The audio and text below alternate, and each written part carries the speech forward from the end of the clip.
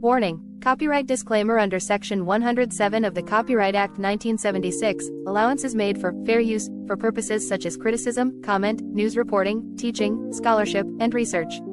Fair use is a use permitted by copyright statute that might otherwise be infringing. Nonprofit.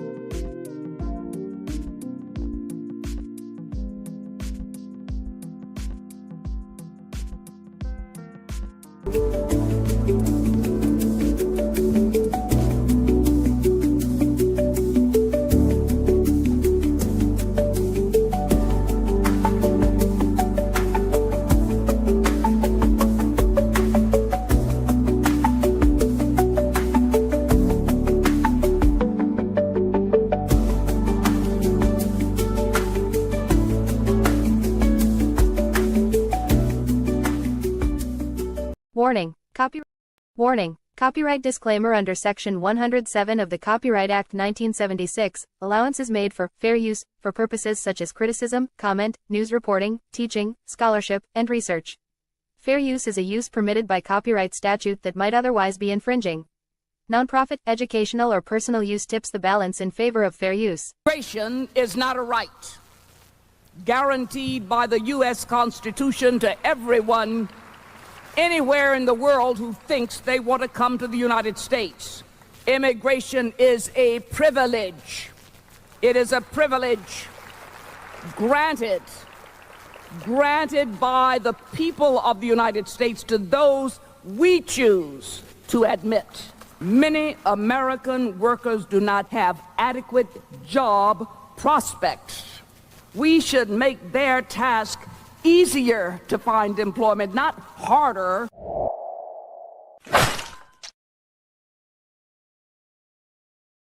What it do, family and friends? Welcome back to the Church of Black Power. If you're not subscribed, go ahead, hit that subscribe button along with the notification bell so you can be notified whenever videos like this drop.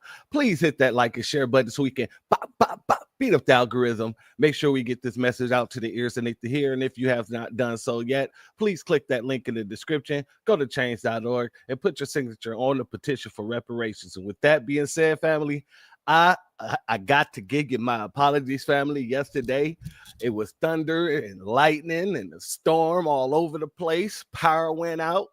And then today, I thought the same thing was going to happen because the power was out from like 8 a.m. all the way to 1:30. So this right here is ordained. But it's good to see you, family. I'm glad to see everybody in the house. Let me go ahead and give the shout outs.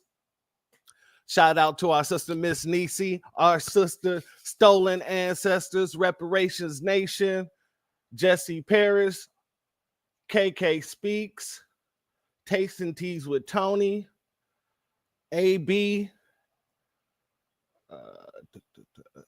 AO,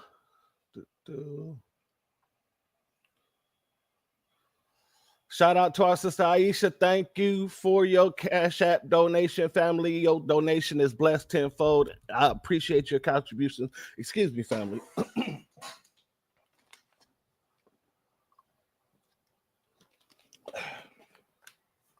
Oh, excuse me. I appreciate your contribution. Thank you, family.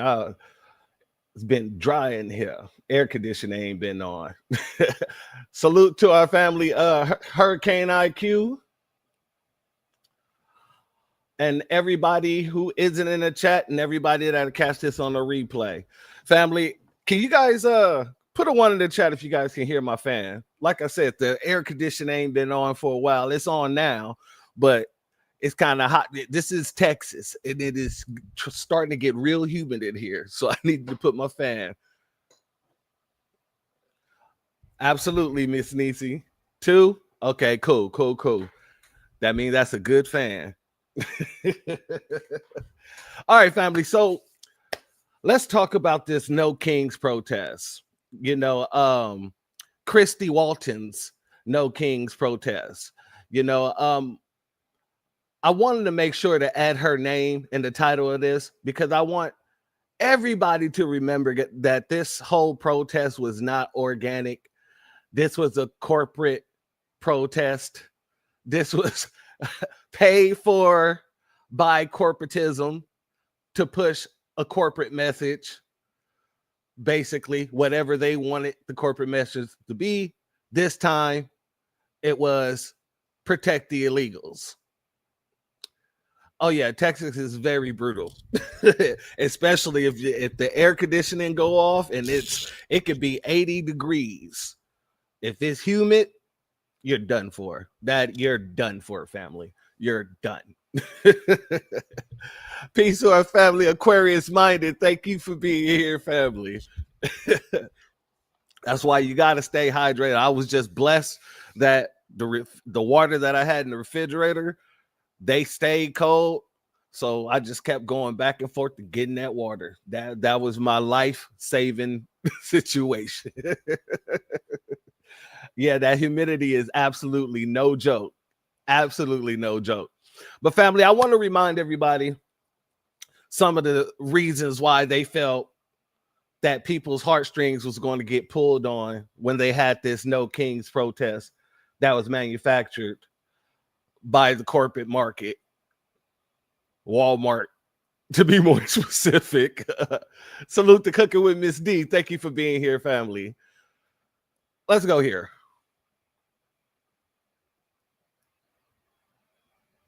Oh, this was the raid in Omaha on the 10th, 4 days. Was it 4 days? 4 or 5 days before they had the protest. What do you got?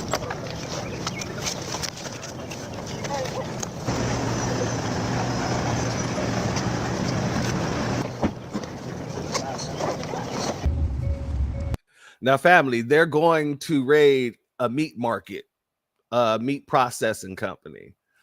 Check out how many, well, there's 70 of them, but check out how they catch these people. These folks was running all over the place, hiding all over the place. This is hilarious. Just check it out, family.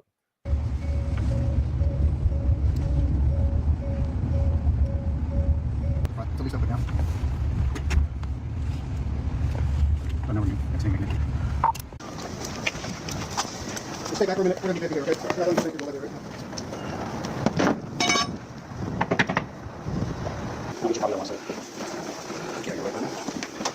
Is everybody here employed? Yes. Okay. Just have to stay there for now. We'll everybody in a minute. You got it? Yeah, don't look at any of the points. We're just kind of not there with him at the moment.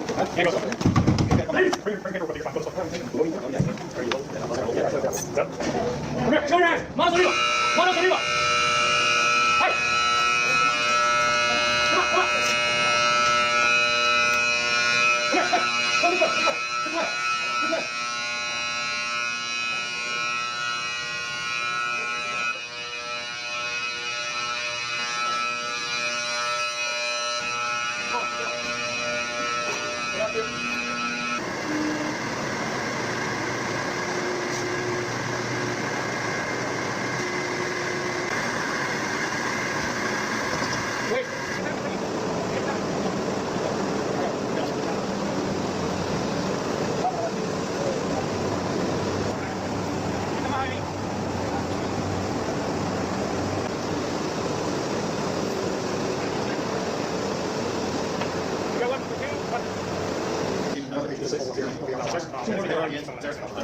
Keep these off, all right? Warm your hands up. Now, family, you didn't caught these folks behind pallets. You didn't caught these folks in the freezer. And I get it. You know, it's a meat processing company. So, of course, it's going to be cold in there. They got to keep the meat fresh. But even when they're arresting these folks, look how well they're being treated.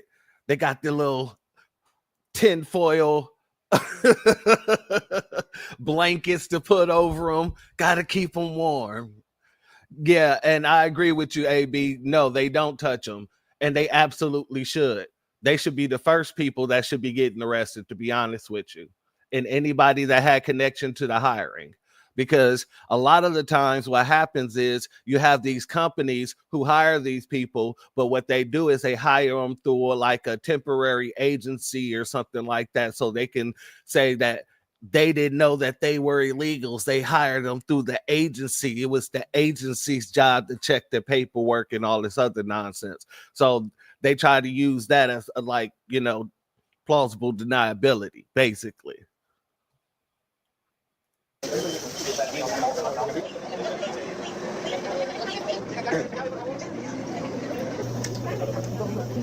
No problem?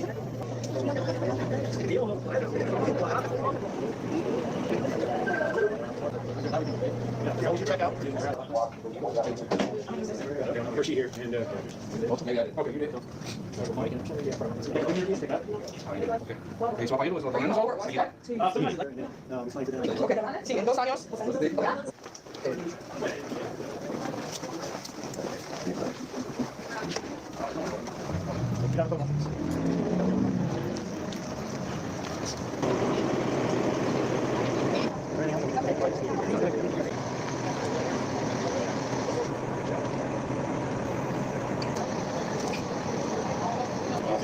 So that was in Omaha.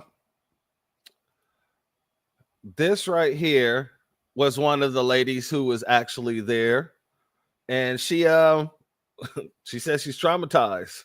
Here you go. All right, so the latest on the anti-ICE protests nationwide. There were some arrests last night in Los Angeles, but it was a much calmer scene thanks to a citywide curfew. Protests have also erupted in other cities like New York City and Tucson, Arizona. Some state leaders are also bracing for demonstrations stretching into the weekend. In Texas, Republican Governor Greg Abbott says National Guard troops will be deployed to locations across the state to ensure peace and order. A big reason for the protests are scenes like this in Nebraska. U.S. Immigration and Customs Enforcement agents raided a meatpacking plant in Omaha this week, and CBS News correspondent Ian Lee is in Omaha, Nebraska, with more on that. Ian, good to see you. What is the nature of these ICE operations? Well, hi, Tom. You know, this is all part of what the White House wants to see is more people detained and then more people deported. And so you have raids all across the country, like at the Glen Valley Foods plant behind me. And what we're told is around 9:30 in the morning when they're having their morning meeting, ICE agents surrounded the plant. That's when they went in, people scattered, trying to hide, trying to run away. I was told that they just weren't able to. Everyone was rounded up. Then they were separated into 3 different groups. You had U.S. citizens, you have people who have permits to be in the United States, and those who are undocumented. And those who are undocumented, they were put on a bus. They were taken away. I was speaking with a legal firm that's helping to find these people. As of now, they don't know where they're being held, which is a problem according to this firm, because they say that if people don't have legal representation, then the odds of them being deported go up exponentially. A lot of these operations happening in the early hours of the morning when people are just getting to work. It's very controversial for a lot of communities out there. How are people there reacting, Ian? Yeah, Tom, there's a sense of fear here in Omaha, especially among the migrant community. This is a meat processing city. It is a draw for a lot of migrants, both documented and undocumented. And so when you have these sorts of raids, it does create an atmosphere of fear. I spoke with a supervisor from the plant. This is how she described it. The looks on everybody's faces, it was just scared, crying. It's hard because they just call me asking info about my cousins, and I don't know anything. I don't know if they're going to get deported. I don't know if they're good. I just don't know anything. When 100 people are ripped out of the community, it sows chaos, it stokes fear, businesses shut down, people stop going to work. So yeah, Tom, there's a lot of uncertainty right now, and people are staying home, they're staying away from their businesses, and that is going to create a problem in a community like this. So, family, they tried to play the violins. We can give them violins. You can put the violins in the chat because that's exactly what they want. They wanted the sympathy. So they thought they was going to do this No Kings protest, and it was going to prove a point that there was going to be no kings in America, without actually having a demand in their protest. So they're just basically going out there screaming about a bunch of different, there were so many scattered messages, it was ridiculous, family. But let's go here. Let's go here. This is Austin. I mean, we stopped their fucking cars.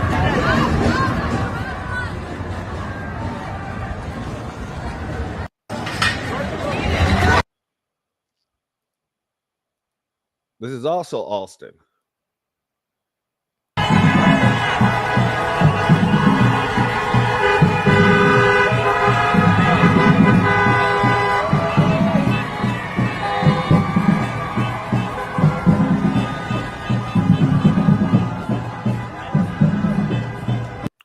You notice what's different in this Austin protest here from the LA protest? Anybody? I'll play that again.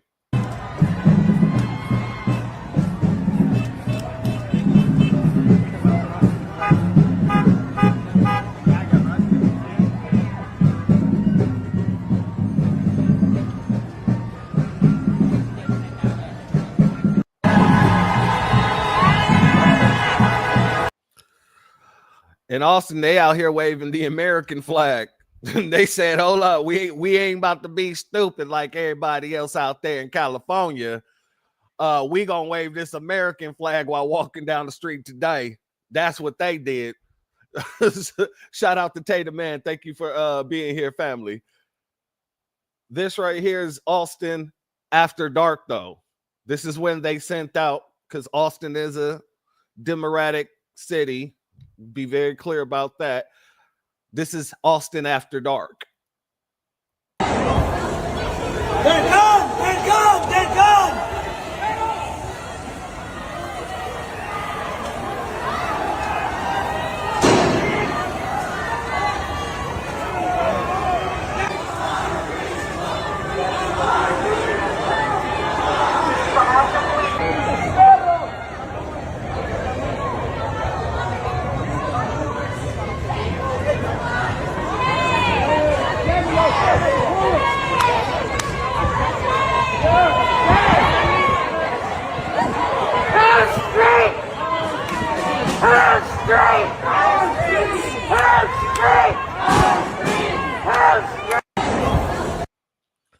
Family, you even had you had the Nabisco next to the tether while the tether is telling off another Nabisco. You gotta see this, family. This is hilarious. This is hilarious. Illegally, if America gets destroyed, I have a country to go. But what about you? Where are you going to go? Unfortunately, nowhere, which is what we're saying. Okay. What you're doing is just sheer waste of time. It calls for your contribution, my contribution to make this country great. But if you want to destroy it, I'm not going to allow that because I have my kids there that came here. How are they destroying it? How are they? Okay, one, they don't understand that today being a Saturday, there are people working. They should go and work, contribute to the economy of this country to make sure that this country become better. But they are here wasting time, bullshitting. They get everything for free, Medicaid, Medicare, and EBT and all that bullshit. Come to Africa. Cash and carry. If you don't have money, you're not going to... Look at the smile on this man's face. The Nabisco is looking at him. Oh, this is my Negro. This is my Negro. Salute, Angelic. Thank you for being here, sister. Good to see you. Look at the smile of the big ass grin on this dude's face. How they destroying the country? How are they destroying the country? Country great, but if you want to destroy it, I'm not going to allow that because I have my kids there that came here. How are they destroying it? How are they? Okay, one, they don't understand that today being a Saturday, there are people working. They should go and work, contribute to the economy of this country. They don't understand that today is a Saturday. They should be going to work. They should be working, contributing to the economy. That is... Oh, Jesus Christ. To make sure that this country become better.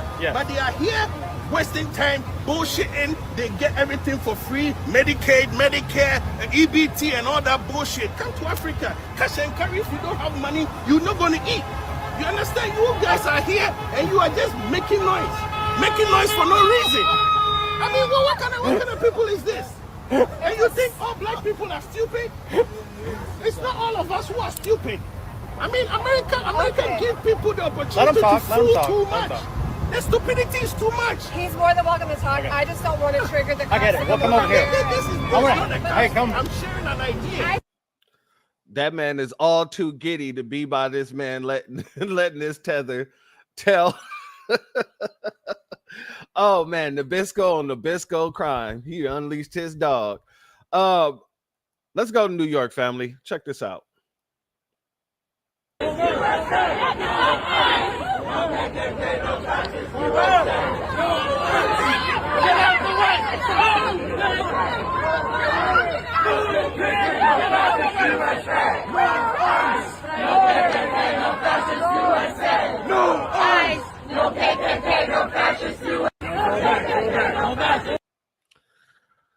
Family, anytime you go and turn on or your cellular device and go into your social media app and you see a protest where anybody, no matter who it is, I don't care if it's Asians, Puerto Ricans, Hispanics, white people, I don't care. If any time they're equating common sense to the KKK, immediately write them off. Because I guarantee you somebody wrote that in the corporate world. That's what I feel. That's just my assumption. That's my theory. Anytime they're out there in the streets and we're not out there and something's getting equated to the KKK, I immediately look down on it. Like, yeah, that probably was written in the think tank, most likely. Salute the Retro Gemini. Thank you for coming here, fam.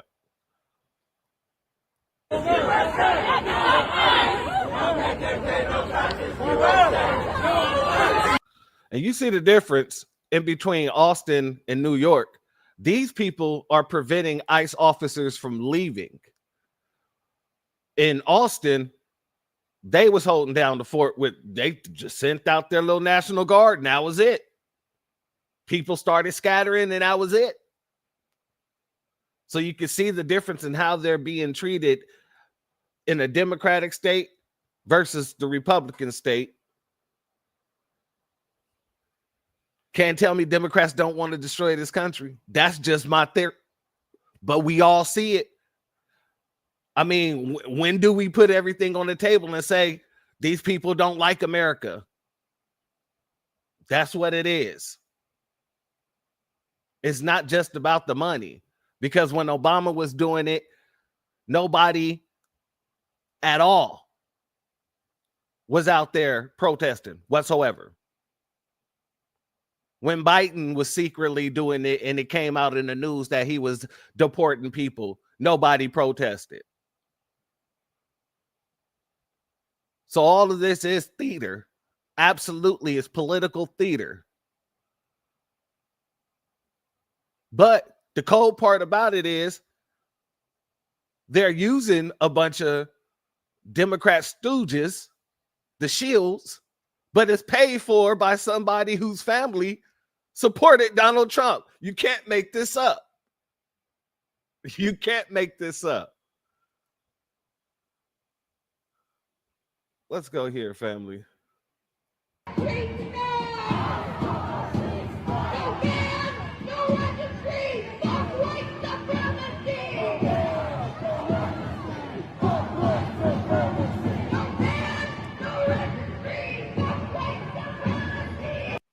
These people are getting escorted down the street by biking police officers.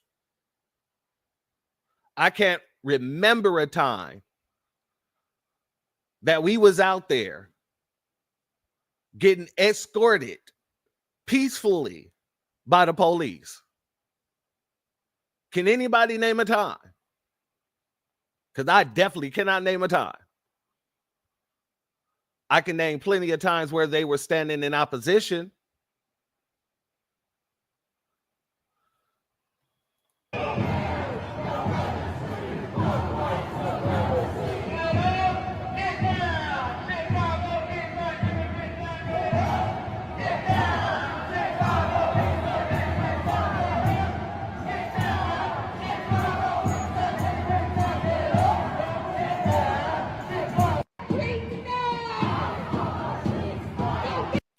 Hell no, they're not laying the hand on them because all of this is sanctioned. They got permits. You don't have an event like this where police is doing this without putting in permits and registrations to do things like this. They're shutting down streets. You can't just randomly shut down streets. This stuff got to be orchestrated. But when we look at what's being orchestrated,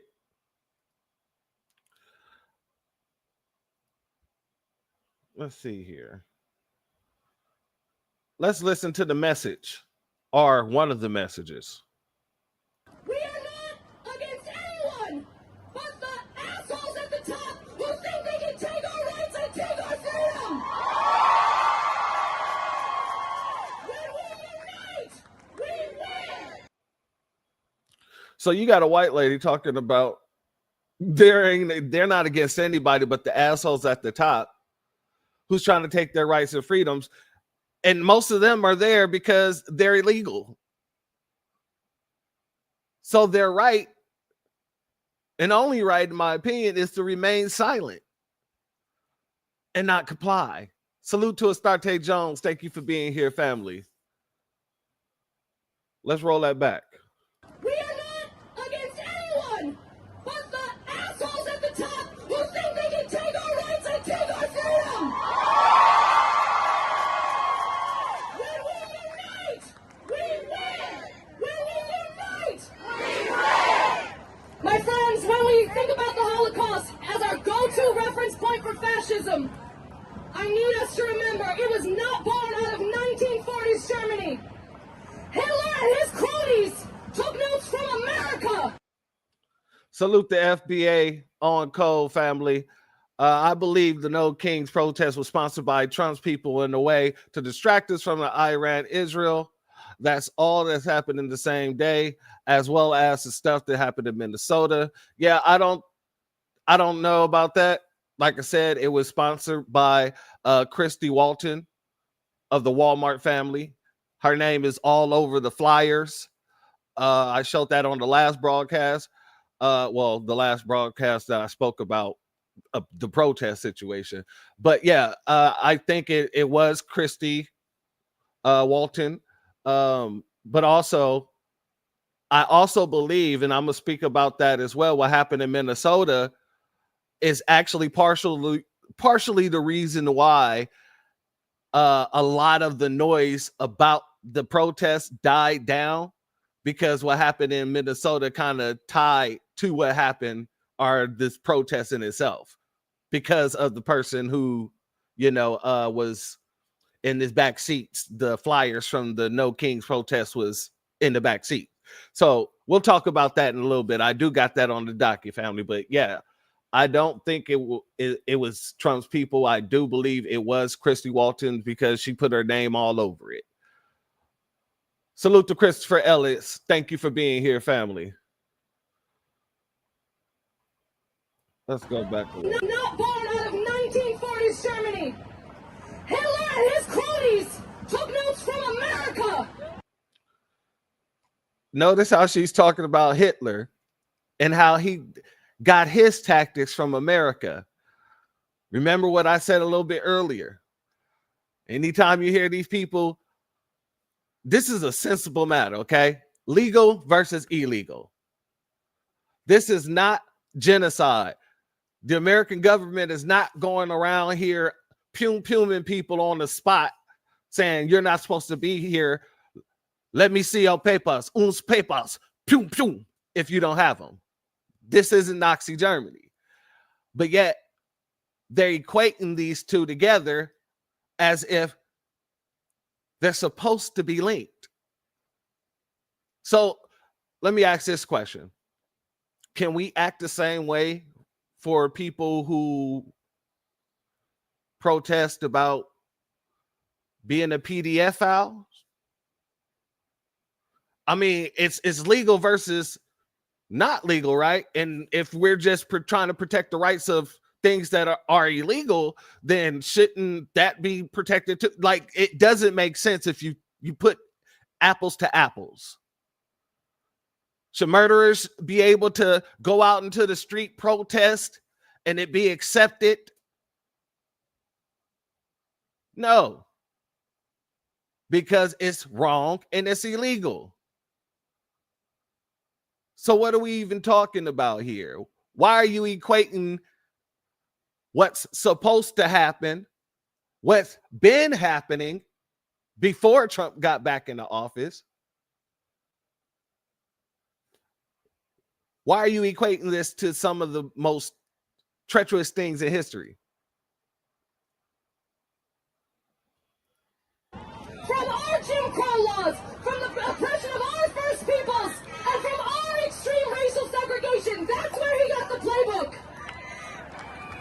Our crime free fall is not following someone else's pattern. It's following our own, and we gotta break that mold. We gotta break that pattern.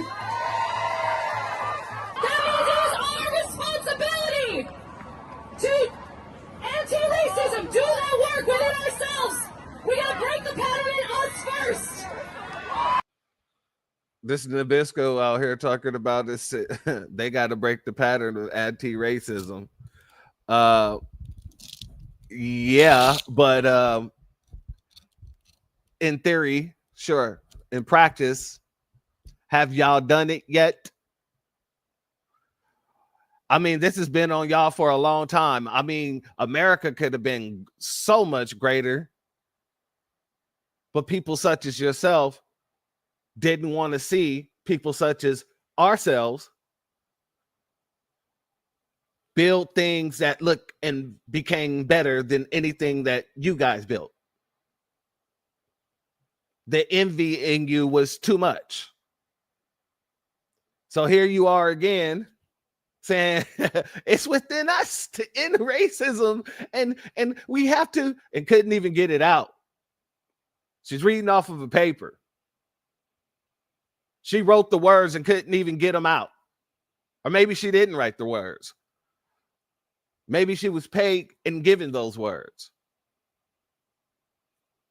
Hey. And then we gotta put our bodies on the front line when needed. Find and follow leaders of color first. And then when they ask you to be a shield, be a fucking shield. Did y'all catch that, family? Find and follow leaders of color first. And when they ask you to be a shield, be a shield.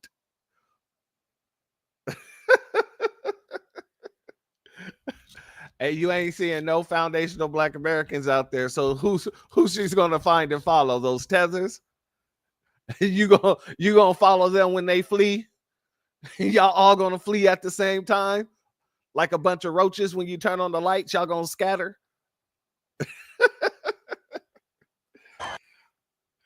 All right. See, these protests made no sense, and they don't, because, like I said, it's about legality, right? It's about what's legal and what isn't legal, and everybody know about common sense, right? It's supposed to be common, but not everybody got it, and people are calling out the nonsense at the protest. This check this out. Yeah, no kings. No, except for that one time when the kings told you to stay inside and put on masks and get vaccinated, and if you didn't, then we would find you and get you fired and watch you get torn away from your family and loved ones and not say goodbye to your dying loved ones. And I'm starting to get confused. Because it makes no sense, family. Yeah, no kings. Because also, there was a Nabisco woman who was there going around into the protest asking people, what is this protest about? And you come to find that a lot of the folks didn't know or couldn't answer the question. Let's go here, family. There's a No Kings demonstration today in the very small town that I live in. I'm gonna go check it out. I'm just really curious as to what the protesters have to say about why they are there today. It's important to protect our people and the minorities that are being just neglected and slaughtered everywhere. No fascists. Tell me about that. This here, I'm just holding the sign for somebody over there. Tell me about that. I actually didn't make it. Somebody else made it. Okay. And brought it to me, but I like it. We are protesting the fact that our president wants to be a king. Hi. What are you guys We're protesting the fact that our president wants to be a king. Salute Opa Ivy. Thank you for being here, family. Do it sound like these people being paid to be there? Do it sound like those people care about any situation with the illegals? Ain't not one person said this is about Donald Trump overstepping his power and deporting illegals. It sounds like these people are being paid and they're saying, hey, but don't tell nobody you're being paid now, okay? You go out there, you hold this sign. Two different people told this woman, this isn't my sign. I'm holding it for that person over there. Or I actually didn't make this sign, but I liked it. So you're just being given signs. Interesting. Let's roll that back. Just neglected and slaughtered everywhere. No fascists. Minority to protect our people and the minorities that are being just neglected and slaughtered everywhere. No fascists. Tell me about that. This here, I'm just holding the sign for somebody over there. Tell me about that. I actually didn't make it. Somebody else made it. Okay. And brought it to me, but I like it. We are protesting the fact that our president wants to be a king. Hi. What are you guys protesting today? Who's asking? Does anybody want to tell me why they're protesting today?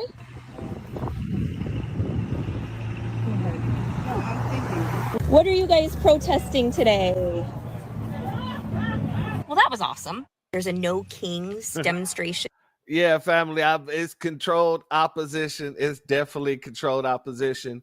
But like I said, it's more, no matter where you look, no matter where you're going, you're not seeing any of us out there.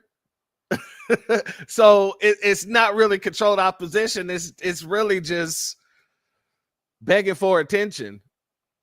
At this point, when do we call it what it is? Call a duck. It's begging for attention. These folks, they're paying people to go out there and just giving them signs. Hey, go stand on the corner, hold this sign. At this moment, these people are just sign twirlers. They're working a temp job. I can't believe these folks.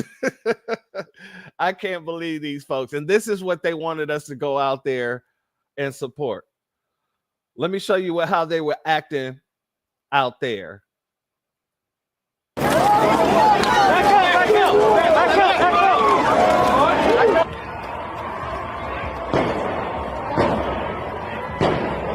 Oh my God, that's a gun. That's a gun. Come on. Come on. Get out. Get over here. Shay, come here. That was a gun.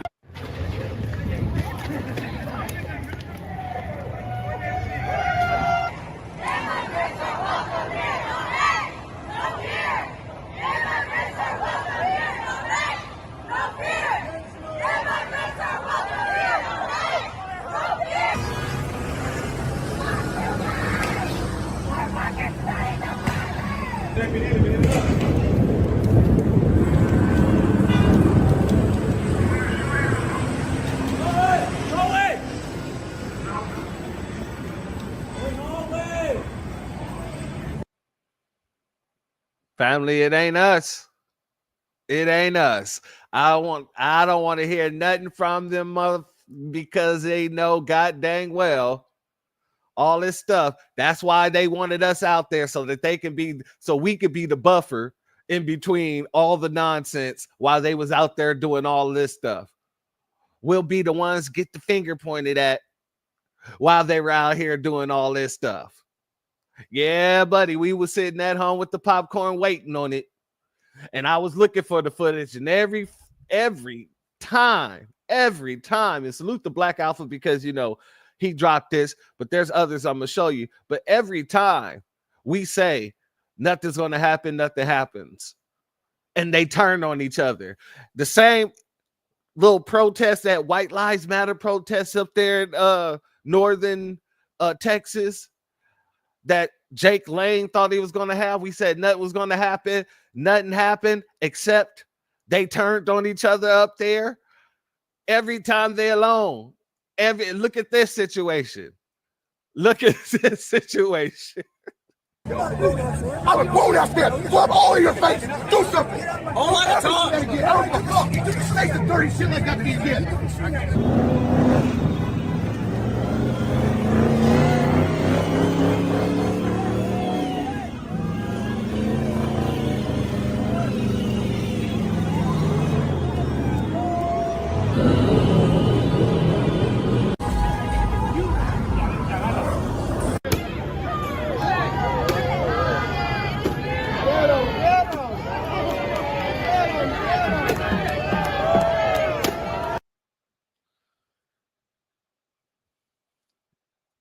I'm not even gonna say. If protesting, if it was so dangerous for them out there protesting like they've been claiming online for the past few weeks, oh my God, my people are getting hunted down. They're getting hurt in the streets and yada yada yada. Why the hell is there a little girl out there beating a damn piñata? Why is there a little girl out there beating on the damn piñata? I thought it was dangerous. I thought it wasn't safe in the streets. I thought you was being hunted and persecuted because of the color of your skin.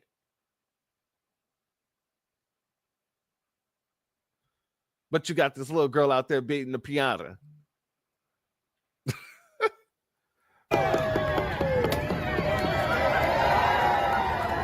They're toppling Teddy. Teddy is being toppled.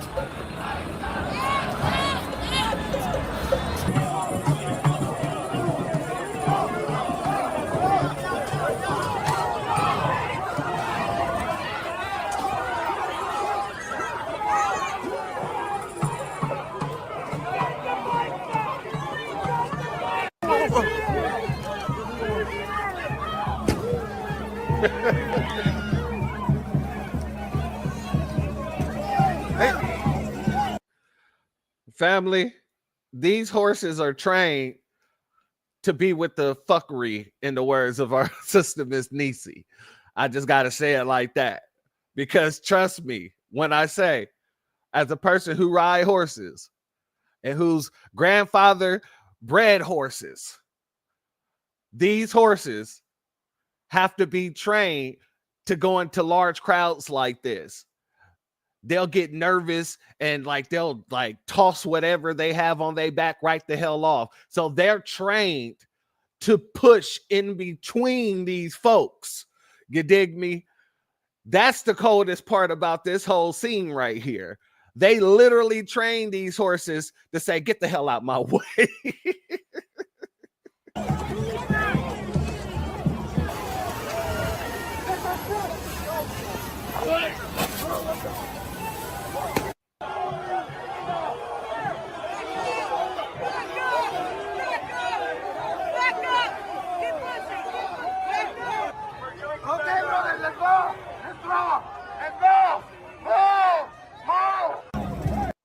And we were supposed to be going out in the midst of this. We were supposed to be going out dealing with this instead of enjoying our Saturday, living our lives.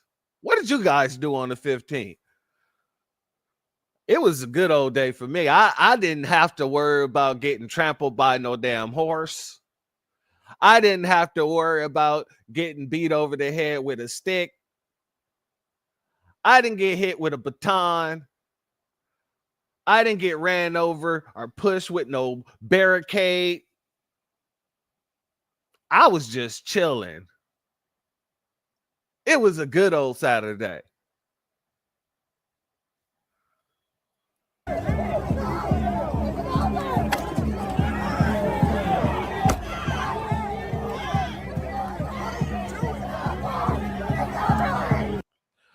I ain't gonna lie, family. That old man stood on business for the first time. That man took a shot to the head from a bamboo stick and didn't go down. He got angrier like the Hulk. This is a skinny Hulk.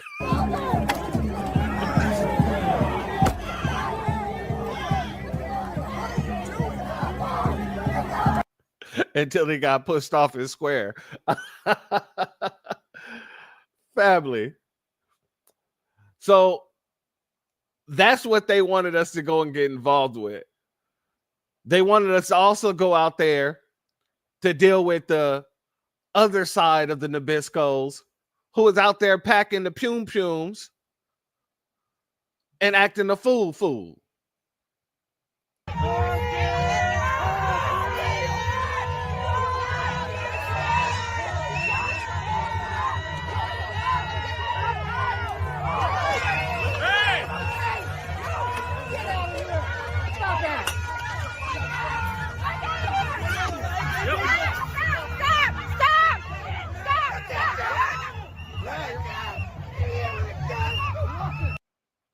Family, I guarantee you, if we was out there with those folks, the story would have read.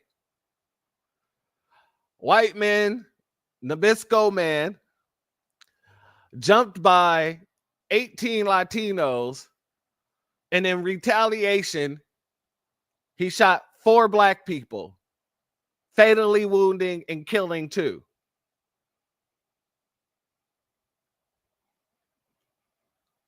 Notice, he didn't pull that trigger, did he? But because he knew that this is a sanctioned protest. I don't know why the hell they started beating his ass like that, but he definitely knew if he pulled that trigger, there would be repercussions. See, if we was out there, they would claim everything under the sun. Oh, it was self-defense. How? Those folks wasn't fighting them. It was those folks over there, and he didn't shoot at none of them. Oh, but it was still self-defense. He goes home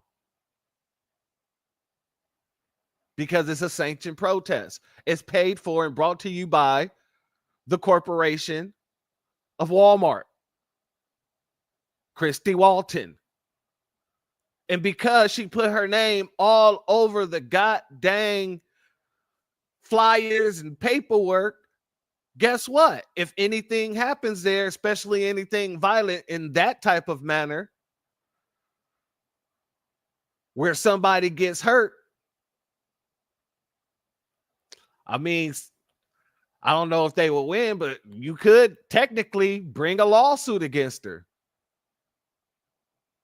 I was shot at for no reason by somebody who was there at the protest that you paid for, that you sponsored, that you were responsible for. So you was responsible for everybody's safety. I mean, it's plausible. Just saying. He ain't the only one, though.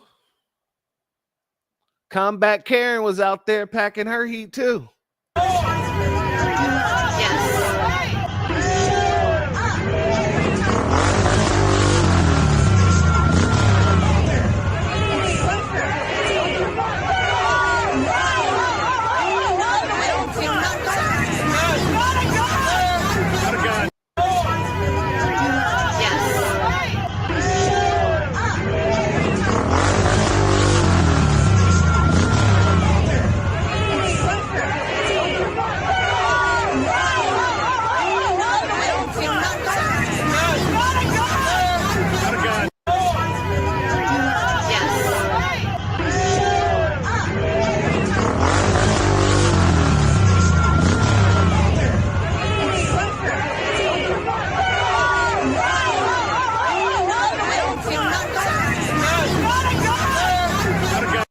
So, family, they wanted us out there with that nonsense, and we wasn't.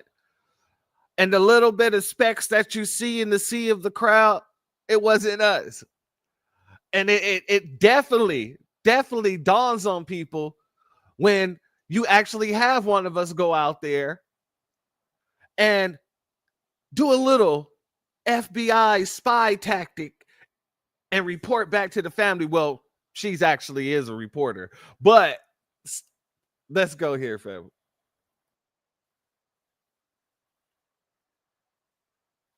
Oh, wait, that's not the one I wanted to, oh, what happened to it? Okay, well, I don't know what happened to that other one I wanted to show you guys, but this one right here, family, this right here was somebody who was caught out there pretending to be a police officer, and he was carrying like 14 mags or something like that. Let's go here. Look at this fucking guy that just stopped. Completely decked up. I don't know what the fuck he had planned out. But holy shit, this guy had like fucking, he has clips. Looks like he had 15 clips. I wonder how they caught him under that coat. I don't know. I gotta go. Look at that. Look at that. This guy was planning something.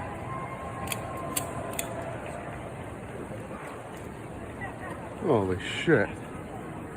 What's up with everybody in the weapons? This man went out there dressed like Popo, and you know he had to be plotting something because this man was ammunited up to the T. So just imagine if we was out there. I guarantee you, this dude, I guarantee you. No, buddy. And I'm glad we wasn't out there. I'm glad people are starting to show people that you ain't just gonna disrespect us, because the disrespect has been just so on display for a long time. For a long time. And that's why we wasn't out there. And us standing on our square might have saved our damn lives. Let's keep it 100. If these folks are out there ammunited up to the T like this, oh yeah, he was plotting something. And if he would have had a couple of us around, I guarantee you he wouldn't have waited so long in order to pull the trigger on it. No pun intended. But let's check out some of the disrespect that led to us saying, nah, we're going to stay at home. Let's go here first. Wait your turn to those young raza or raza who want to believe that. You better turn your TV, brother. You better turn your radio, man. So we think about these Black Lives Matter that they want to be paid for being what is it, slaves and all that? Reparations. Yeah, there. Are you talking about reparations? Well, I heard they passed in North Carolina. Yes. But it was a small little town in North Carolina that passed reparations for whoever's over there. I'm sure they'll try to do something out here in California. I think they already actually got a little board going that they're going to start looking into it. So yeah, and that's when we, the Raza, need to step up, protest, and I'm talking major, and turn around and tell them, no, nobody gave reparations until the Native Americans and the Mexicans get ours first. We've been going through this crap a lot longer, so I don't want to hear it. Family, the nerve of these bean burrito, menudo eating, taco smelling like, pork neck having, Sasquatch looking son of a bastards to sit here and try to say, oh, well, there should be no reparations until Native Americans and Mexicans get it because we've been here dealing with it longer. First and foremost, homie, no, you have not been here dealing with nothing. I've said this several times. You guys actually fought on the side of the Confederates to keep slaves enslaved. When you were here, when you were a part of something, you was a part of that. You never wanted to be black. You never wanted to be white. Well, excuse me. You wanted to be white, but you never wanted to be black. You never wanted to be associated with blackness. And it shows in your country. Everything that y'all did in this country was to be considered white, closer to your zaddy, closer to the idol you put up on a pedestal, even though you know that he's a colonizer. So why should you get paid for making the choice to come into a country that you wasn't a part of? One. And even if you were a part of the country, Tex-Mex, all that other stuff, you still didn't go through nothing. Our situation is a justice claim. What we're speaking about is owed to us. What you're speaking about is envy and jealousy because you're upset that your group isn't going to get the same damn thing when it isn't for every damn body. And what did Mexicans do to build the country? They came to a country already built to benefit just like any other immigrant, except most of these people, they did it the illegal way. So let's be very clear about that. Y'all got nothing to say. Y'all shouldn't been saying nothing. This is disrespectful up and down. And the so-called Native Americans, they already got their reparations.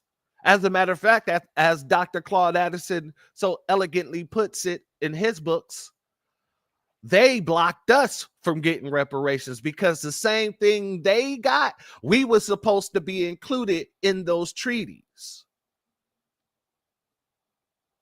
So I don't like when anybody bring up the Native Americans, but he took it a step farther and threw his whole group up in there as if they have any type of gripe at all within America.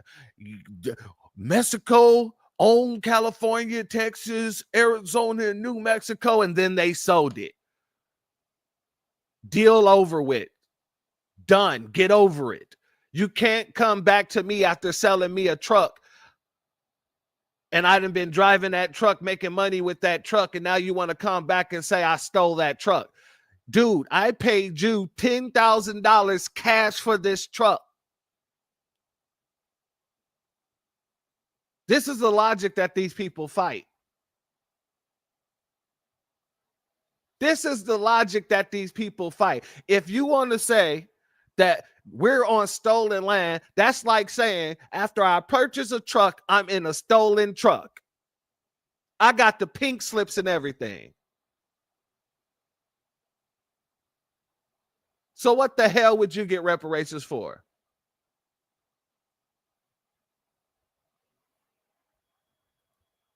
Because it's not fair, dog. How are you going to give a bunch of money to a specific group, dog? This is the United States, a melting pot. How are you going to... Nobody was saying nothing when it was his specific group. His illegal cousins and aunties, uncles, abuelas. He wasn't saying none of that when they were getting put up in hotel rooms. He wasn't saying any of that when they were getting paid a stipend, some walking around change, giving food stamps, thousands upon thousands of dollars, when they was giving protection policies, when they were sitting here giving driver's license. As a matter of fact, it just came out earlier today. I saw that it came out in Florida. They were paying for these illegals to get CDLs. It was a whole goddamn racketeer situation. 8 people was arrested in Florida. Now, if it's happening in Florida, I'm willing to bet it's happening all over these United States. But Florida was the only one that got caught, was the first one that got caught. But they caught somebody who had $120,000 cash in his house from this whole racketeering operation. So this is the stuff that they're doing in order to benefit these people specifically. But when it comes to us getting just due, yeah, college tuition too, the Dreamers Act, all of that, like there's so many things these folks have that's specifically for them. But he want to jump in front of what's specifically for us, what's owed to us, what's one group of people is supposed to get, what they're owed. So his argument has no logic or merit to it, because he kept his mouth closed while his community was getting all of that.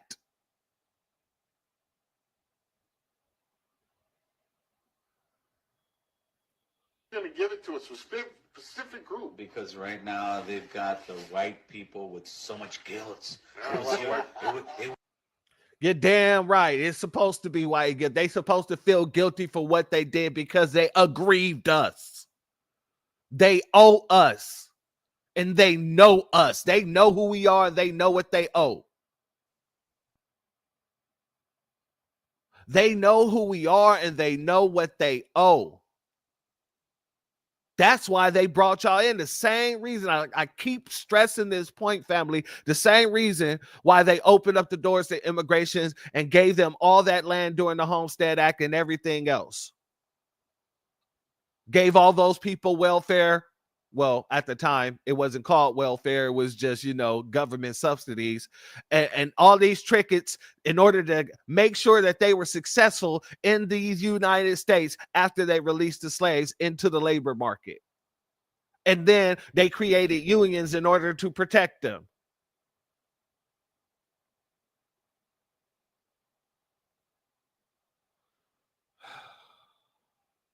There's so much that is disrespectful in the nonsensical bull stuff that this man just spitted out of his mouth. Oh yeah, they're quiet now because their cousins are being deported. They're definitely being deported and they're seeing it. Let's go here. Could be as much as 800 billion. 800 billion. That's 2.5 times the size of our entire state budget. To pay for that, you'd need a major tax hike, unlike anything this state has ever seen before. I recognize and acknowledge the painful part of our history. The pains of our past should not be paid by the people of today. The majority of our state is Latino and Asian, making up 55% of our population. Most of them, like me, are first, second, or third generation immigrants who had nothing to do with slavery, discrimination, Jim Crow laws, nothing. It is fundamentally unfair to force these people to pay for this, and because of that, I will be opposing. Economists consult. And I hate that argument too. Oh, I'm a descendant of an immigrant. We just moved here.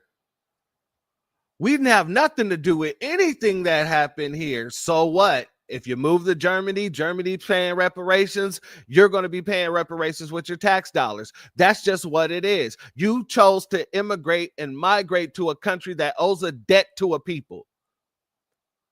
You cannot now come here and then say what they do or what to do, with the tax funds, because you can't say nothing about them funding wars.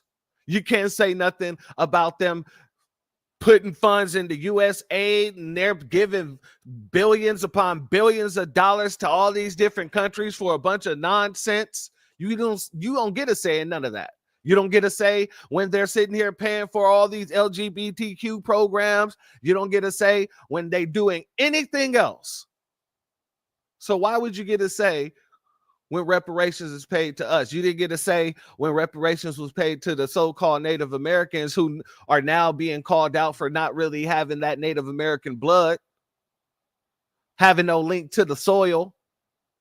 You ain't say anything about that because you knew there were $5 natives up in there and you didn't say nothing. You kept your mouth closed about it. You didn't say anything about anybody getting anything. The Asians, when they got the hate crime bill, you ain't say nothing about the Japanese when they got paid reparations. Everybody, for some reason, have to speak up when it's about foundational Black Americans. Everybody got to open their mouth and say and feel like they have an opinion. They have the right to have an opinion on this situation when you didn't have the right to have an opinion anywhere else. Did you go and look at what the government is spending all our tax dollars on? Did you do an itemized checkpoint list of what's good and what's bad and then hit up the government and said, hey, I don't want my money going towards Medicare for no dang illegals. I don't want my tax dollars going towards no goddamn legal firm to help illegals if they get deported. I don't want my tax dollars being spent in these ways. No. Because why? Because it's going to happen whether you want it or not if they already allocated the funds to do so. So I hate with a passion, it's a pet peeve when they use that argument as well. Well, why should I have to pay? I just moved here and I have nothing to do with Jim Crow. I didn't have nothing to do with racism or slavery. Yeah, but you are benefiting off of the profit of all of that. All of that yields fruit from a tree. And you've come here into the garden and you picked from the tree and you've eaten from the fruit that came from the labor that my ancestors was responsible for. Get it right. If I go over to Japan, if I go over to China, if I go over to Korea, and I go over there trying to disrespect those people there who built up their country, trying to eat off of their backs, and then tell them, oh, I don't want you to take my tax dollars and put it into this A, B, or C program. You know what they would do? First, they would laugh And then they'll either throw me in jail or kick me out the country. They would deport me. Let's be very, very clear on that. Salute me and Kim. Thank you for being here, family. It is no secret that this is the only damn country people feel they can, well, not just feel, they know in their heart of hearts, they're obligated to be able to do these type of things and say these type of things, because you wouldn't say this to any other government, and you wouldn't go to the American government and say this about any other bill or any other type of program for anyone else. Ain't nobody stood up and said nothing when the Asians got their hate crime bill, right? Nobody said, hey, this shouldn't just be for Asians. Everybody suffers from violence. This should be a hate crime bill for everybody. And if it's not for everybody, Latinos should get it first. Nobody said, oh, I don't want my tax dollars going to that hate crime bill. Especially because it's a lie. The federal reports all say that black people go through they're the number one people to go through hate crimes. So why aren't we giving them a hate crime bill? If anything, it makes no sense for our tax dollars to go to Asians getting a hate crime bill and $50 million. No one said nothing.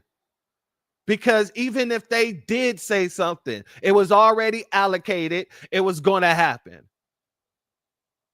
Because they deemed it so.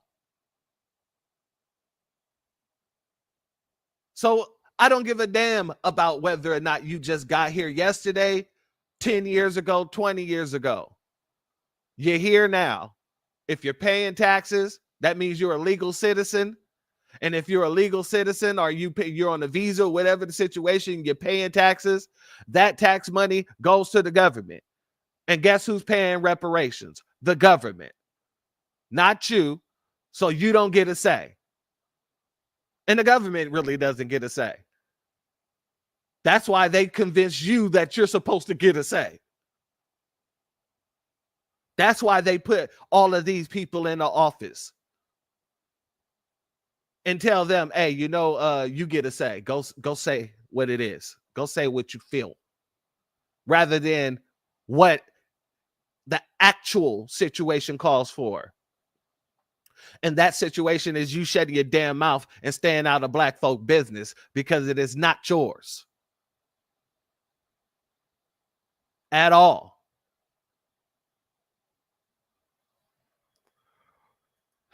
Family, these folks feel like they've been in the house long enough to now mess with the owner. You get me? It's like, okay, you invite your friend over or someone you thought was a friend and say, hey, how would you like to spend the weekend at the house? We'll throw some links on the grill, pause, a couple of steaks, drink some beers, watch some sports, football, whatever it may have you, some wrestling, whatever, okay? And then, we're just kicking and stuff. Your friend like, hell yeah, man, I ain't been able to chill in a while, man. I'm going to call off, I'm going to come on over. I'm going to go ahead and we're going to kick it. And then that person you thought was your friend get there, and he's acting like Dave Chappelle when he was portraying Rick James. He comes in your house, he's putting his dirty shoes on your couch. He's F your couch, nigga, F your couch. And this is after days of being there. At some point, you're going to say, hey, okay, you're getting a little bit too comfortable, homie. You're going to need to leave. And they're going to talk that nonsense. Oh, you can't tell me what to do. You need to worry about yourself. Oh, I am. I'll be worried about you if you don't walk out that door. See, then you got to get a little bit more aggressive to let them know, hey, you don't belong here. This ain't your house. This is my house. And you got one more time to act like it ain't, because I'm going to put paint where it ain't. That's what the issue is with these people. All of these people think that they can come into our house and then dictate the rules of the house. Salute to Drew Lassen. Thank you for your Cashapp, family. Your donation is blessed tenfold. I appreciate your contribution. But that's what it is. All these folks think that they can get into the house and then dictate what happens within the house. And we're like, hell no. You need to sit your narrow ass down, close your mouth, and abide by the rules of the house. That's what it is, and that's what it's going to be. And that's what makes these people arrogant, so arrogant enough to make videos like this. And the propaganda that I'm not falling for is this ahistorical belief that black people have always done like political revolution without other groups. Like we don't believe in a coalitional politics, and that is not historically true, that is what happens at every juncture for civil rights for black people. Like, y'all are talking about, oh, like Latino people like have never done anything for black people, like why would we do things for them, like this xenophobic ass rhetoric. Whole time, first of all, Afro-Latinos don't exist anymore. What are we talking about? What are we talking about? Second, what the hell has Afro-Latino got to do with foundational black Americans? When a family, did you hear anybody within our family, salute the black girl, you, thank you for being here, family. Did you hear anybody within the family go out there, get on this camera, get on any mic and say, well, Afro-Latinos isn't black? I ain't heard nobody say that. That ain't got nothing to do with us. But we said they're not foundational black Americans. They haven't really been a part of our struggle in bulks. We're worrying about us and only us at this point in time.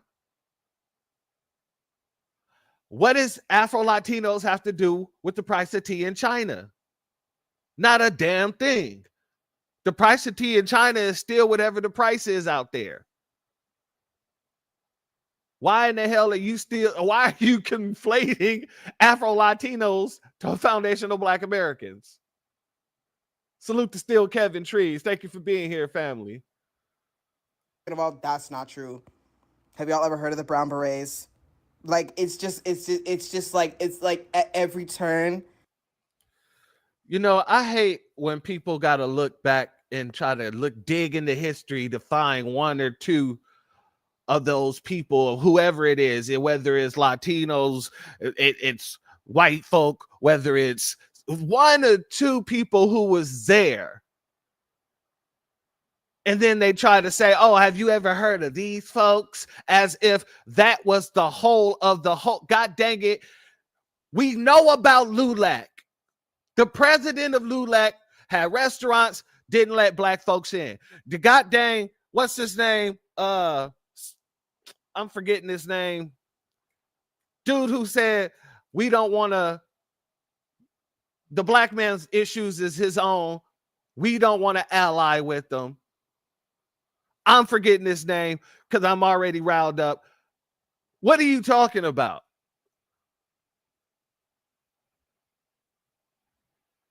I hate when a person does that. Stop trying to put the two or three that was there. Okay, if you want to give honor to them, name their names. And I don't mean what they was called. Felix, thank you. Thank you very much, family. Thank you, KK. Felix. If you want to honor them folks, name them folks by name. And I ain't talking about a group. Name each one by name. Such and such was there. Such and such was there. So you can see how many to the few was actually there. It's the same thing they do when they talk about the tiny hats and the civil rights movement being unalived, the two dudes that was unalived from the tiny hat community. Well, we got people who died too.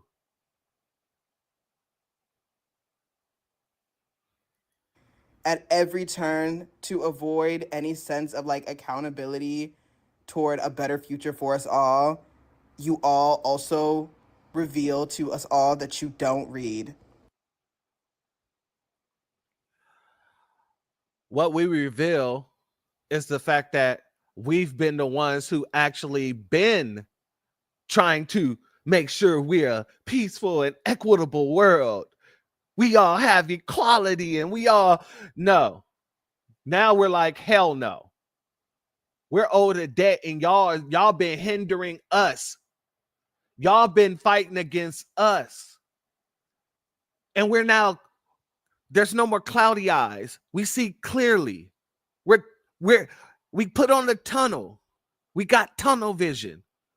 And we're not allowing anybody from any other group to infiltrate this space because y'all do things like this. Because y'all make videos like this. We understand that there's a debt owed here. And we understand that everybody leeches off of the funds that America has made and by creating the debt with us. But each and every one of you keep trying to jump in the way of us doing what's right for us, standing on business for us, concentrating on us, minding our business, letting y'all handle your business. That must mean you're terrified of having to be on your own like you thought you could be. Nobody wanted to be around us. All your parents taught you to stay away from us. Remember, the government told your parents to stay away from us. And now, when they see reparations in sight, because we've been so goddamn 10 toes down on this, especially with the delineation popping off. Now we need to come together. And we're the ops because of the fact we don't want to come together all of a sudden. We don't want to put our bodies on the line for them all of a sudden. You don't read and you're not a student and therefore, but somehow believe that you should speak for what we should be doing during this moment. It's crazy.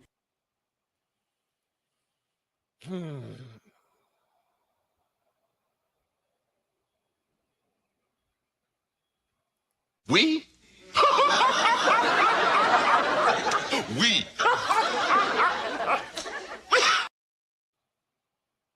I don't know who she's saying we. I know what we on this side, we over here, we foundational Black Americans is doing. I don't know what you doing. That ain't got nothing to do with me. Whatever you doing is what you doing. How you live in yours is how you live in yours. Don't add us or include us in no collective whatsoever. It's crazy. It's crazy. It's crazy. It's crazy. Yeah. We need to support Latino people. Also, this idea that Black people are also not going to be victims of ICE as well. Family.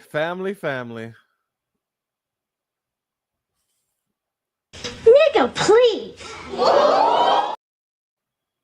Get your man. All right.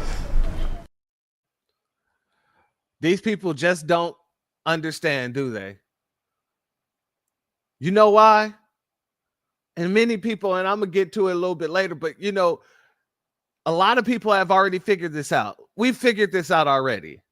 These people really, really, truly believe in their heart of hearts that Black Americans aren't from here and that we can be deported.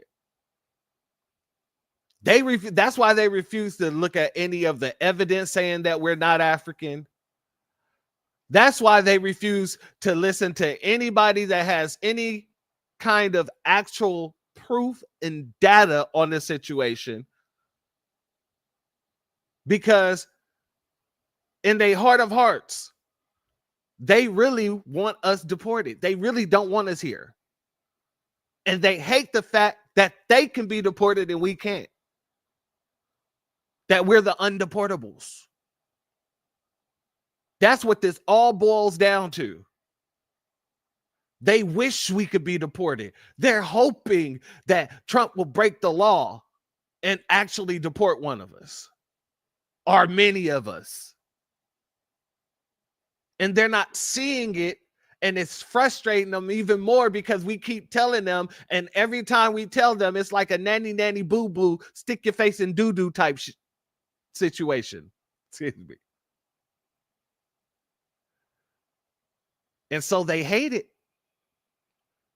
Look at the buck in their eyes. Whew. Do you know how many immigrants are black? Like, what does that matter to us? What does that got to do with us? What does that got to do with us? Yes, we know there's black immigrants. Cool. They can handle their business. Why do we have to be pulled into your business? That's your business. Go do your business. Handle your business. That's on you. Especially if you didn't come here legally. Call out your folks. Call out the Haitians. Call out the Jamaicans. Call out the Caribbean all over. Just call all of them out. Why are you calling foundational Black Americans out? Why are you calling us to the front of the class? I mean, I don't understand. If you know how many Black immigrants there are, then why don't you call all the Black immigrants? Because I guarantee you would get more of them out there than you was get us. Because we ain't heading out there. Because it ain't our interest. That's y'all interest. Exactly. We're not immigrants. That's your interest. Go handle your interest. The same way y'all fight against us in politics because it's against your interest. Go ahead and fight for this because that's your interest. do you think like this whole like, oh, we're not gonna get involved? Like, to me, that's giving, oh, we're just gonna wait our turn. Like, what are we talking about? What are you talking about, turn? If anything, we done been through everything first. So it's your turn, if anything. It's their turn. We don't need to go back and forth with you over turns because we'd already been through everything except for one thing. You know what that one thing is? Deportation. Let me say that again. We done been through everything in this country except for one thing, and that's deportation. And you've been through nothing in this country except one thing. And that's what? Say it with you guys. Deportation. We are not the same. We are not the same. You don't even have the capacity or the know to speak on what could or what couldn't happen. Let's keep this 100. That is the delusion you live in, thinking that you are qualified enough to speak on what can and what can't happen, what might and what might not happen, what's going to and what ain't going to happen. You out your rabbit ass mind. About what are we talking about? And like, you know, after the election, I said, you know, like, I think it's fine for us, some of us, to take some time to reorient ourselves or whatever, but to just ignore what's going on, to act like it's not happening, to act like we shouldn't care, that's fucking bananas. Bananas. And it's so short-sighted. You got a lopsided hairline and a lopsided septum ring. I don't want to hear about nothing being bananas. I don't want to hear about nothing being bananas. Your hairline is shaped like a banana. Your hairline is shaped like the setting sun. I don't want to hear nothing about bananas. I don't want to hear it.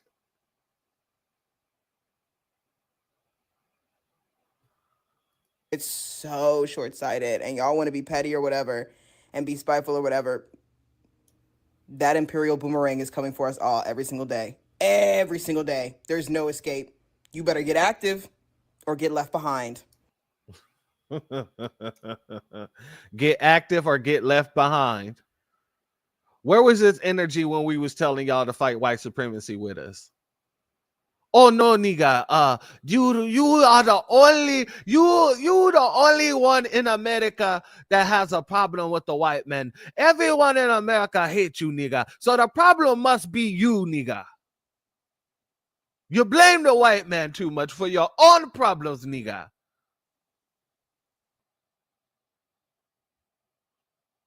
But now all of a sudden, since we're delineating and y'all seeing it's very serious, y'all can't pretend to be us anymore. You can't cosplay as us anymore because we're calling you out. We're calling out every single one of you, not just the people who cosplay as us in our skin, in our own skin, but people who cosplay as us outside of our skin, like these Latinos who run around here calling people niggas and everything else with the hard ER at the end. Like these folks who come here, pretend to be Black, but they're really Indian in order to get scholarships and grants and all this other stuff.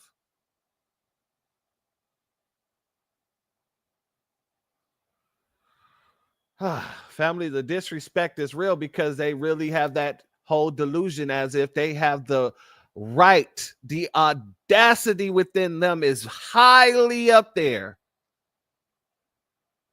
It is high. Let's go here, family. Okay, with all this immigration shit going on, I don't like to speak negativity, especially on any platform. However, I am gonna make a comment about this because it's bothering me. It's bothering me. It's bothering me really motherfucking bad. Okay, I've lived in the U.S. since 2000. Never had things been like this with immigration. Never. Translation, family. She's lived here since the year 2000 and she's never seen illegals treated like this. Well, except for that time that, Obama was doing it, right? And did it at a higher rate than Trump, right? I'm not defending Trump, but I'm just saying, if you've been living here since 2000, you can't say I've never seen it like this when Obama deported. He's the deporter in chief.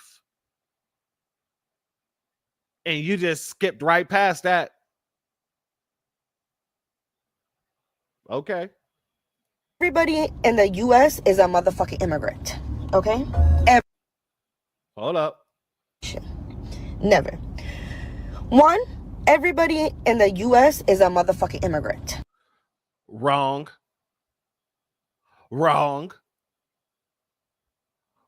Did you take a stupid pill with your breakfast this morning, Admiral? Everybody in the U.S. is not an immigrant. All of y'all are immigrants, including the Nabiscos. There's only one group here that are not immigrants. Salute to Armageddon. Thank you for being here, family. Only one group here who are not immigrants, and that's foundational Black Americans, aka the American freedmen. I know you hate it. Because y'all don't like to acknowledge the indigenous history, but it's there. And we're going to prove it here today. Once again. But I'm going to prove most likely basically that, you know, hey, you've been ignoring the truth, because even in Mexico, it shows you what the natives look like there. But I'm jumping ahead. Let's let her continue. Okay? Everybody. If you were born here or not, your grandparents, and grandparents' grandparents were some type of native something. That's one. Two, I know a lot of American people, Puerto Rican people, who were born here and have so many opportunities to be something in life and ain't shit. No offense, but because people like you bring your narrow bobble-headed ass over here and take an opportunity that could be preserved for someone who's from here. That's why I played the Barbara Jordan clip at the beginning of all of this. Because as she said, we should be making it easier for the citizen to have opportunities, not easier for them to have opposition. So by you coming here and saying, I know people who was born here who don't do shit, that's because 9 times out of the 10, when they got up and tried to do something, somebody like you, who's only been here since the 2000, who came on in here getting every butter biscuit available to you, every tortilla dipped in a Goya sauce, dipped in a menudo, whatever, took all that home and then turned around and pointed your finger at somebody who's from here, who's a citizen, who was born here, and whose ancestor or lineage goes back here farther than you for centuries. You think you can point your finger and now talk stuff to him. Get your ass out of here.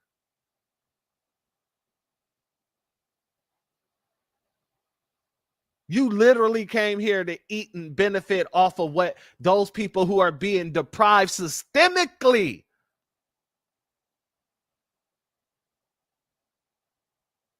Systemically deprived of the same things given to you on a platter, all because you crossed that border and you think you got the right to wag your finger. You better go bob your head on Figueroa. My bad. Forgive me, family. but ain't shit. Didn't go to school, didn't finish school, didn't go to college, don't got a job. Half of these American girls are strippers. She's talking about the Nabiscos. I'm gonna be 100 with you. That's true. Or entertainers. Not that there's anything wrong with it, but I'm just saying. If there was nothing wrong with it, you wouldn't have brought it up. I'm just saying. That was shade throwing. I got how many sisters? 2, 4. I got 5.5 sisters. And I know shade throwing when I hear shade throwing. If it wasn't a problem, you wouldn't have said nothing about the problem. She's like the bitter best friend who's telling all your business because you're prettier than her. And then say, oh, that's no slight to her because, you know, you got to do what you got to do.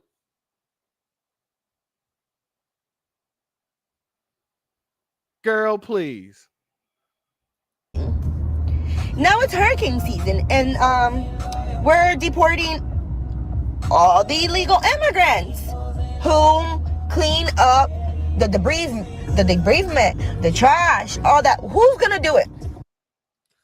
Family. Number one, let me address this like this. Number one, she says it's hurricane season. Okay. Maybe the hurricane will get a job with ICE and just sweep through all the illegal compounds, all the areas where they hang out, and take them out of the country for us. That would be grand. That would be fantastic. And when they say, who will pick the fruit? Who will pick up the trash? Who? Citizens. People with birth certificates. And they will get paid a fair day's wage because they're required to. See, all that, who's going to pick the fruit? Who's going to do this? They come and do the jobs that nobody wants to do. Yada, yada, yada is nonsense. We know that. And the reason they keep hammering it, and they're trying to keep hammering it, is because they're basically telling you, you should feel sorry for the corporations because they're having to import labor to pay them less because we're asking for a fair day's labor. No. That's the idiocracy of what this woman is talking about. And anybody who says who's going to pick the fruit, who's going to take the trash out, who's going to clean the hotel rooms, who's going to be the janitors, citizens. The same way it was before mass immigration was a thing. It was citizens. And we was flourishing. We were flourishing. Nobody ever asked the question, hey, you know what we need? We're doing good right now, but you know what we need? We need some illegals to come and pick these fruits because I don't want to make a fair day's labor picking this fruit. I don't want to make a fair day's labor being a trash man. We had TV shows about trash men, black trash men. Rock was a trash man. What are these people talking about when they make this argument? They're talking about absolutely nothing, in the words of Kendrick Lamar. Damn you and the corporation. Damn you and the business that hired you, who imported you here to not pay us a livable wage because they can pay you peanuts. And then you, your abuela, your papa, your mama, your sister, your brother, your niece, your nephews, and your cousin can all go live in a 3-bedroom house and be good. Eating beans, tortillas, and rice 7 days a week. But as citizens, we can't do that. We got bills to pay. We got mouths to feed.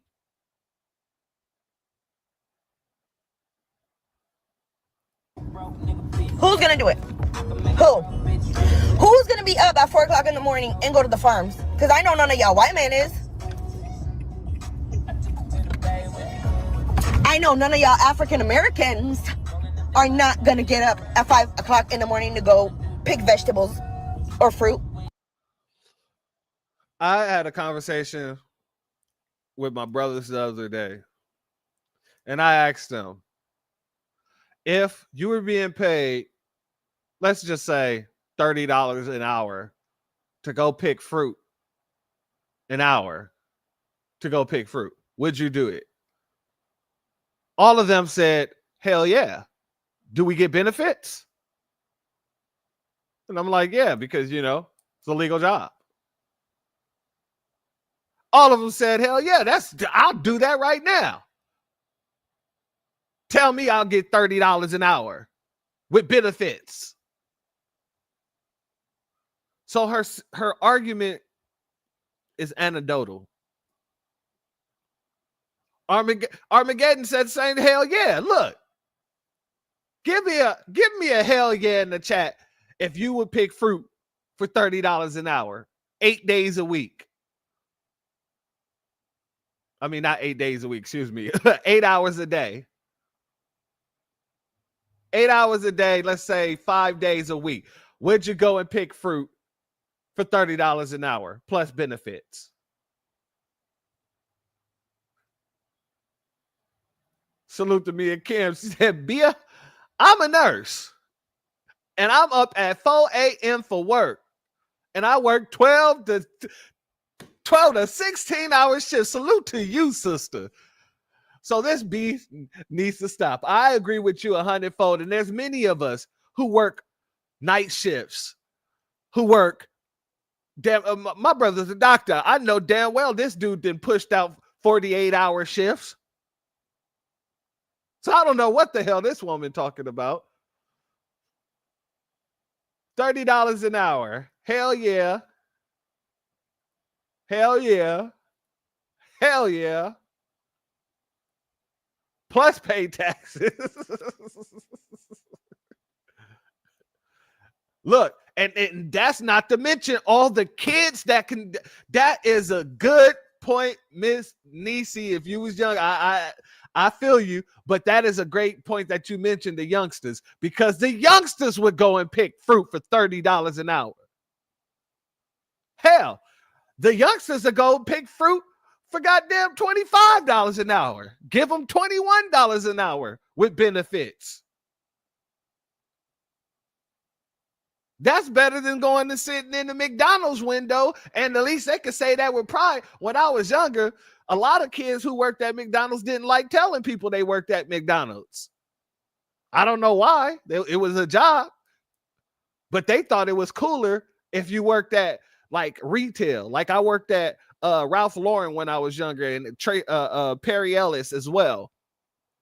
And people thought it was cooler that I worked in retail than my homeboy who worked at McDonald's. They used to clown him about working at McDonald's. You dig what I'm saying?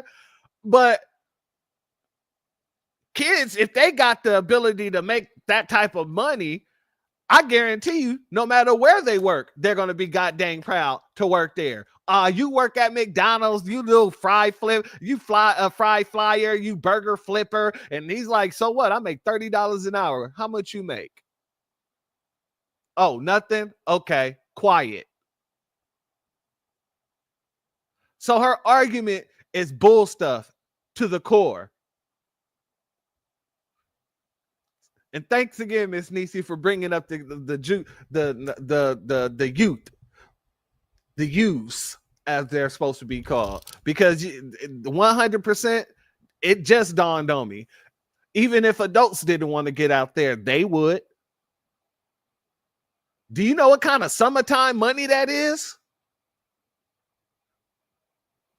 You know how much snacks and junk food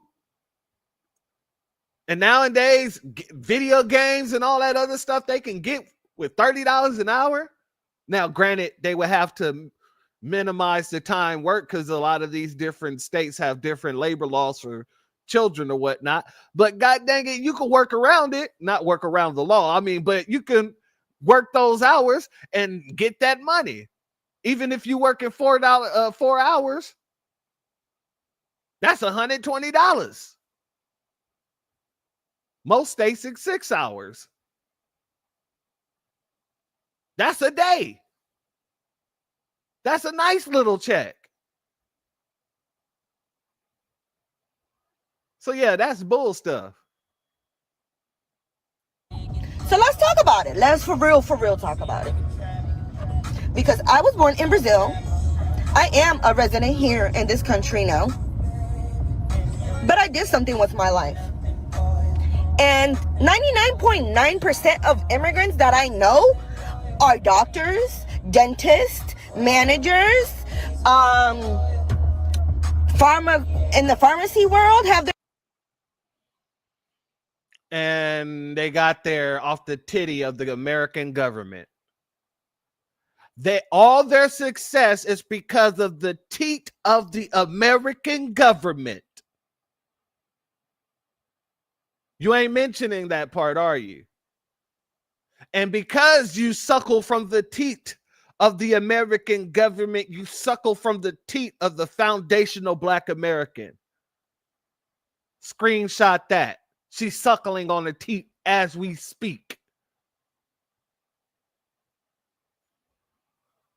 their own business, entrepreneurs. Like, come on. Y'all want to talk about it? Let's talk about it. Let's fucking talk about it. And why are they able to succeed without any type of interference in foundational Black Americans? Businesses are continuously targeted. Huh? I want to know that. Why are your businesses left alone and ours are continuously targeted? Since you guys are so successful entrepreneurs and all this other stuff.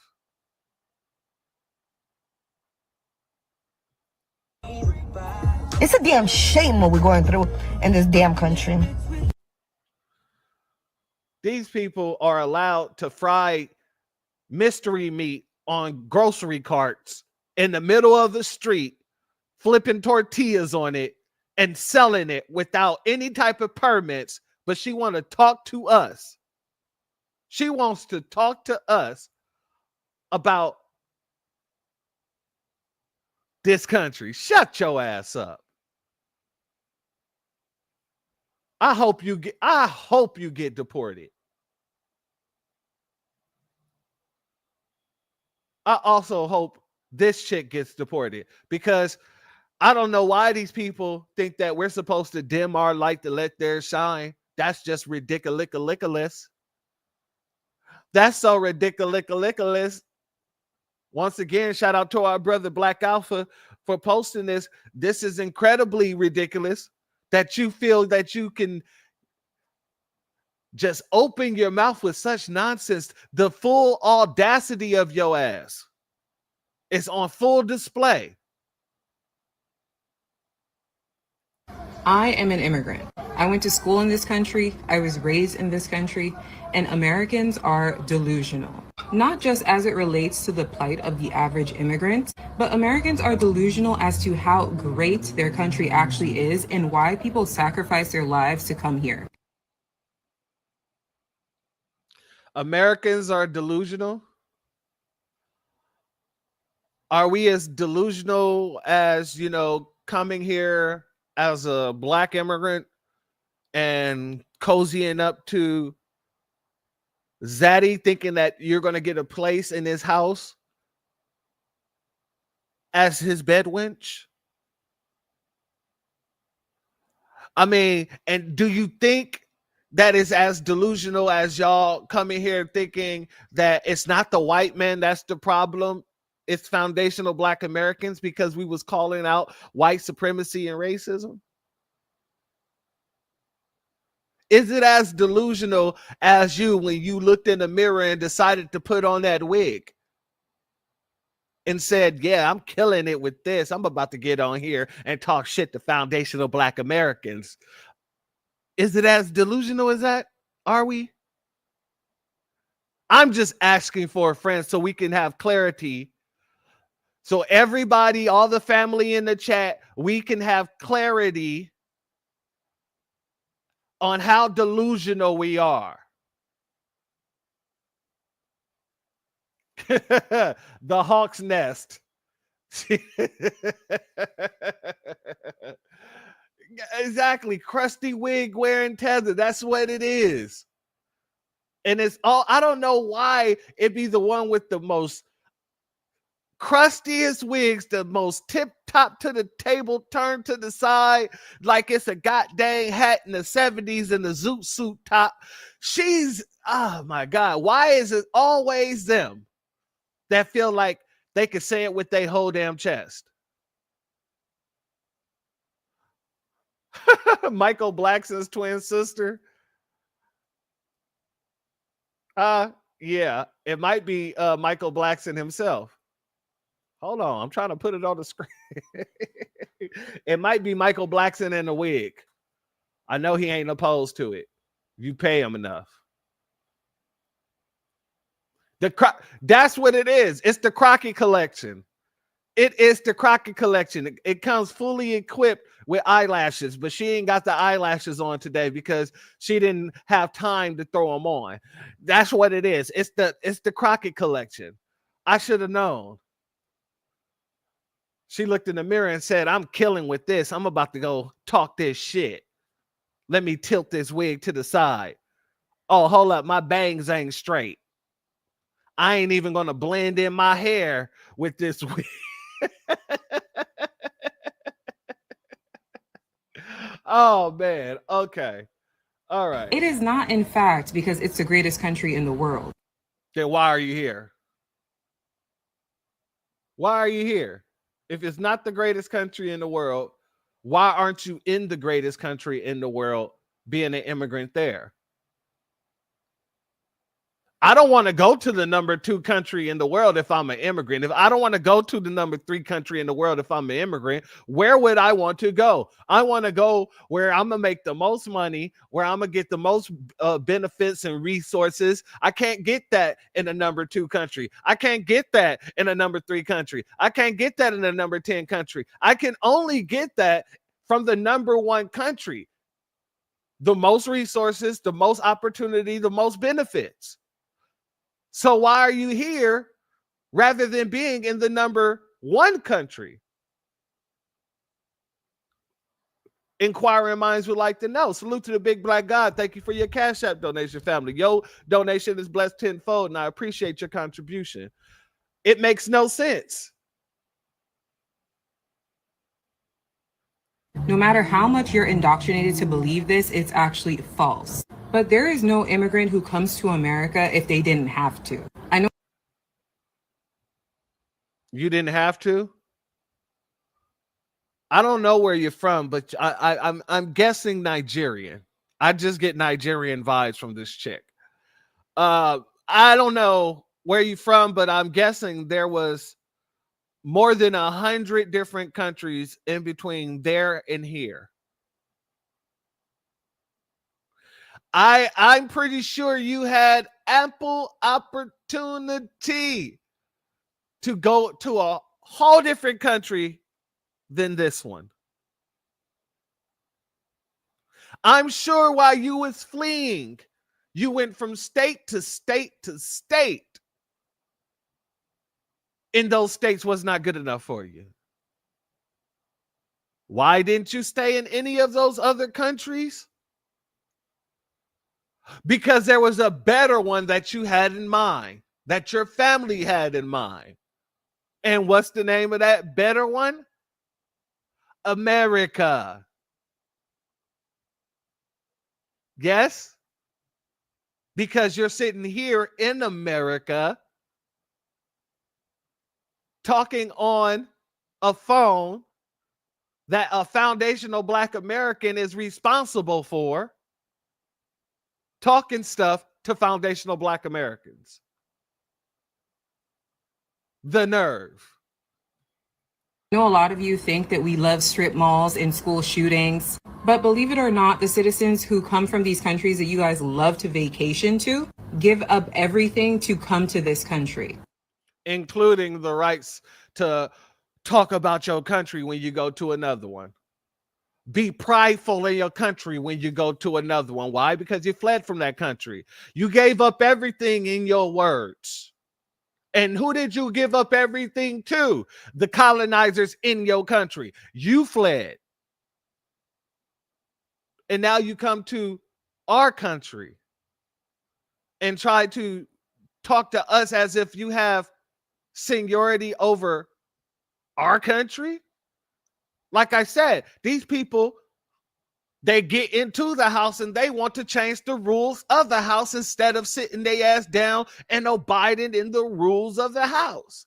Salute to Miss Nisi for being a member for 3 months. Says, can I call in to talk to Ish about Christy the wig? You know what? Yes, Miss Nisi. Let's do that. Here. I'll give you a second real quick. Let me go ahead and get this here for you before we continue the broadcast.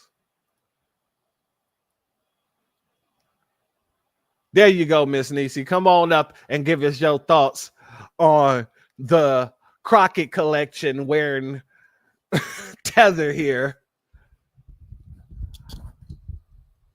This is just, it's just hilarious. The audacity of these people. It's just the audacity for me. My grandma left her 6 children in Jamaica so that she can come to America for better opportunities, not just for herself, but for her entire family. Yeah, to a better country, the best country that you could come to. These folks makes no damn sense. What's up, Miss Niecy? How you doing? Good afternoon, church. Good afternoon, family in the chat.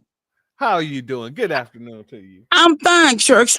I am blessed and highly favored. Now, niceties over. Crusty the wig wearing bitch. You got the unmitigated gall to be a super fleer talking cash shit about foundational Black Americans. Talking about if she wasn't here, her family wasn't here, we wouldn't be eating.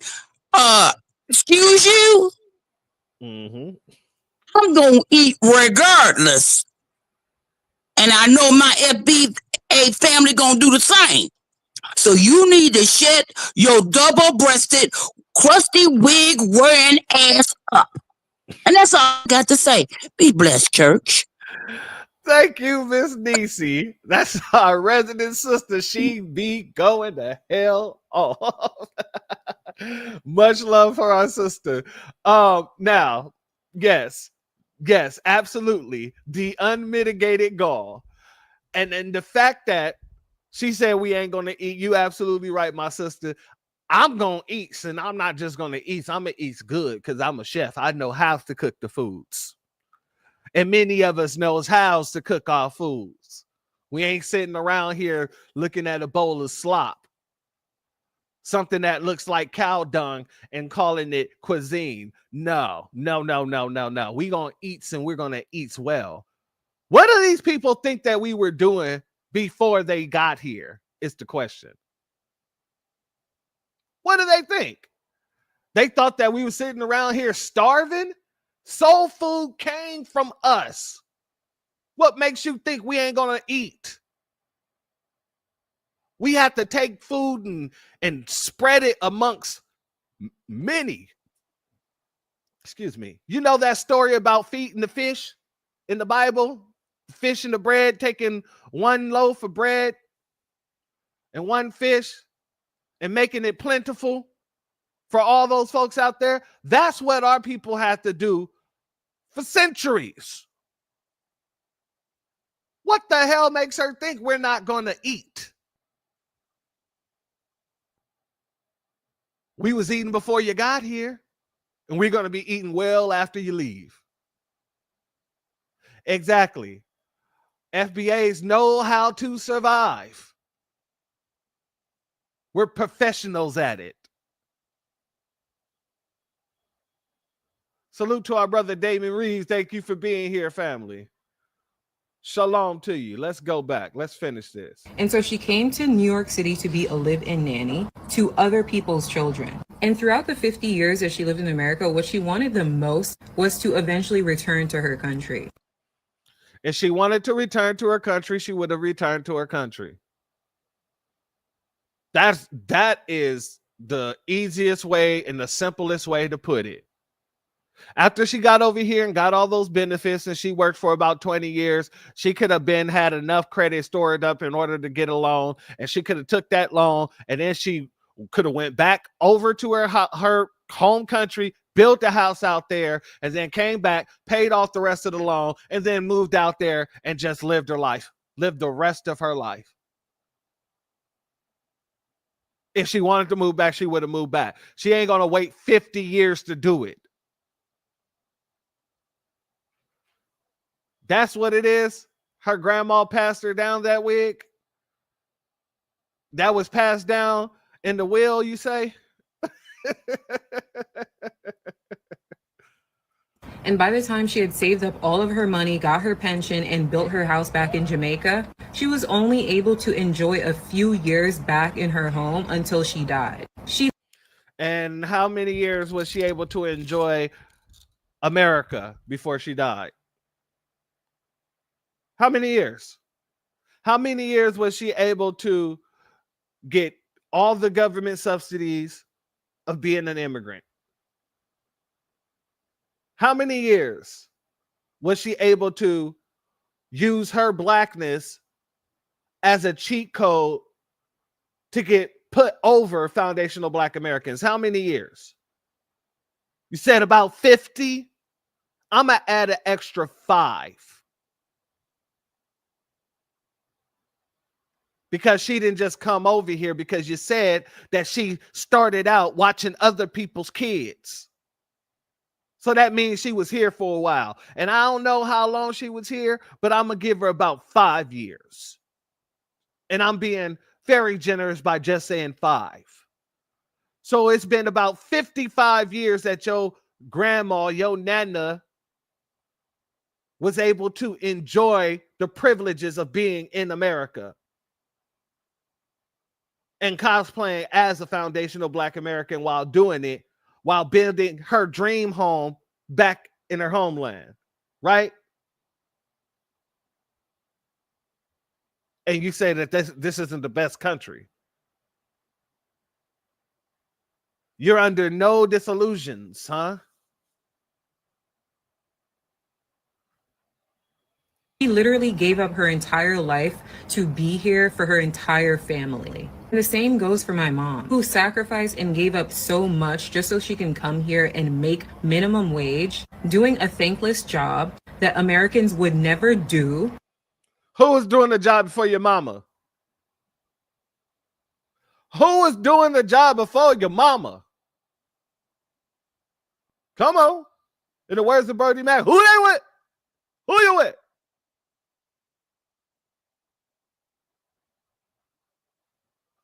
Jesus Christ. But one that is so necessary in this country, caring for old people. People do not come to this country unless they absolutely have to. A lot of immigrants have to tolerate a lot by coming to this country. Immigrants are the... Oh, that's messed up. That is so messed up still, Kevin. Are you saying that she walked the streets for nothing but goddamn beans on toast? Oh, that's totally messed up, bro. You ain't right for that one.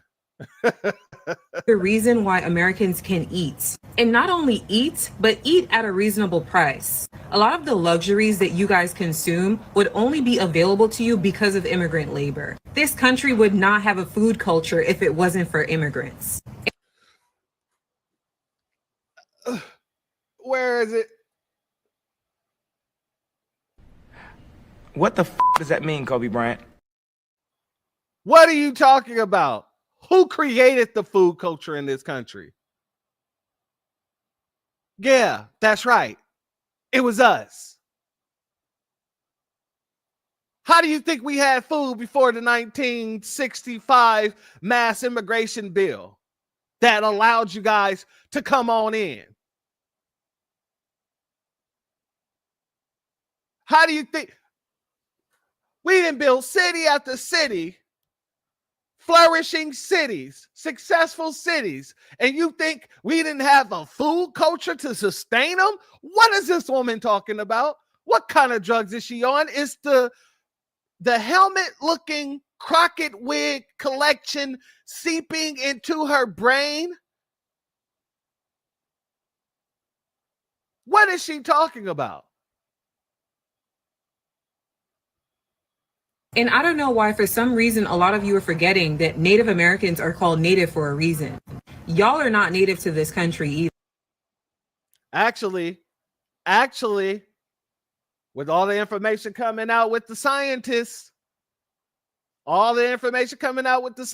is looking like we've been telling the truth the whole time. Especially with the scientists over in China and over there in Siberia, all of y'all. Yeah, they're the same. And we've been here. So yeah, that would make us the Aboriginals. And they always try to throw that up as if that's some sort of gotcha. Well, you know, y'all not native. The natives was here first. What that got to do with anything? Even if we was not Native American, let's look at it from her side. Even if we wasn't Native American, guess what? We still the foundational Black Americans. We're still the foundation of this country. We still built this country. The Native Americans didn't. Not those natives that you're looking at. Those so-called natives, the Aboriginal natives built this country. The Aborigines built this nation. It was the Aborigines that was put into the fabric of the Constitution because we fought our way into it. Let's be 100. Even if we're not the Native Americans, we're still the Aboriginals of the Americas because there would be no Americas without us. Everybody would have been running around cannibalizing themselves. Salute to Shorty McGriff. Thank you for being here, family. Either. This is a country made up of immigrants. If this was a No, it's not. No, it's not. It's a country made up, in the words of Harvey, of slaves, murderers, and opportunists. That's it. That's all. Salute to Harvey, your world. a poor country, no one would be here. If your country didn't help destabilize hundreds of countries around the world, again, no one would be here. And if our own countries were stable, y'all would not see us. We would not be here. So why aren't you in your own country stabilizing them? Why aren't you over there stabilizing your country so you don't have to be here? Your country is only not stable, not only because of the interference or whatever the hell is going on, it's because you people don't fight it. You flee, which means the people that's supposed to be there fighting for their country is leaving it and allowing it to become unstable. So why in the world wouldn't you just go there, stabilize your country so we won't have to see you? I ain't accepting that argument. If America wasn't doing this, then we wouldn't be over here. Oh, well, why would you want to be in a place where your oppression is causing? Excuse me, that's causing your oppression. Why? Why would you want to be there? Wouldn't you want to be in a country that don't like the country that's causing your oppression so you can fight the country that's causing your oppression? I'm just asking. Salute to Cyberdyne 100. Thank you for being here, family, and thank you for your Cash App. Your contribution is blessed tenfold, and I appreciate it 100-fold, my family. It makes no sense to me. Because if you loved your country so much, like you all confess, it wouldn't be so difficult to understand I need to be in the country that I love in order to fight for it. Otherwise, you've already lost the fight. You left the country and the people who's over in your country is still there. So who owns the country? Who runs the country if you're not there? You know why we got so much notoriety? You know why everybody look for us when their conflicts is going on? Because we ain't flee. We are the fighters. We're the ones who fight white supremacy where it lives. In the heart of white supremacy.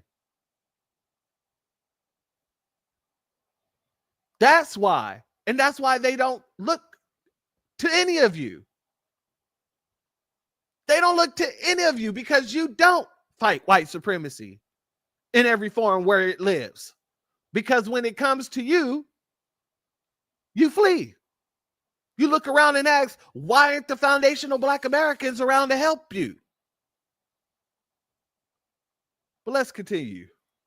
And entire industries would shut down. You guys would not be able to sustain yourselves. So y'all really need to humble yourselves and also get over yourself. Because the fact of the matter is that if you're not Native American, you are an immigrant. You come from immigrants. All right, that was that woman's stupidity. That was that woman's stupidity. And I think that they're getting paid to talk like this. I'm thinking they're getting paid, given talking points and given cameras and said, get on there and say the same damn thing. Because then we got this little big nose trick out here doing the same thing and saying damn near the exact same thing that the tether was just saying. We do not move to America because we think it's a better country. We move here because it's a little less worse than our other countries. So by definition, if you move here because it's a little bit better than other countries, don't that means that it's the better country? You're contradicting yourself in your own damn speech. You're contradicting yourself. I didn't even have to say nothing. You said it for me. If you're saying that we move here because it's a little bit better than other countries, then that means the better is sticking out. It's highlighted. It's blinking. Bing, bing, bing, bing. Better.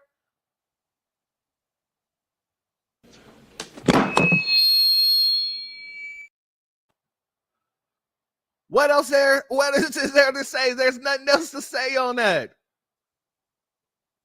You already proved the point already. I ain't even got to take the time. Because you're stupid to think that we moved to this country for some hot dogs and some baseball. No.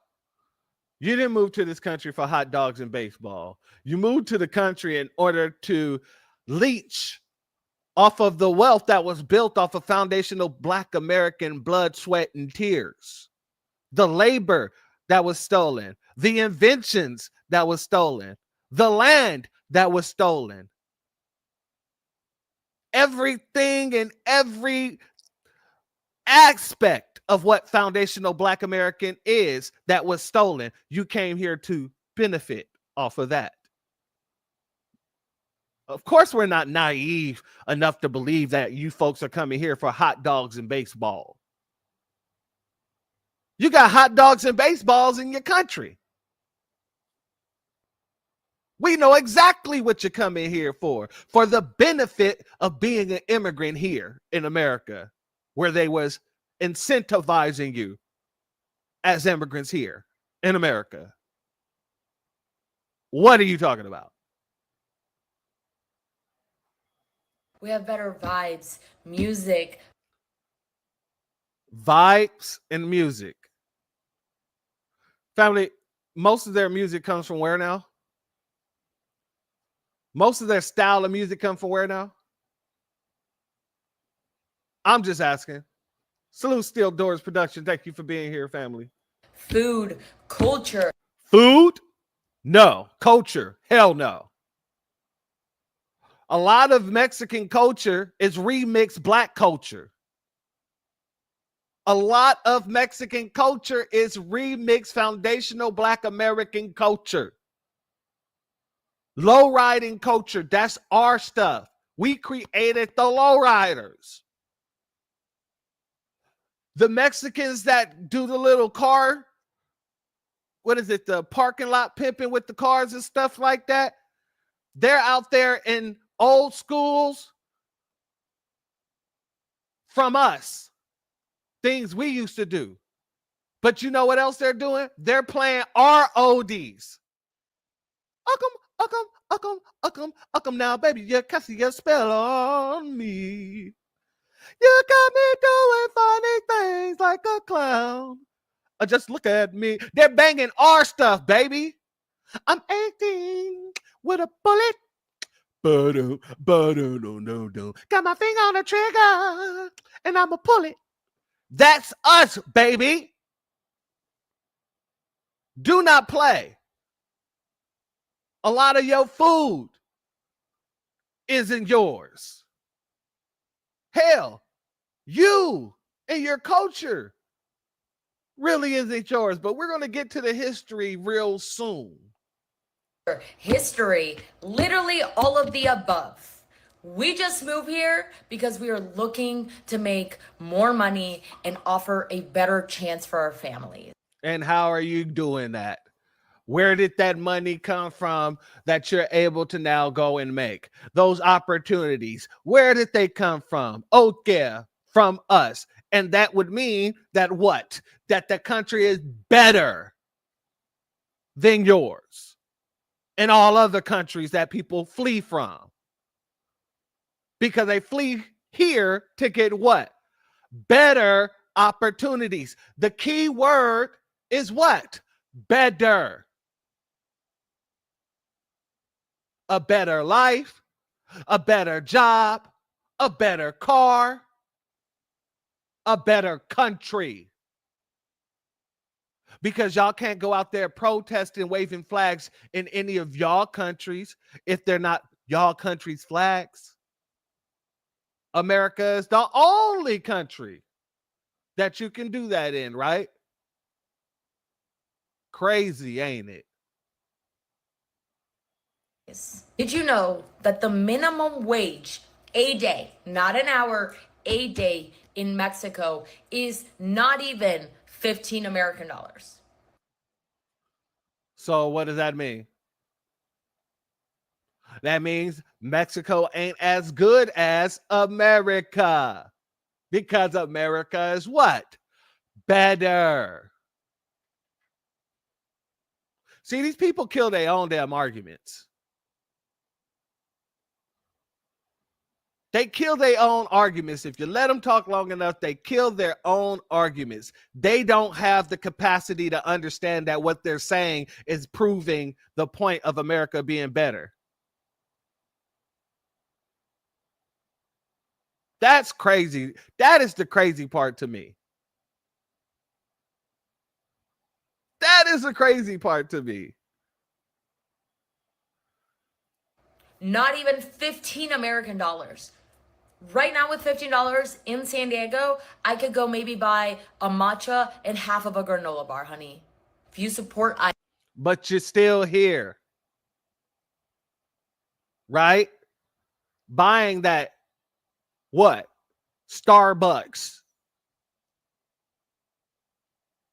You're not in Mexico, are you? ICE, you support people getting destroyed. If you support families getting destroyed, I hope you rot in hell. Oh yeah. But you'll rot there first. And most likely you'll do it in your own country as soon as ICE pull up. Hopefully, if ICE pulls up on you. But this is how emboldened they got, family. This is another lover out there talking about we should be able to wave whatever flag we want to. Whatever the f*** he want to wave. If I want to have the Puerto Rican flag, I'll wave the Puerto Rican flag. If I want to have the American flag, wave the American flag. Guess what? This to have every flag. You're right. You can wave. This to have 20 flags. Listen, you're right. You can wave. It should have a Mexican flag, Puerto Rican flag, black flag, whatever flag you want to have, it should be here. Listen, he can wave whatever flag he wants in this country. You know why? Because we give everybody the liberty and freedom to do that. He can't do that nowhere else, though. Damn! Facts. Can't do it nowhere else. While you're sitting here going on this huge tirade. But this is the USA. That's why we the best country in the world. So we're gonna. So this man right here, at least he's able to admit what these other two women was not able to admit. This is the best country in the world because they're able to do these things that they would never be able to do in their own damn countries, that nobody would be able to do. At all. We're gonna keep being the best country in the world, and we're gonna not violate nobody's rights. Yeah, but we're not doing no hate. We're not on that. What's the point of y'all being here? Y'all spreading hate, bro? What's the point of y'all being here if y'all spreading hate? Well, obviously, it's to make sure that the world know that we don't owe you illegals nothing. You illegals need to be deported, and I'm not for y'all out here thinking that y'all can just try to make everything so fascist, when they ain't got nothing to do with fascism. That's why they're out there. It's called opposition. But unlike, well, maybe it is. It could be controlled opposition. It could be. That's the KKK. That's cool. That man's gonna be a KKK. So saying that you don't agree with immigration, letting illegal stay here, and you agree with the deportations, all of a sudden it should be, you should be a KKK member. You should be having a KKK hoodie on. You should be considered a KKK member because you don't agree with them on immigration policy. Once again, tying it right back to those other folks at the beginning of the broadcast who was sitting here trying to tie everything to the KKK, to the Hitler, to Nazis. The rules of the country, ladies and gentlemen. I didn't see anybody call Obama Hitler. Nobody said he was a Nazi. None of that. And I'm going to keep stressing that because this is manufactured outrage. This is what Christy Walton paid for. This is exactly what Christy Walton wanted. Manufactured outrage. KKK. That's the real fucking KKK. That fucking oppressed like what is y'all talking about? You standing with the Puerto Ricans, the fucking I bring the whole young lords out here. So now he's threatening them with bringing a gang out there, excuse me, because he don't like the fact that the dude does not agree with his immigration policies. This is what they wanted y'all to go out there and be a part of, ladies and gentlemen. You know what the Asians have to say about that? Let's see what the Asians have to say. Hold on.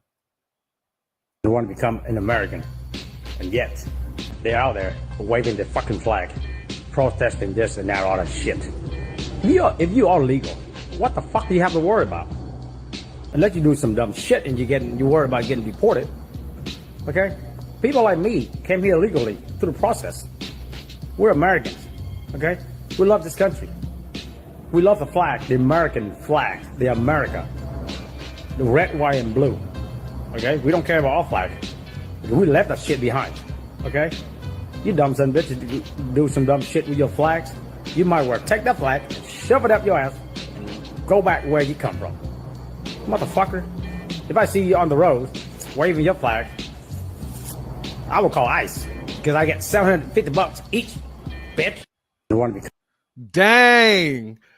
Was Johnny Dang standing on business?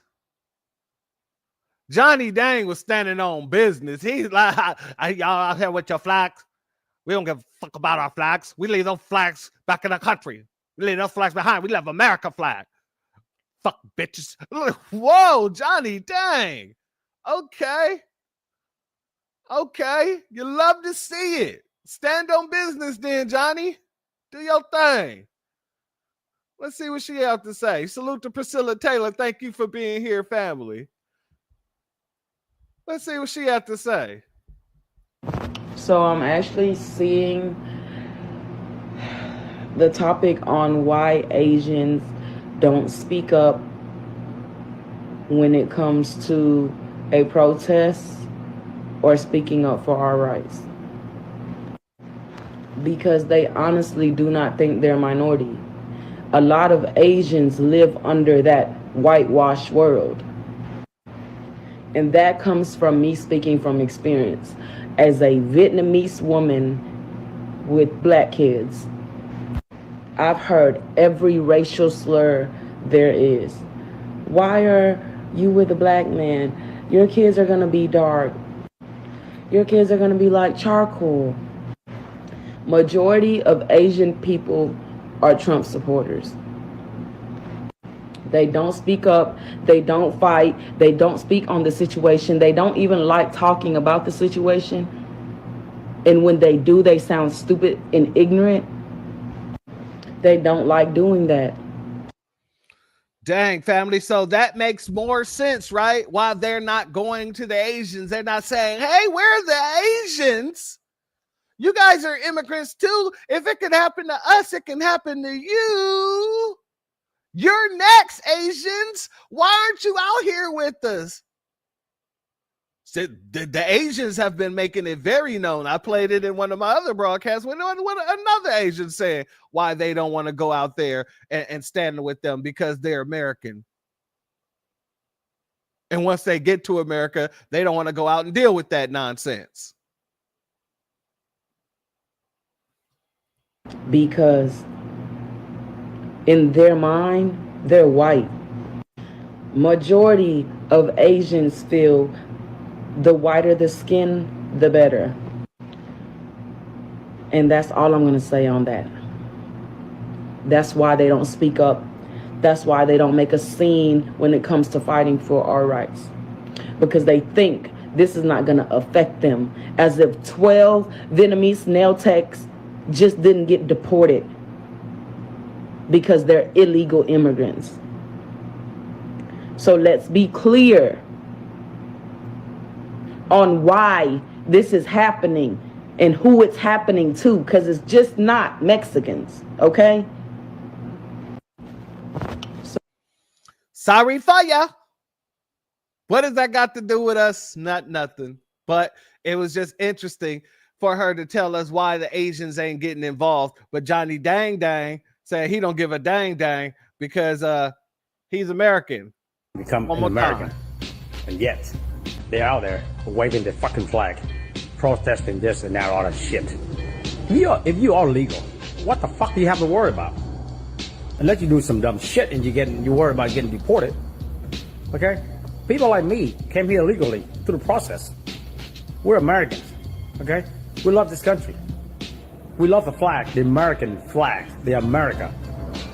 The red, white, and blue. But Johnny Dang ain't alone. Even people in the Mexican community is feeling the same damn way. They're hearing the message, and the messaging is getting out, and it's getting to people nice and clear. As a second-generation American whose grandparents immigrated to the U.S. legally, y'all need to shut the fuck up about deportation.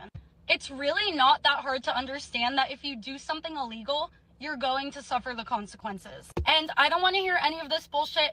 Illegal immigrants pay this much in taxes. Illegal immigrants make up this much of the workforce. So do serial killers. So do rapists. So do thieves. Should we just not arrest them because they contribute to society in some way? No, that's not how it works. You do something illegal, you pay for the consequences of your actions. If you are an illegal immigrant, you can self-report and get completely free transportation, you and your whole family, back to your home country. And a lot of other countries don't have that. Go to Russia and try that shit. You'll be locked up for 50 years, and you'll probably be tortured and eventually killed. And every single country practices deportation. It's just a fucking fact. But somehow, people in America are the only people complaining about this. Right now, if I wanted to try to go to Canada, France, Italy, Belgium, fucking anywhere, if I tried to go there, no passport, no visas, no paper, and just try to start living there and working there, guess what? I would get deported too, because that's illegal. And then people will say, oh, well, people are getting separated from their families. People are getting taken right in front of their kids. Guess what? If I robbed a bank and didn't turn myself in, and I'm sitting at a diner with my whole family, the police don't give a fuck. They're gonna take me. If you do something illegal, that's just what's gonna fucking happen. And then I hear people say, oh, well, they've been here for years. They've been here for 10 years working hard in the US. So you're telling me that they've been here for 10 years and have still not taken the steps to become a legal citizen? That sounds like a them problem. Honestly, there is no fucking excuse. There is no excuse. People are so brainwashed that they genuinely want people in our country who have no background checks, no screening. They could be a fucking cartel member for all we know. And they want American taxpayers to provide for them. That's exactly what they want. Again, I come from an immigrant family who worked hard to get here. And it is disrespectful that people think they can just skip the line. People think they're that important, that they get to come the easier way. they get to skip the line. That's not how it fucking works. Follow the law and you'll be fine. Immigrants are fine. Illegal immigrants, sorry, you're out of fucking luck. Boom. It's just work hard. Exactly. Work hard. They're gonna have to work hard. They're gonna have to work hard because they can't do nothing else now. And she made a very good point when I said, and we done said this several times, if you go to any other country, we can't do that. We can't go into any other country and just set up, get a job, not pay taxes, and just make money and then send money back to the United States. We can't do that. Not at all. As a matter of fact, in Mexico, they don't want that. The Mexicans in Mexico, they get very irate whenever immigrants come into Mexico. Let's go here, family. Hold on. Let me pull this down real quick, because we're going to go take a trip to Mexico and see. Let's take it down to Mexico and see how they react to immigrants coming in their country and taking their jobs, or, you know, taking their opportunities. Let's go here. Mexicans in Mexico do this all the time. They protest against South Americans coming from South America. Most of the time, not even trying to stay in Mexico, just passing by. But they run full protest, screaming, "Get out of my country. Not here. You're not staying here. You're not taking our jobs. You're not taking our benefits. There's no room for you. You're not taking our home." And this is just one of them.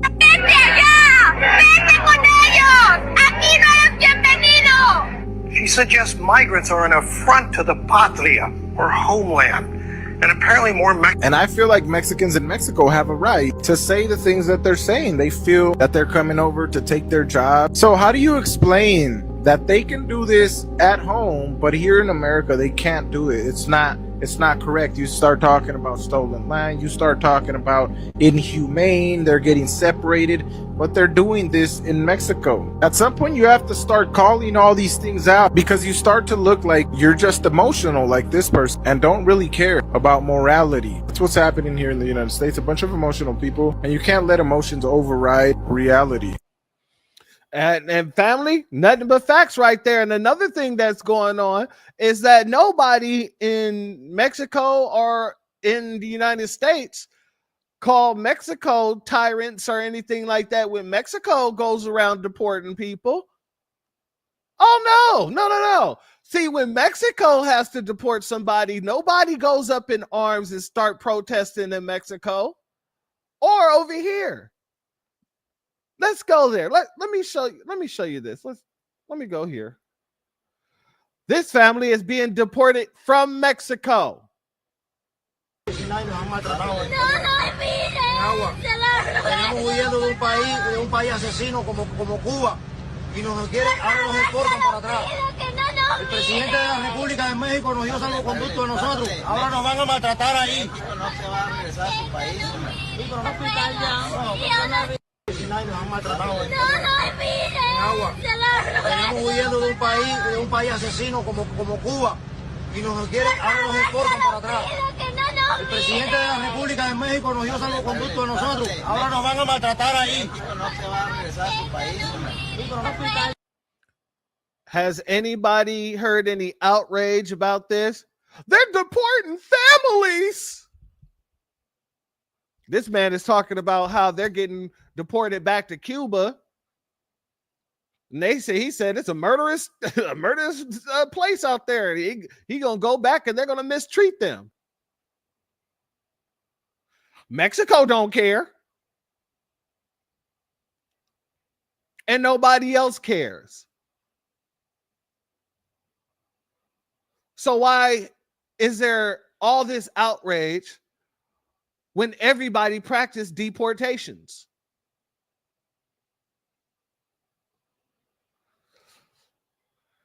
Family, you also have this clip going around where these folks are now trying to stake claim to a bunch of history that isn't theirs. in order to say, well, this is all our land in the first place because we're the indigenous and this, that, and the third. Yada, yada, yada. You're the indigenous, huh? It's time to put some stuff to bed about that too. Let's put some stuff to bed. It's time to go nighty-night. It's time to put the kiddies to bed. Let's go here. Oh, wait a second. Wait a second. All right, here we go. Let's put the kiddies to bed. Hold up. All right. Here we go. Too often I hear, go back to your country. Too often I hear, though you don't belong here. When you're talking about Mexican Americans, and this is to my Anglos, to my African Americans, and to my Asians, and my Persians, every other ethnic group out there, Mexicans have the most relevance here in the United States. Yes? Because we've been here the longest. Yes? A lot. Nigga, please. That was crazy. For sure. I don't even know what to say. You have the most influence in this country because you've been here the longest?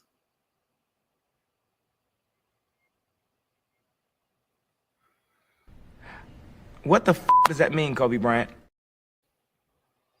Do you hear the delusion in these people?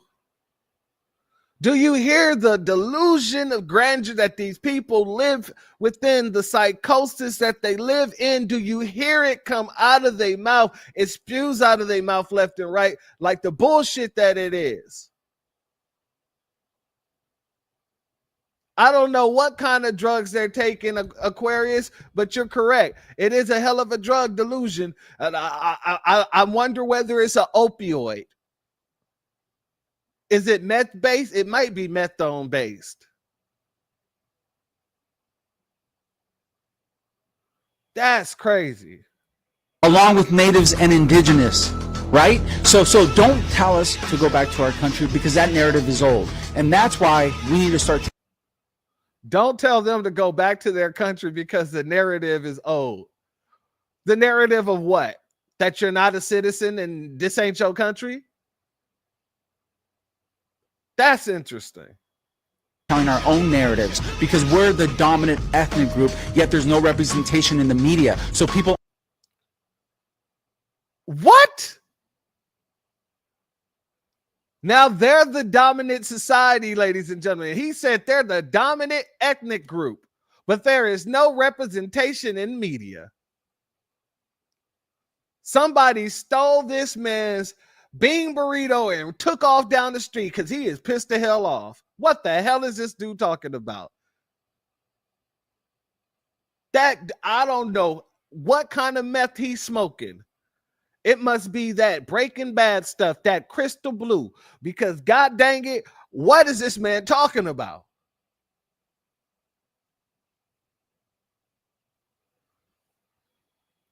Aren't empathizing. They just think of us as gardeners or workers when they're worse. No, we think of you as illegals. That's what we think of you as. Illegals. So much more than just one stereotype. We're all of that and beyond. All right, so notice in the back they were showing all those old photos of the Mexicans and stuff like that. Let me see if I stereotype. We're all of that. They're showing all these kinds of photos and stuff like that. This isn't actually what it was until recently. You know, Mexicans are a created people. If it wasn't for the conquistador, these people would not exist. These people would not exist if it wasn't for the conquistadors. They came in, they mixed in with some of the natives, with the slaves that they brought over,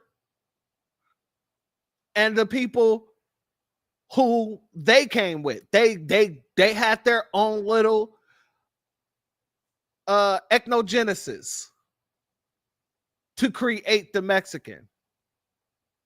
Yeah, thanks to Spain. If it wasn't for Spain, because Spain owned Mexico and a majority of the landmass on that side for up to 300 years. So if it wasn't for the conquistador, I guarantee you, you wouldn't even exist. Salute Wild Williams. Thank you for being here, family. Let's continue here because because family, we're out here asking very simple questions. Well, if Mexico ain't so bad, why don't you want to go back? Why is it that you have a problem with deportation if Mexico isn't so bad? If Mexico is a great country and all. Because they are Spain descendants, not the ancient Mexicans who are. Ooh.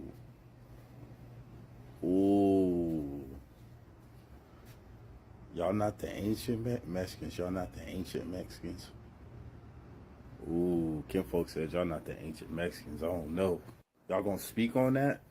Y'all gonna speak on that. Oh, you know they're not gonna speak on it. But guess what? I don't have a problem speaking on it. I'm going to go ahead and pull up something real quick, hold up, because even when they speak on it, they don't speak on it. But let's let them speak on it, and then I'm going to speak on it. People forget that the Spanish colonial system was literally codified in paintings. This is how they depicted race. There were 16 or more races in colonial Spain or Mexico in the American Southwest. The top were white people, and all the white people had different names depending on their mixture. In the middle are indigenous people, which is right here in the middle. And then down here are black people or West African people that they brought during slavery. So this shows you that these are the three different groups that created the colonial system of Mexico. So the people who are denying that black people were part of the cowboy culture, vaquero culture, literally right here, they are part of the culture. In the middle, indigenous people were in the middle. They had better treatment than black people, and the white people were at the top. Spanish inherited the system from the Moors, and in 1491, that's when they defeated the Moors, and in 1492 is when they came to, but this is their system. This is how they codified their system to say, oh, if you're mixed with this and this and that, this is what you are. And so the goal was, it was like a game or something. The goal was, how do you get to whiteness? And this is how you did it. The colonial system of Mexico is or Nueva España was very different from the British one. And so people that are denying certain things about black Mexicans, well, the evidence is in the paintings, literally. Really important to understand these really, really nuanced things about the Spanish system that are very different from the British one. So, family, I'm glad she brought up the paintings. We're gonna get into the paintings. Shit, that let's get into it behind her. You dig? Let's look at some of the people on the bottom. Oh, those Negroes. And it even says it right there, Negra. Okay. We're gonna go to another one on the bottom. It's a Negro. Okay. All right. We're gonna go to another one on the bottom. Oh, not there yet. Hold on. There we go. It's another Negro. Now let's start getting to the middle, shall we? Another Negro. And this is supposed to be the natives, right? It's supposed to be the indigenous. Oh, not there yet. Right behind her. Okay. Oh, my bad. Family. I just saw. I'm not even sharing the. Okay. Hold up. Wait a minute. All right. Let me share that. My bad, family. So let's get into the pictures. Like I said, close up, Negro, right? Negra. That's on the bottom of it, right? This is another one from the bottom, right? Now this is from the middle, which is supposed to be the indigenous, right? More Negroes. right? This is another one from the middle. Another Negro. Right behind her head, another Negro. These are all supposed to be the indigenous folks. And then at the top, this is where you start seeing your admixtures, the Spaniard, and the product of all that mixing and breeding.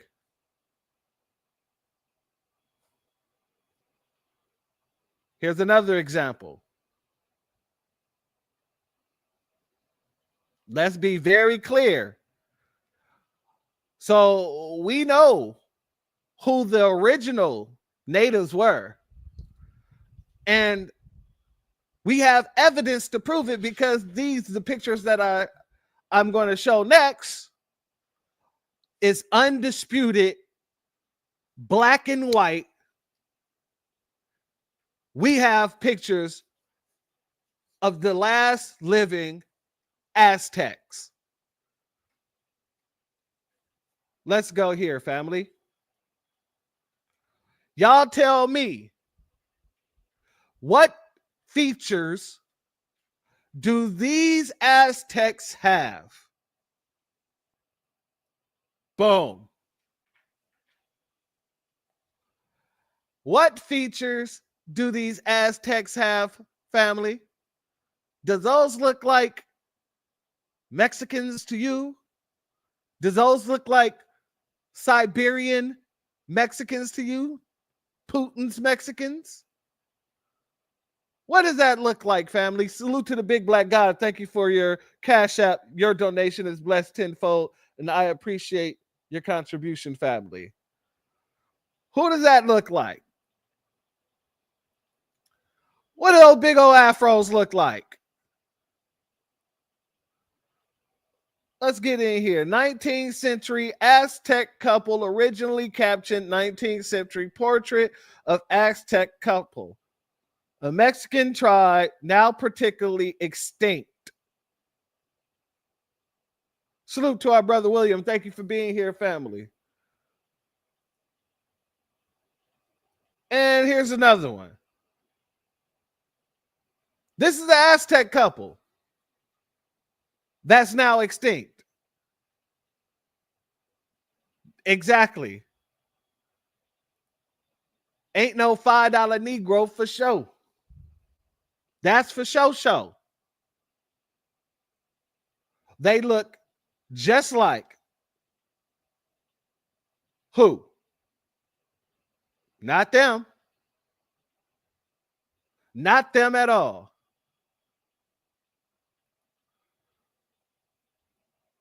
Oh, no, they don't look Caucasian at all. You know what? Because we got them standing next to Caucasians. That's how tiny they were. That's them standing with a Nabisco woman. This is them standing with a Nabisco man, where they get a lot of the art pictures of the Mayans, of the Aztecs. Yeah, see, when you have receipts, they don't want to talk about the invoices. Because when you have receipts and then hand them an invoice, that means they got to pay you something. They owe you something. They don't want to talk about what they owe us globally. So they don't ever look at the receipts. They don't ever bring up the receipts. This is history. I didn't take these pictures. I didn't make these pictures. But these pictures can be easily Googled. So what do they have to say now? There's a lot of pretendians, it seems like. Seems like there's a lot of pretendians. And that's okay. If that's what they want to do, you want to run around pretending, that's fine. But guess what? We're not here to pretend. And we're not here to butt dance. We're not here to sambo. We're not here to make excuses. But you guys are. So if you guys are mad at us because we don't want to go out there, whose fault is that? That's not on us. And I'm gonna be honest with you, all the freaking agents, I feel like a lot of people are being paid to come out and act as if we've always been cool and things like that, are even pretending. You've seen that clip with Dtor Storm. Dtor Storm is one of the people who helped found the Zeus Network. Now, I don't know if he's a Black American or not, a foundational Black American. Everything that I didn't research on the dude, it says his parents is from the South, but it doesn't go any farther than that. I couldn't find anything deeper than that. But Dtor Storm coming out trying to address these folks who was talking stuff about us. Salute to our brother DSB. Thank you for being here, family. Shalom to you. And he's addressing it, but while he's addressing it, he's not really addressing it. He's saying why we're not out there in so many words, but he's not really putting it on the line, if you get what I'm saying. It's like a real saying it like it is light. Let's go here, and I'm going to critique that a bit and show y'all. Let's talk about the anti-Blackness that exists within the Latin American community. When I went to go talk to them, they said that we don't like African Americans because they feel that we owe them something. Well, contrary to their belief, we love y'all, and Black people don't feel like you owe us anything. Wrong. Nigga, please. Did you take a stupid pill with your breakfast this morning, Admiral? We? We. What the hell you mean? We don't want anything. No, we want our reparations. Now, granted, that might not be directly from them, but we want the respect when you come on this land to know that you shouldn't be involving yourself in matters that you should not be involved in. So when we say we want our reparations and they stand up and say, oh, we shouldn't be giving reparations to nobody because I just got here, I didn't enslave you, or we should get reparations first. Yeah, that's a problem. We want you not to do that. We want you to respect the soil and the people who build everything on it. Because if it wasn't for us, you wouldn't be here. That's what we want. Yeah, the respect is what we want. And silence. Except common decency and the same respect we give to the Hispanic and Asian community. We know how you talk about us. Why you with that Black guy? Your kids are going to be dark. Don't let that blade in my house. We see the hate, but we don't share that same hate for you. Hell, we don't even hate white people. We just don't fuck with racists. If you ask most Black people what they want, they'll just say equality and to be left alone. But even when we're minding our own business, we start our own banks, we get our own neighborhoods, we build our own cities. The good old boys come and burn it down. This was Tulsa, this was Rosewood, this was Wilmington. They did it in Chicago. We had to make special books just to drive through our own country. So where can we go for peace? Go on over to Africa.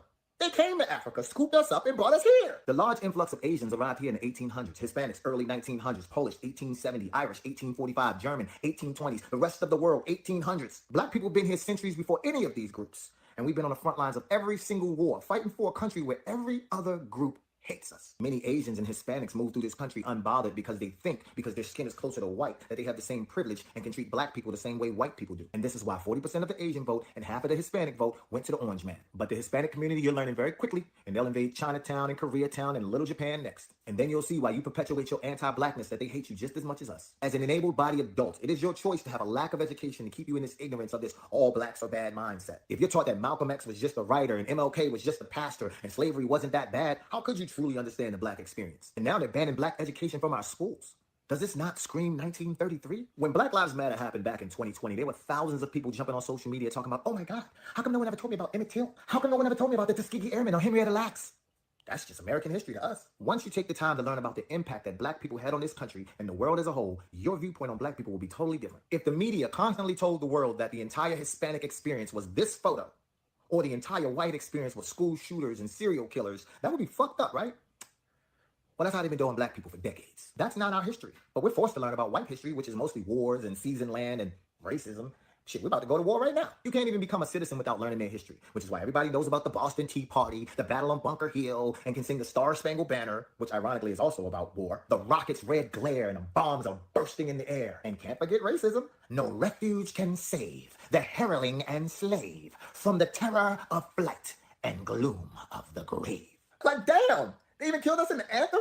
And then gaslight us and call us unpatriotic if we don't want to sing it. So yes, we would love the respect of white folks who've been treating us like shit for over 400 years. We would love respect from all other people of color who wasn't dragged here but came here as immigrants at their own free will. Because when you, my fellow Asians, Hispanics, Middle Easterns, Africans, Pacific Islanders, Caribbeans, when you arrived to this cookout, your plate was already made. Black people already fought for your civil rights. We already fought for fair housing. We already fought for freedom. We fought through Jim Crow and being able to sit at the same damn restaurant as white people. We endured the acid being poured in public pools, the lynchings, the burnings, the drownings, the reason you could get a job or healthcare or an education. Black people fought for it. We didn't start HBCUs because we wanted black universities. They were started because we couldn't get into white universities. And we don't complain when many of your people sit on the sidelines comfortable and quiet. But it is fucked up when you say, why are they always protesting and boycotting? All the while, these boycotts are benefiting you too. And now you're realizing that when we sit down and shut the fuck up. It ain't easy when you have to go boots to the ground, is it?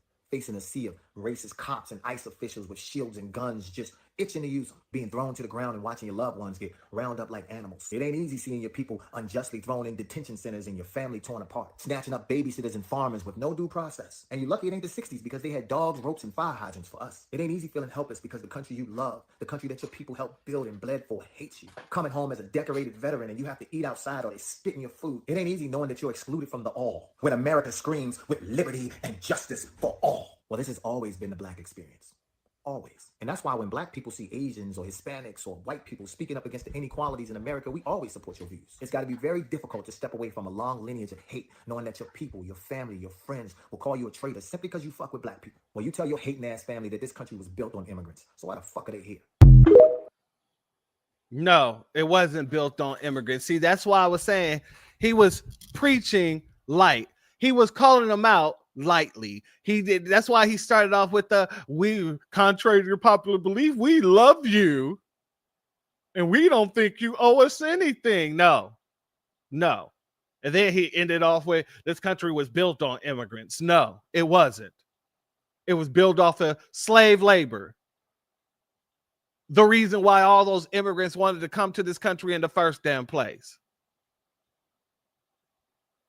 But I wanted to play that through because, like I said, I wanted to show you they're coming out here bucking lightly, but they're still bucking the eyes for these folks. I want to show you this dude right here. And this one we're about to have a little fun with. We're going to have a little fun, family. This dude here feels that he can come up to us, come out and speak for the immigrants and their plight in America and why we should care. So let's go here. About this whole ICE situation we got going on in LA. I'm seeing all these influencers either flat out ignore it or dance around the situation. Here's my take on it. Why are Mexicans the only immigrants being targeted? Like, there's not white immigrants, Asian immigrants, and the list goes on, right? 2, y'all say they come in. That's not true. Some Asians have been deported. Hell, some white people have even been deported. Yeah. I got a video coming up about that. Here stealing all our jobs. I have never once seen a Spanish-speaking Mexican greet me at Macy's. I have never once seen a Spanish-speaking immigrant greet me at Starbucks and say, "Hola, ¿cómo estás? ¿Quieres leche en tu coffee?" Doesn't happen. Guess what? You will go to a job site, to a new development construction site. Family, why did he know how to say that so smoothly?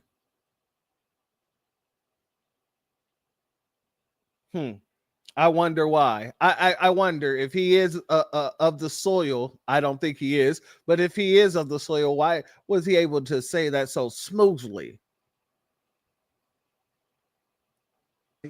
You'll see a lot of Mexicans. Here's why. They get the job done fast, efficiently, and they do a good job. Yes, they're going to.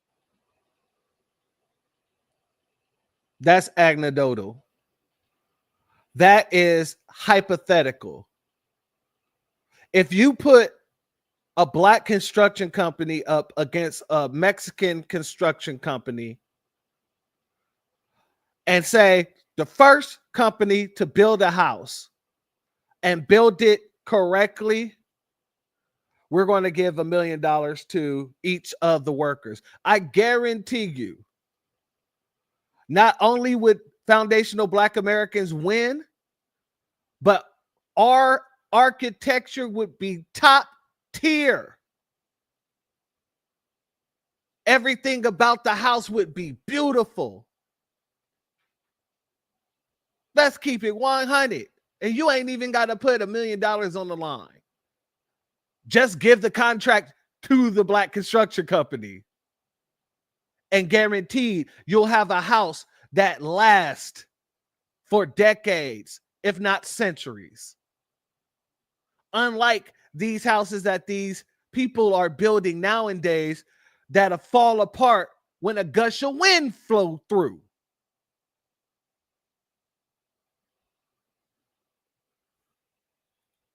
On blast Corridos music. Yes, you might find a Corona bottle in the trash can near the site, but are they gonna get the job done fast and good? Yes. There's the super note. There's ocean note that they're not.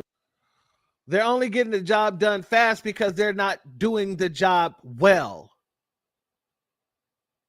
There's a pyramid, right? And I love to use this pyramid because it just encompasses so much. There's a pyramid. At the top, it's good. To the left, it's fast. And to the right, it's cheap. Now, I can do two things for you, right? If you're working with me. If you want me to, let's say you wanted me to mix a song for you or edit a video for you or something like that. You got fast, good, and cheap on a triangle scale. Okay? Now, I could either give you two. I'll give you two things. It could either be fast and good, but it ain't going to be cheap. Cheap and fast, but it ain't going to be good. Good and cheap, but it ain't going to be fast. You see what I'm saying, family? Anytime these people say, oh, they'll get the job done nice and fast. Yeah, they could get it done nice and fast, but I guarantee you it's not going to be good. And I can guarantee it's not going to be good because they're getting paid a cheaper wage in order to do the job. Which means there's going to be cheaper material to do the job.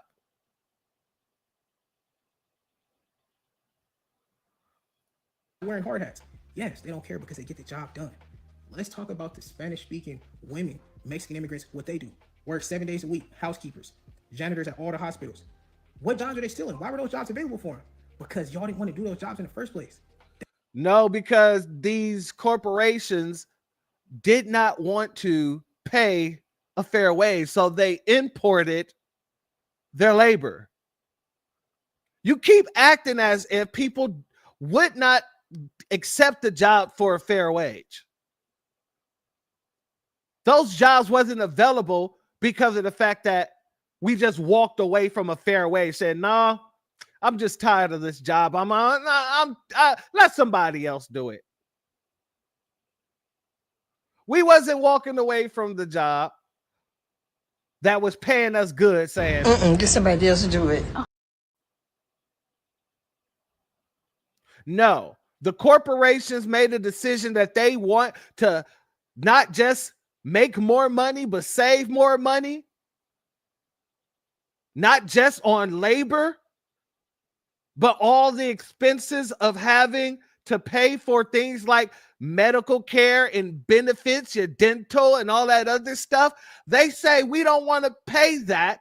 What we want to do is pay somebody pennies on the dollar, pay somebody peanuts, and not have to give them insurance for their health, and not have to give them insurance for the dentist, and not have to give them any type of retirement. So we're going to import our labor. That's why. They know that they are undocumented. Guess what? They still hire them. Say like they finna do a good ass job. Yes.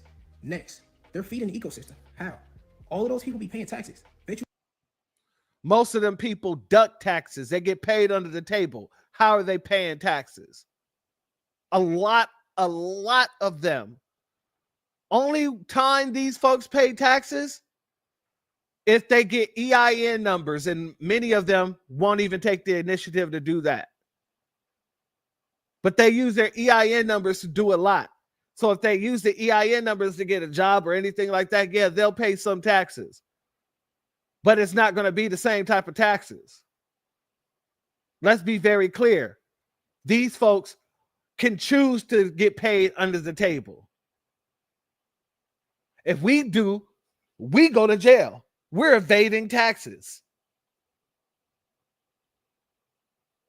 We're evading taxes. Salute to AB. Thank you for being here. That's why most of them went overseas. You talk about the businesses. Yeah, because they want to make more money and pay less overhead cost. Absolutely. Salute to you, family. Also, salute to FLA Trucker. Thank you for being here, family. You didn't know that. They're not stealing the housing, right? Because if you know Mexicans, you know that there'd be several families living in one home. So they got enough to buy a home and then get another one. Next, let's talk about this. The Mexican grocery stores are all a scam. The Las Superiores, the Migranchos, all of those are owned by white people, Asian people. They're never owned by a Mexican, right? And check me out. Have you ever went in there and realized that the prices of every single thing in the big Mexican grocery stores are hella high? Why? What the hell does that got to do with the price of tea in China? I'm just asking. The same products that's in other stores. Why are they priced higher? Because they know Mexicans feel comfortable going into these stores to spend their money, right? So what are we going to do? We're going to raise the prices, make them buy it from here, make them feel like they're supporting their people. All they do is just hire all Mexicans. Guess what? It's a scam. Just go to Walmart. Go get everything for a cheaper price. Just be honest with you. All I'm saying is, having a quota on how many people you can deport is weird as fuck. This whole situation is clown. I hope this thing blows over in the next couple weeks because it's starting to get real dangerous. All right, family. So here's the game. Let's have some fun, family. For those who are still in the chat, let's have a little fun with this. Let's guess. Why do you think that he's so gung-ho about taking up for the illegals? Is it A, because he's a tether himself? B, because he's interested in interracial access? Or C, all of the above? Why is this man so interested? What jobs are they stealing? Why were those jobs available for him? In taking up for the illegals? A, he's a tether. B, he's interested in interracial access. Or C, all of the above? Well, family, I'm going to have to guess myself because I don't know for certain. But I'm guessing C too. I'm guessing all of the above as well. But I also know that B is also correct. Absolutely correct. Here's his baby mama. Wife or whatever. His wifey. The mother of his children. Salute, LaShawn Kent. Thank you for being here, family. The mother to his children.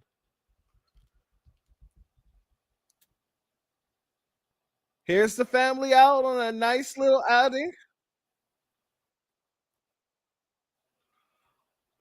Hold up. Let's get the family up here. Nice little outing. Make a walkie slush.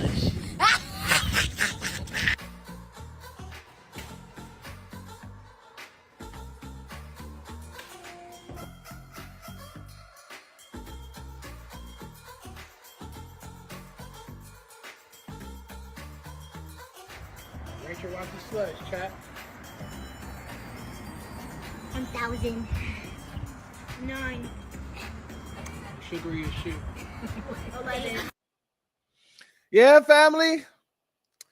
It's actually in my book. Interracial dating is one of the things that, you know, will make a person try to defend the actions of another. Salute to Starte Jones. Thank you for being here, family. But since I wouldn't have a problem with this clip here at all, him with the family, because this is a nice little moment with a dad and his children, and I wouldn't have an issue. I wouldn't take any issue if he didn't bring up our names. If he would have just stayed out of FBA business. And since he didn't stay out of FBA business, it's time to go here. The man's children don't even respect him. The little boy right here, this little boy right here, apparently he's a demon child. And this little demon child told his daddy exactly what he thought of him when he got in trouble and I guess locked into a closet. Let's go here, family. Let's have a laugh. Trying to reason with my demon child. I can't make this up. Chris, stop banging on the door, all right, buddy? I'm gonna hit you with the broken base, then when I split and put you in the garage rock. Prince, stop. You can't threaten me. You're a little pipsqueak, buddy. So stop, okay? Don't leave, fuck bitch! Family. If your child talk to you like that, let's just leave it to the imagination, because I already know. If my child talk to me like, boy, let's let him continue. Because the son says something very interesting that I want the family to hear. Prince, you have to stop or I'm going to end up having to whoop you so bad. No, I'm gonna eat those cookies. You're going to eat those cookies? Yeah. Prince, I found them. I'm going to whoop you so bad I'm going to end up going to jail, Prince, so you have to stop, okay? Do you want me to go to jail? Yeah. Prince. But not with Mom. No. Did you hear that, family? He said, do you want me to go to jail? And he said, yeah, but not with mommy. Check that. He gives no F's about daddy. Daddy, you can take your punk ass to jail, but don't take mama with you. No respect. They give him no respect. Not with Mom? Yeah. Just I me? don't want Dad to go to jail. Listen, because I'm literally going to whoop you super bad, buddy. Little girl in the background. I don't want Dad to go to jail. Yeah. The son, though, is ruthless. He's like, damn you. Just don't take my mother with you. You can get the hell up out of here. Salute Gerald Blunt. Thank you for being here, family. And salute Kevin Trees. Yes, absolutely. See how that works? You want to talk about all this nonsense to protect these folks, and you're with one, and the spawn of your seed is now telling you that he's choosing her over you, the same way you chose her and her community over the black community. See how that works? Your son says he wants you to go to jail. Just don't take his mama.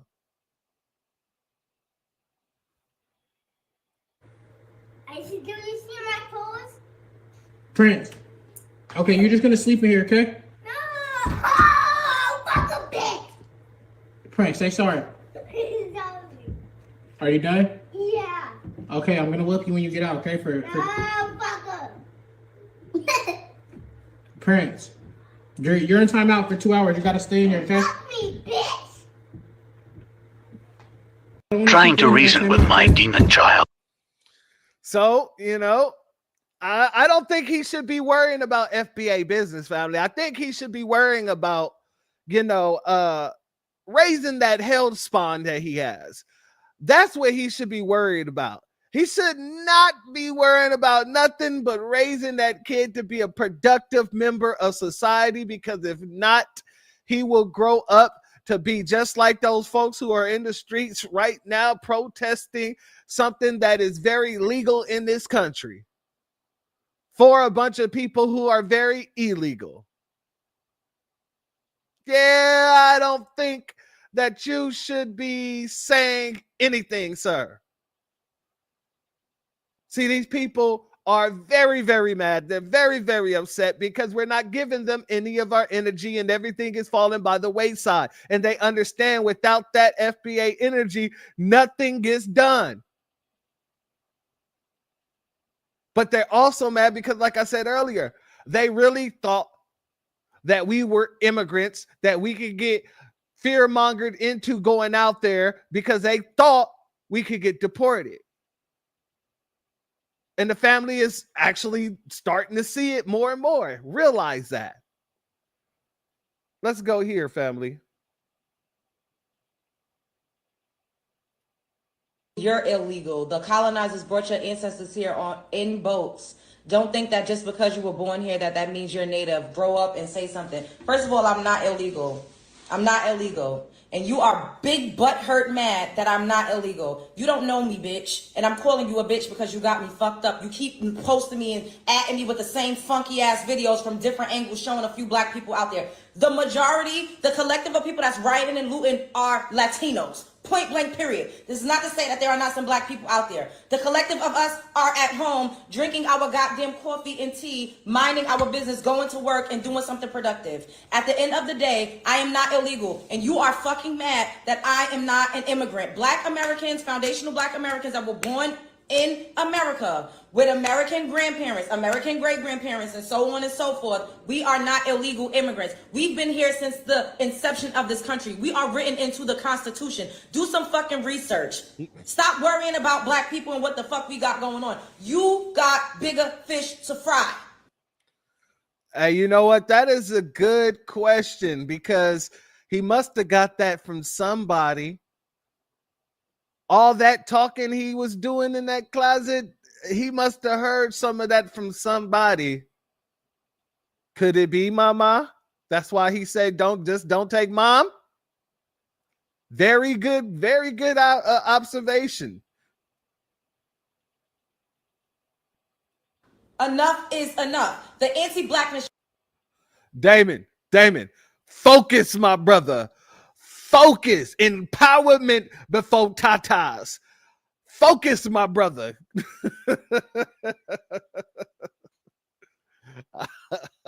I don't do this on purpose, mind you.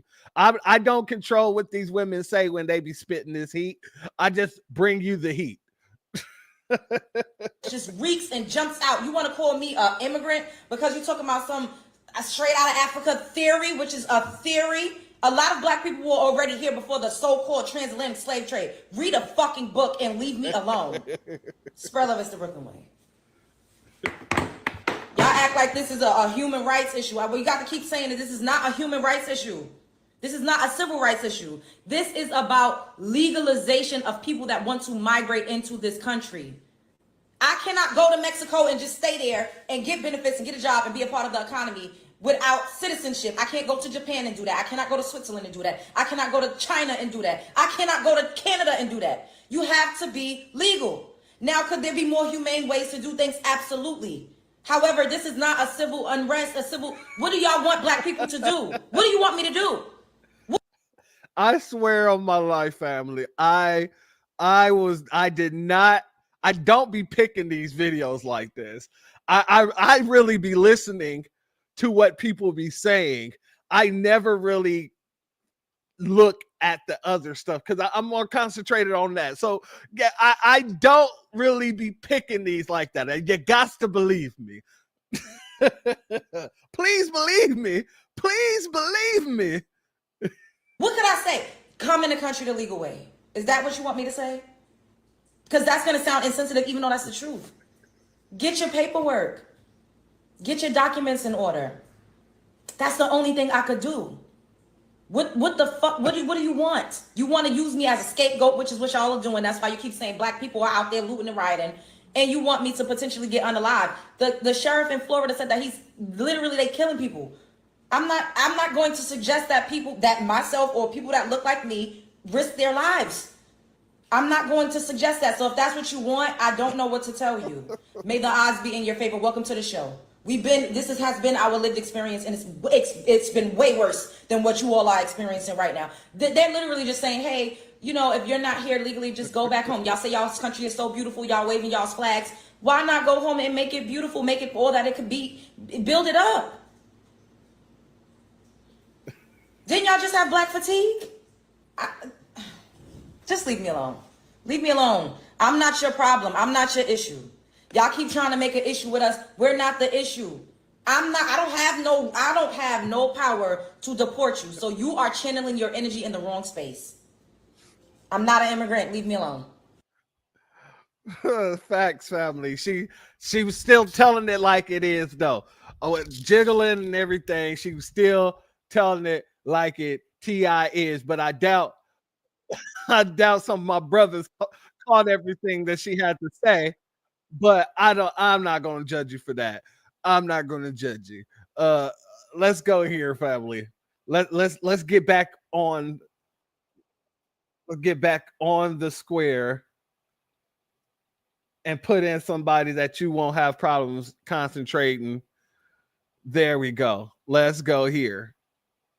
There we go. There we go.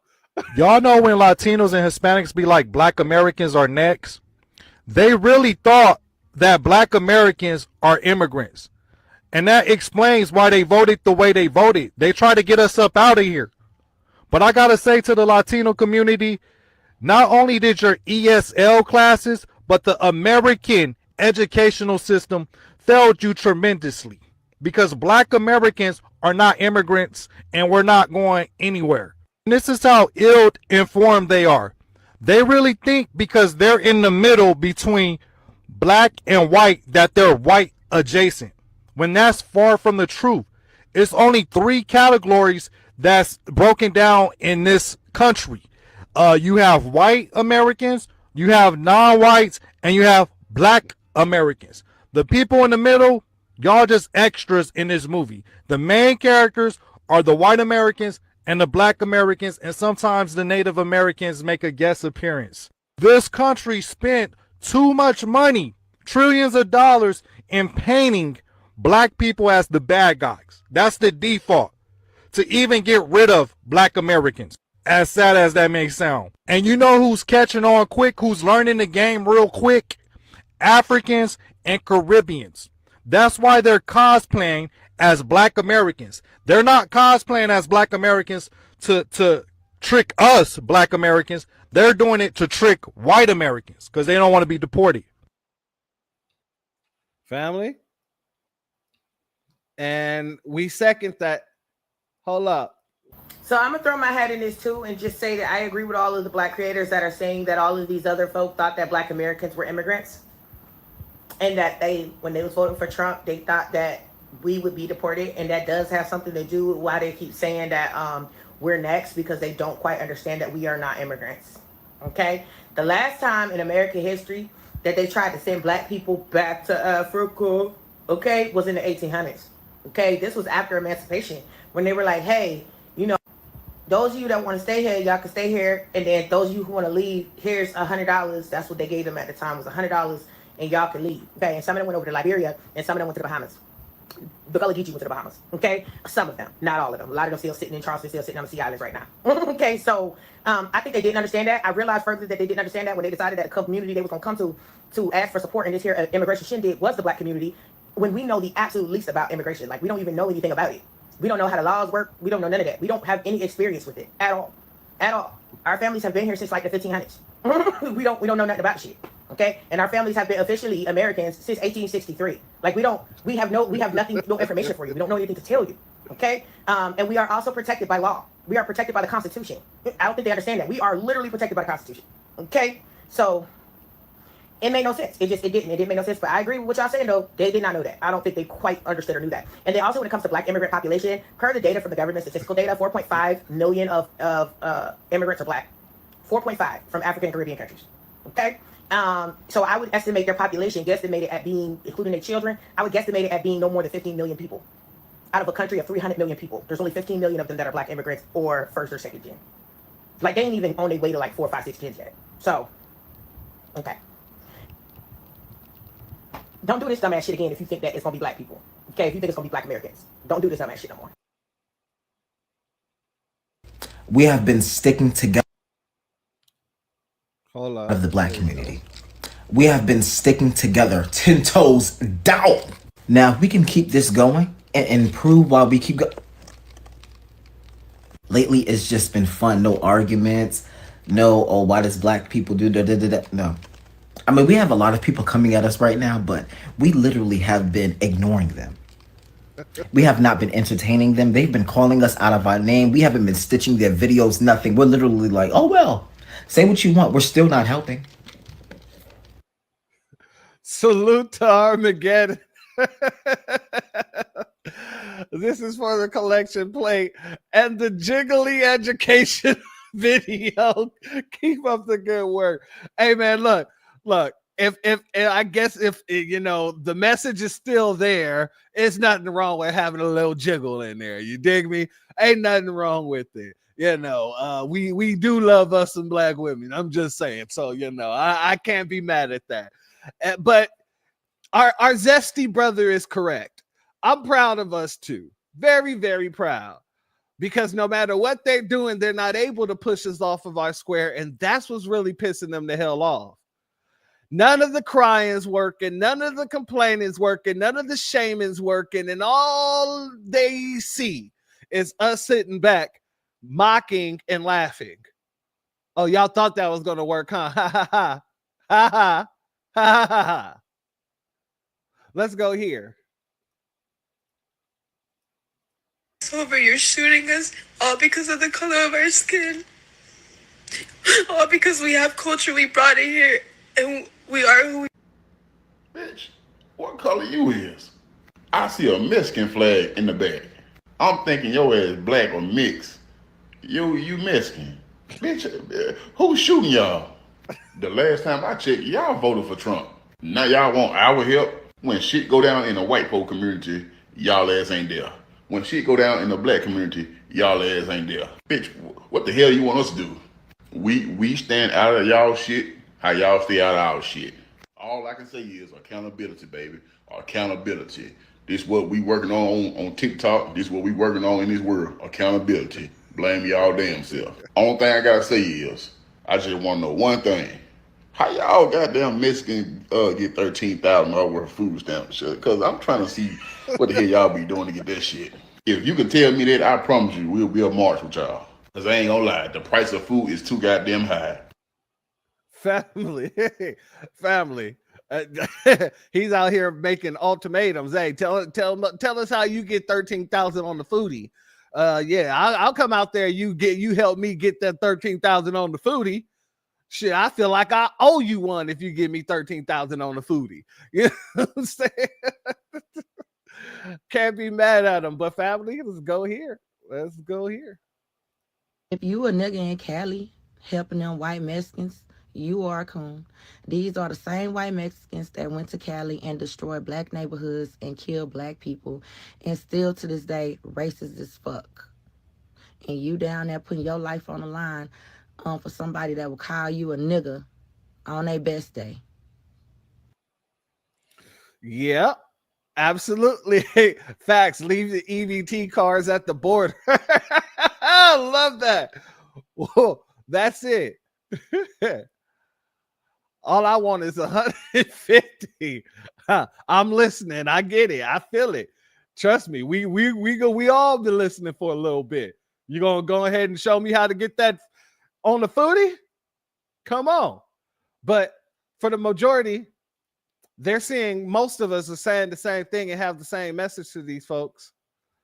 And they really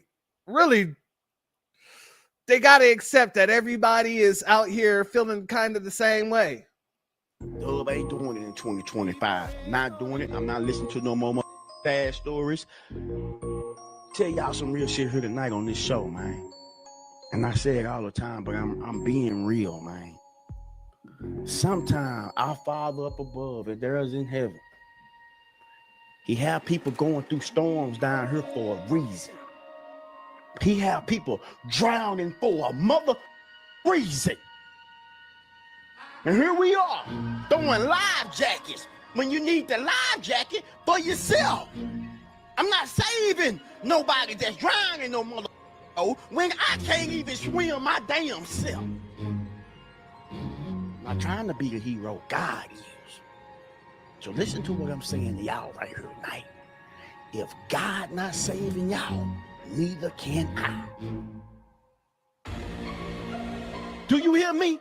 Sometimes we pray on God. God, please, Lord, I need you. Sometimes you don't even go to God. You go to somebody else. You go to your pastor. You ain't even took what you're going through yet. You ain't took your burden. You ain't took it to God. God said, take your burden to me and leave it there. You ain't taking nothing to him. Somebody call you up. Hey, bro, I'm just trying to wonder, did you have $30? Did you take it to God? That's all I want to know. Because if you took it to God and you still ain't got $30, I can't help you either. Family, if you took it to God and God can't help you, what makes you think I'm going to do anything? What makes you think I'm going to extend myself? I'm going to give you my flotation device in order to save you rather than save myself. That's what it is. These folks gotta be delusional to think that we would do such a thing. Because we're not. We're not stupid. We're not delusional. Hell, we're not Christ. We're not the Christ of the Bible. We're not Jesus. We're not going to sacrifice ourselves to save someone else. Why? Why? Why would I? That makes no sense. We tried to, for a long time, be this people to where we could fight with everybody, and nobody wanted to hold their hands out and kumbaya with us and hold hands with us. None of that. They kept on looking at our hands like we had god dang a plague, like we had leprosy.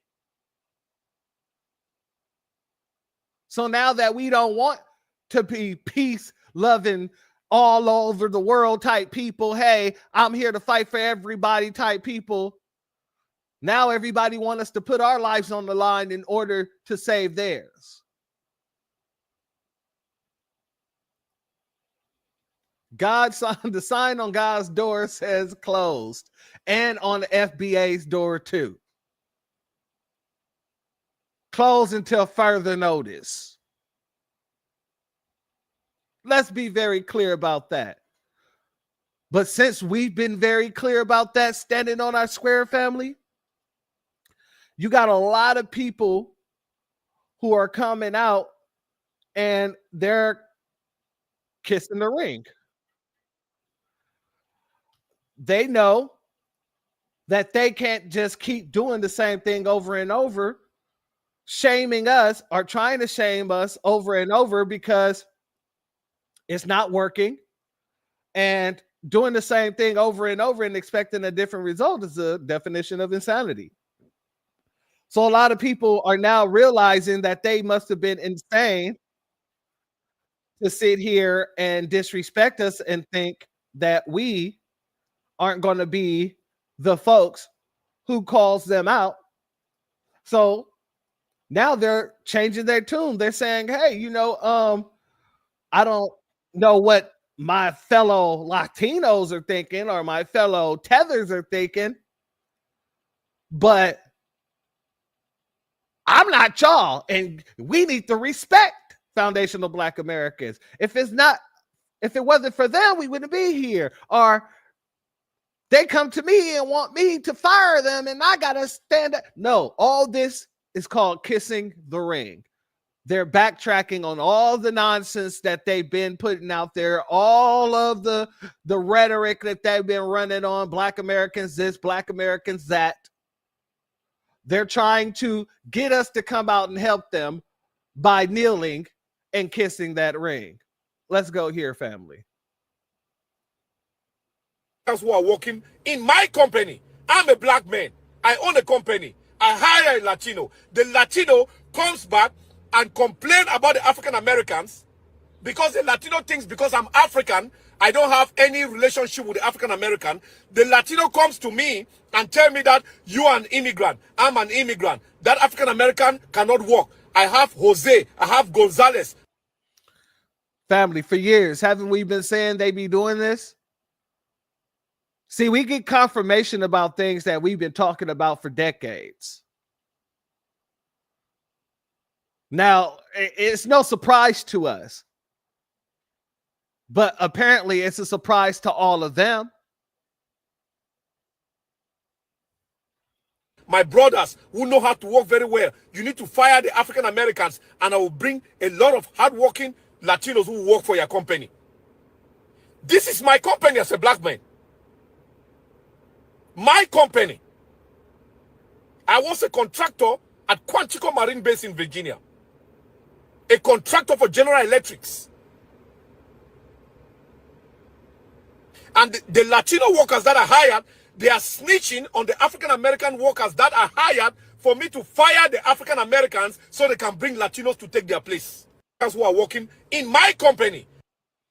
Now, family, it's real easy to, give a salute to the brother. Say, oh, salute for being on code. But I would like to give a caveat. He never said whether or not he fired those people and hired those Mexicans. He never said that I fired them for even bringing that to me. So you got to look at the things that didn't come out of his mouth and not just the things that did. We're in a new dawn, a new day. People are willing to whisper sweet nothings in your ear as long as they know it's what you want to hear. So now he's telling this story because he sees that, what's happening with the illegals and stuff like that. And he's going to put passion on it. Why, if it really was that situation, then why didn't you say something about it when it happened? And why didn't you address it right then and there? Why doesn't the story end with, I got rid of that person and I went and hired 3 more Black Americans? Because all that was meant to do was get brownie points. Let's go here, family. I saw a video of a Hispanic man today saying that we don't need the support from Black people because we got each other. We got Mexicans, Hondurans, Salvadorians, Nicaraguenses. He basically mentioned all Central America and said, we don't need you guys. If you guys can't support each other, how is it that we need your support? Or how is it that we're going to even get your support? I played that video clip on this very broadcast. Well, not this one, but in the broadcast on this very channel. So let's see what she has to say now about that. Anybody who saw that video, I watched the whole thing. Anybody who saw that video that's Black, I'm sorry. I'm wholeheartedly sorry. We don't all think like that. My heart has been filled with so much joy seeing the support from the Black community, because we're finally coming to realize that we are so much alike, that we need each other, that we need to support each other. That rhetoric that we should hate each other, now more than ever, we should see how alike we are and how we need each other and how we can succeed when we unite. So I'm sorry, and just know that we don't all think that. I saw a video of a Hispanic man. She had to get I'm sorry out. She wants y'all to know we don't all think like that. Please don't let the actions of one be weighed upon the actions of many, even though it was many of them online saying and doing these things. Yeah, that's called coming back to kiss the ring. Let's go here. You know what this whole protesting thing in LA is showing me? And it's actually showing the world too. Coming from a Hispanic, you know, Puerto Rican and Dominican or whatever, right? Hispanic people, they racist as fuck, bro.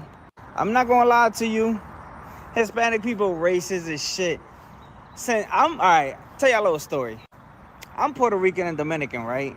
In my family, I'm the only one that got this texture hair, right? Well, not now because, you know, my sister got her kids Hispanic and black, my kids Hispanic and black. So, but my immediate family, all that, right? The only one that got this texture hair, this texture beard and all that, it's me. Because I'm the only one from my cousins to my brothers, to my sisters, to my aunts, my uncles, all of them, I was the only one that was Puerto Rican and Dominican. Like, I remember as a kid, like, I love my uncle, but he crazy. But I remember my uncle as a kid telling me, oh, like, you got that peasy hair and shit like that. Because everybody in my family got that slick shit, that you know what I'm saying? So I'm always thinking, I'm like, all right, my hair peasy, my hair bad. And that's until I met my wife. And she taught me about, you know, hair textures. How some people got 3, some people got, it was like 3C, 3-4, whatever the fuck she was telling me. But she told me about hair texture and shit like that. Now I'll be going down memory lane and shit. I'm like, damn. My family really used to be racist as shit. It's not funny because it's not funny, but when you think about it, you're like, yo, they was really out here being racist. And you know what's crazy? It's crazy that it be like older Hispanic people that be the most racist. Like, I remember, like, Puerto Ricans got this word that they use called moyo, and that's to describe like that's the derogatory word for black people, like that Hispanics use. They be like, oh, ese es un moyo, blah blah blah, el moyo ese, and then they say another, you know, moyo apestoso, whatever the fuck they want to say, right? And I'm like, damn, bro, like, I ain't really use the word because I thought the word was stupid. Like, it was just, what the fuck is a moyo anyway? Like, to me, it was like, what the fuck is that? But yeah, these LA riots just showing me, like, because they've been coming out with people, calling cops the N-word. They've been coming out with a video with Shorty talking about something. She ain't even coming to America because it was all so great. It was slightly better than Mexico. Bruh, just if it was slightly better, how about you get your ass back over there then? That's just how I feel at this point, bruh. Kissing the ring.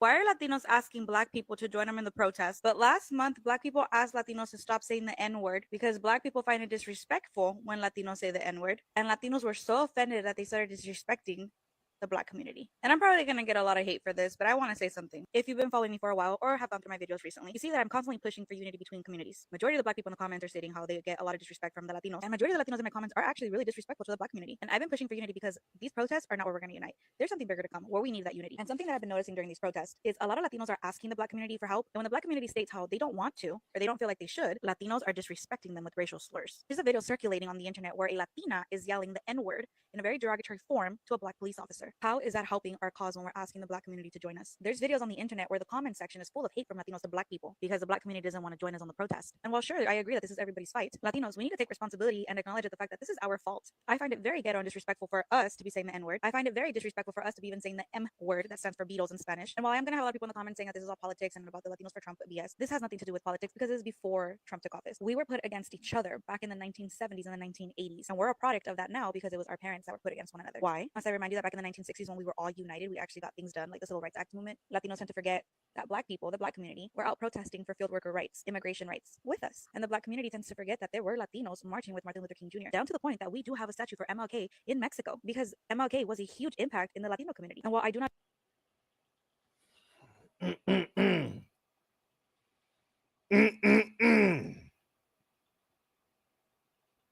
What? What do you mean there was Latinos marching with Dr. King? Lulac.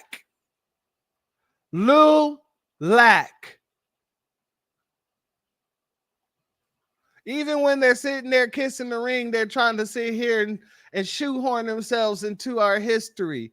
What is this woman talking about?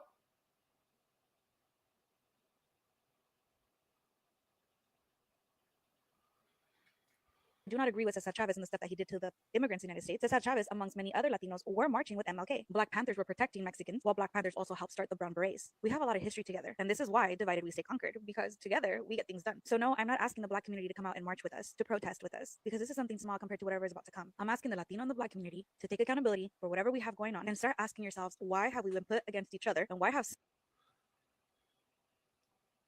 asking the Latino and the Black community to take accountability. What are we taking accountability for? What are we taking accountability for, lady? We didn't do anything wrong. We've been standing on business since day one. You guys came in and wanted to eat off of America, off the backs of foundational Black Americans, without having any type of reciprocal situations happening. And now that you guys are all in trouble, we need to come together and we need to take accountability. But you never told me what I need to take accountability for. It was your people out there calling my people all kind of names, nonsense, saying we're going to be deported, trying to fearmonger us. What do we need to take accountability for? For calling these folks out, for correcting these people? I'm just asking for a friend.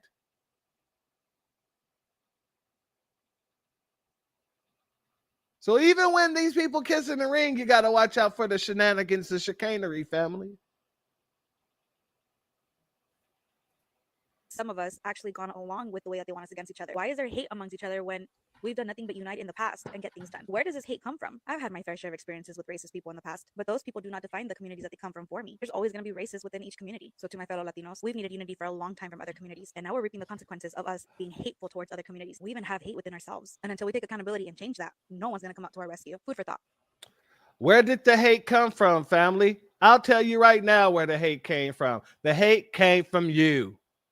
The hate not only came from you, it came with you from wherever you came from, because everywhere you guys come from, you're anti-Black there too. So you getting into America trying to get the American dream, that just goes to show you, that all you did was feel like you was going to assimilate the hatred you had back in your homeland to the hatred that you're supposed to have for us here in America and get all the goodies and giveaways. But at least we got one of you out here telling the truth. Let's go here. Comunidad que nos va a sacar de este hueco se llaman los negros americanos. 100%. African American community is the only community that has the power in this country to change anything. They are the only one with the experience of civil matter. They are the only one que tenían el esclavo ahí mismitico. They are the only one that are not going to get deported anywhere, and you cannot put them all in jail. So African American community, which is the community that is stepped on by Cubans, the most are the only ones that are going to save the Latinos. And I clap for the African American community that has not come out, because it is not. I do. We didn't do shit for them. I get it. I get it. But I don't. Me and you support, but in masses, we didn't support anything that was going with them. Latinos look at Cubans specifically. I'm not going to talk about any other community because I'm not part of that community, even though I'm a Latina with them. Cubans talk shit about African Americans. Cubans did not support African Americans. Cubans think that they all victimize themselves, that of this, all of that. African Americans are the only ones that are going to save your asses, Latinos. So you better start kissing. If you're going to kiss some ass in this country, you better kiss some black.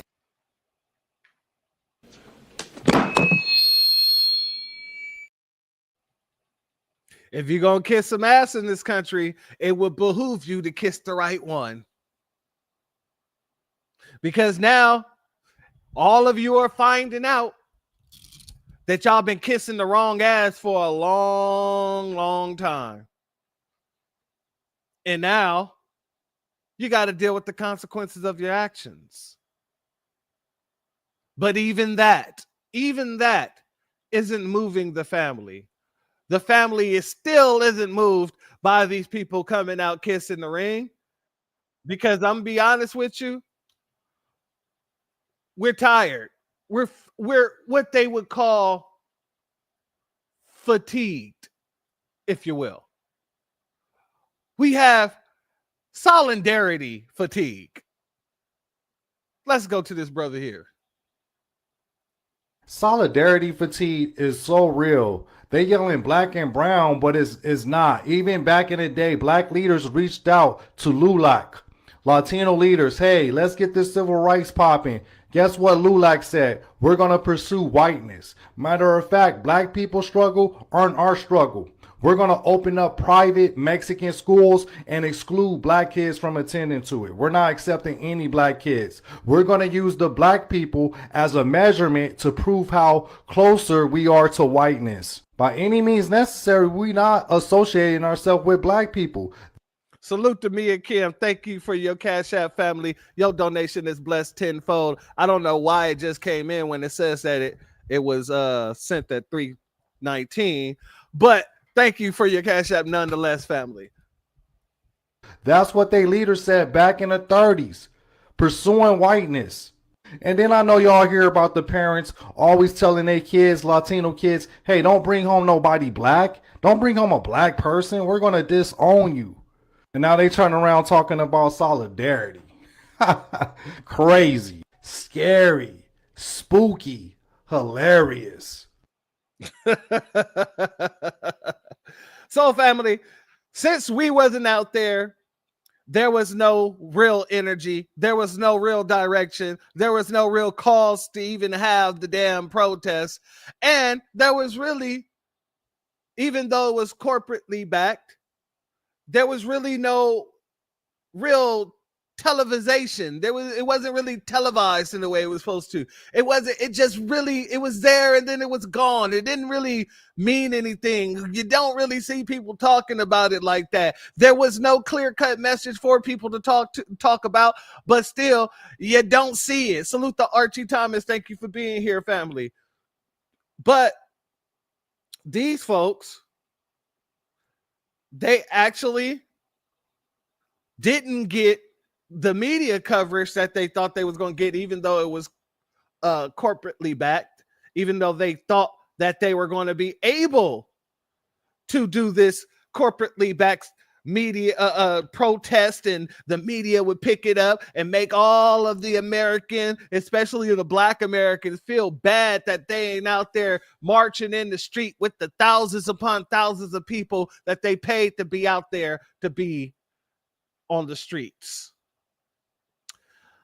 Because at the time, the media was covering something else.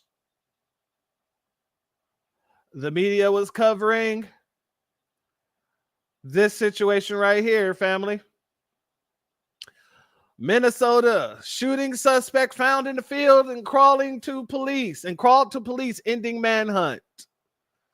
Yeah, we got to talk about this, family. We got to talk about the Minnesota shooter who went and did some things. A man has been arrested on suspicion of killing a Democrat state lawmaker and her husband after two-day manhunt in the United States of Minnesota, the U.S. state Minnesota, excuse me. Every time I see U.S., I say United States for some damn reason. That's just a natural habit for me. The chase came down to the end of the wooded rural area west of what am I tripping off of? Minneapolis. I am sitting here tripping hard. Where's my water? west of Minneapolis, where he surrendered peacefully and ended up crawling towards officers, police said. Vance Luther Boelter, 57, is charged with the killing of Melissa Hortman, a Minnesota Democrat, and her husband, Mark. State Governor Tim Walz called, get this, State Governor Tim Walz called it a political motivated assassination. Put a pin in that. He is also alleged to have shot and wounded Democrat State Senator John Hoffman and his wife, Yvette, who are both now awake in the hospital. Now, this is from BBC, okay? Remember that.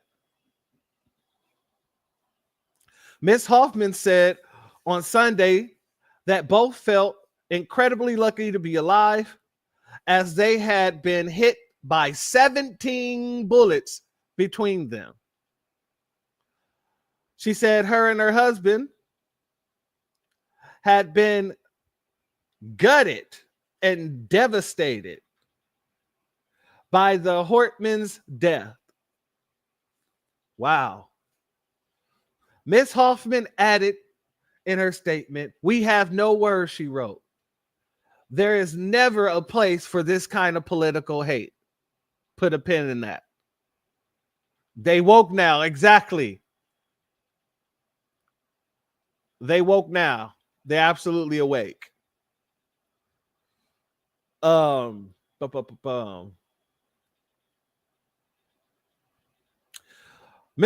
Boelter faced 2 counts of second-degree murder and 2 counts of second-degree attempted murder. He is due to appear in court in Minneapolis at 13:30, at 1 o'clock, 1:30 local time on Monday. This is just yesterday. The suspect is formerly a former political appointee, put a pin in that, and was once a member of the same state workforce development board as John Hoffman. However, it was unclear if they actually knew each other. Police have not suggested what the alleged killer's motive might have been, but U.S. Senator Amy Klobuchar,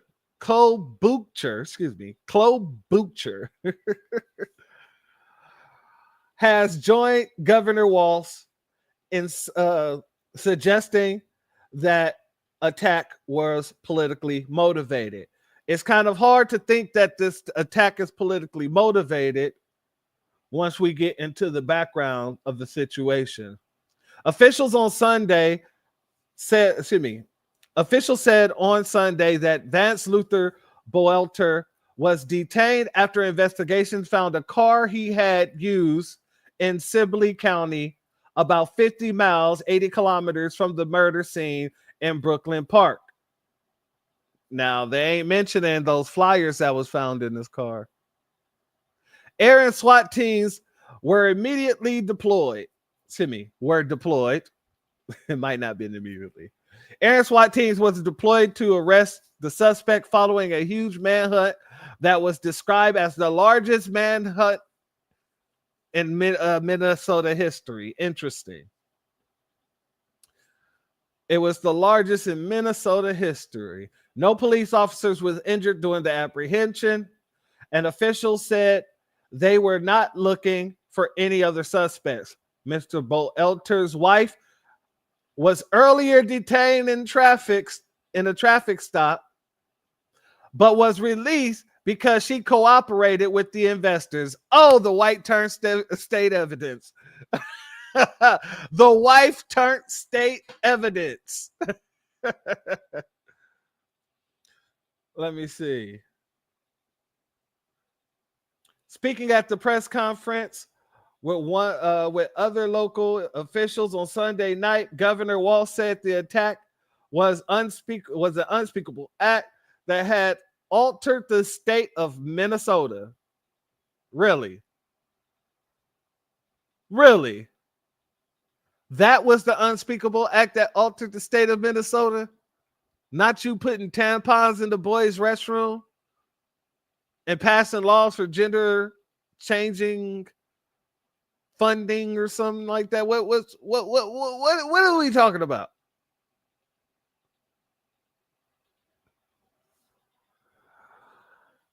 This cannot be the norm.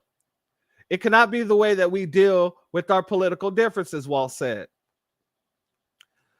Mayor of Minneapolis, Jacob Frey, praised the skill and bravery of law enforcement agencies following the suspect's arrest.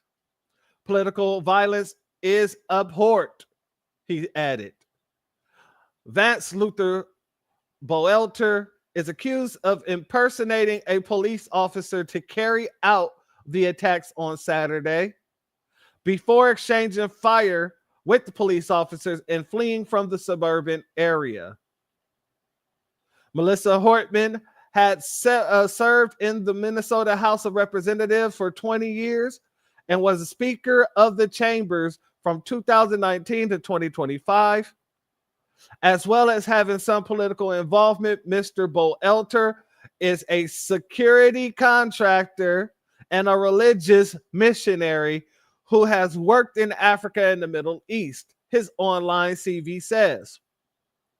According to Facebook photos, he once preached as a church pastor in the Democratic Republic of Congo. Investigators reportedly found a list of targets in the vehicle that he is thought to have driven for the alleged shootings. See, they talk about the vehicle, but they are not talking about the No Kings flyers that was found in the vehicle.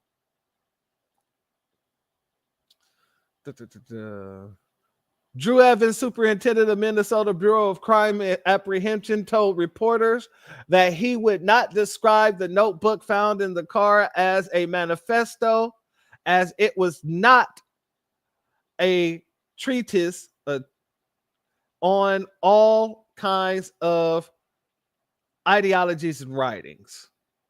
And that's fair, because if it just had a bunch of names written down and it didn't have any type of ideologies or why they would do these things, it's not really a manifesto. Local media have reported that the names included Governor Waltz, Congressman Ilhan Omar. God dang it. Wait, am I mean for saying that? Am I mean for saying God dang it for that? You know what? If I am, I'm just going to play this here. Fuck him, goddammit, and fuck anybody with his ass. Yeah. Yeah. They stopped him right before he got to Ilhan Omar, huh? Governor Waltz. And Minnesota attorney, and that's not me inciting violence, YouTube. I was just saying that it's interesting that he was stopped before he got to them. God dang it. Let me make sure I'm very clear on that. During Sunday's press conference, Mr. Evans did not specify who was featured on the list, but said that state officials had contacted authorities in Wisconsin, Illinois, Michigan, Nebraska, and Iowa, so that they could notify individuals that were on the list. Interesting. Mr. Hoffman's statement on Sunday also offered an update on her husband's condition. John is enduring many surgeries right now and is closer every hour to being out of the woods, she wrote. The attacker is thought to have first targeted the Hoffmans at their home in the Chaplains at around 2 local time Saturday, A Facebook post from someone identifying Mrs. Hoffman's nephew said, identified as Mrs. Hoffman's nephew said that she had thrown herself on her daughter during the assassination attempt, using her body as a shield to save her daughter's life. That is interesting. That is understandable. Soon after the attack on the Hoffmans, 8 miles away, the Hoffmans were shot. The Hortmans was shot and killed at their home in Brooklyn Park. Locals told the BBC, let me rephrase, excuse me, family, got somebody texting me. One second. All right, let's close that down. 1 second. Okay. Locals told the BBC of their shock to hand and ambush Nane, I guess. Okay. Who lives across the street, said he and his wife had known the Hortman family for more than 20 years. They were nice neighbors in a very quiet neighborhood, he said. You don't see police activity in this neighborhood. Oh, I wonder why. I wonder why you don't see police activity in those kind of neighborhoods.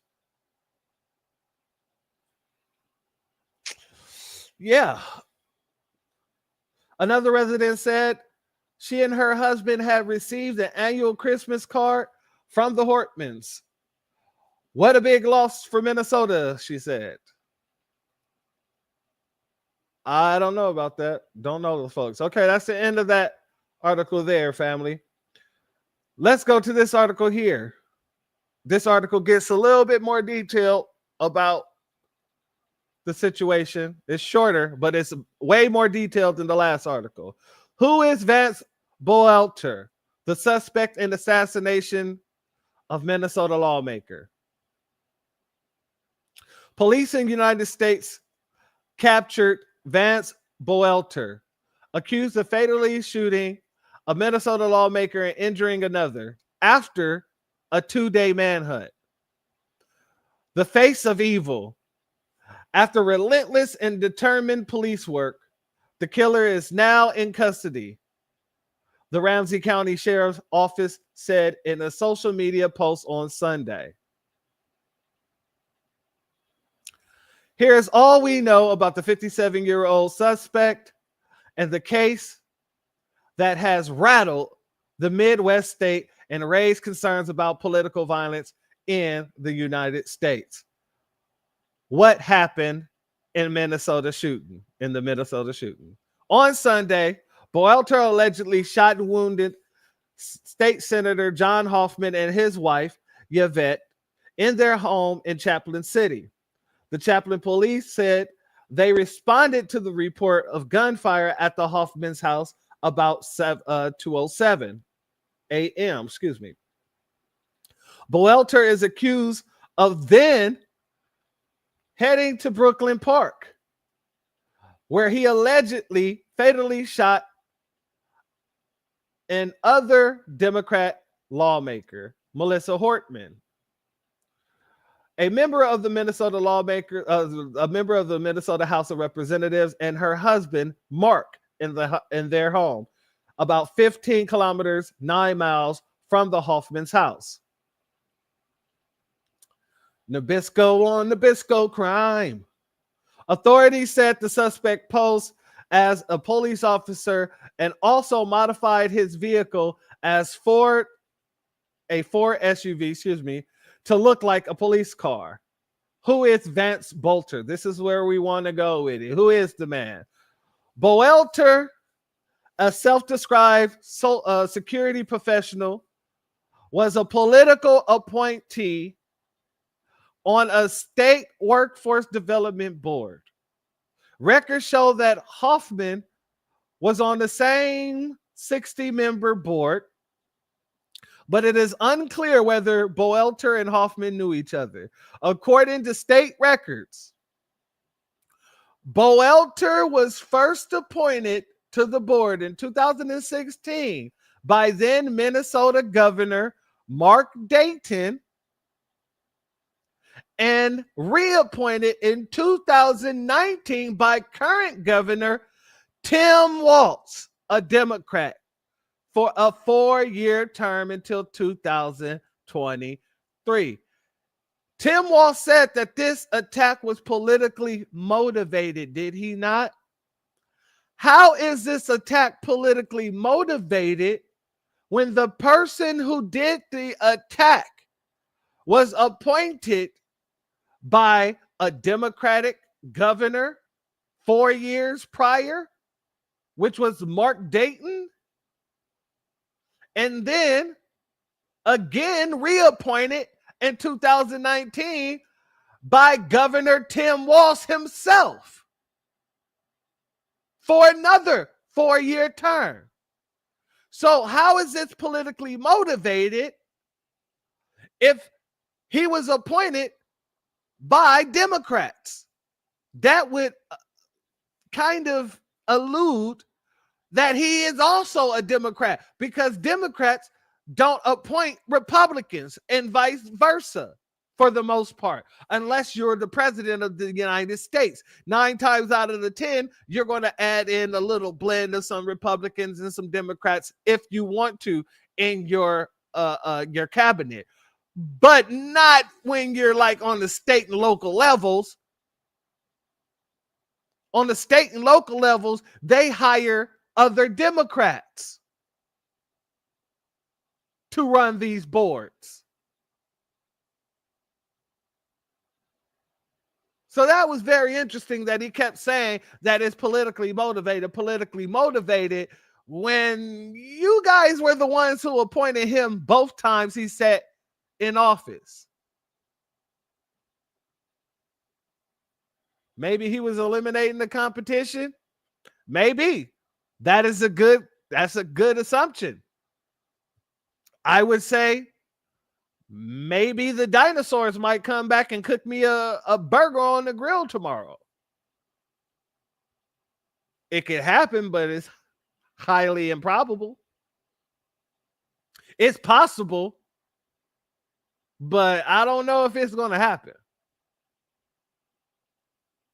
And I don't know if he was just eliminating competition. I believe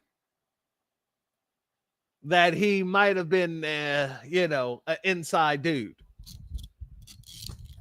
That's just my belief. I don't want anybody saying I got a, what is it called? A conspiracy theorist channel. I don't. I'm just saying from my personal experience, it doesn't seem too likely. In my own personal opinion. Let's go. Let's continue here. Boelter's wife filed to create a company called Praetorian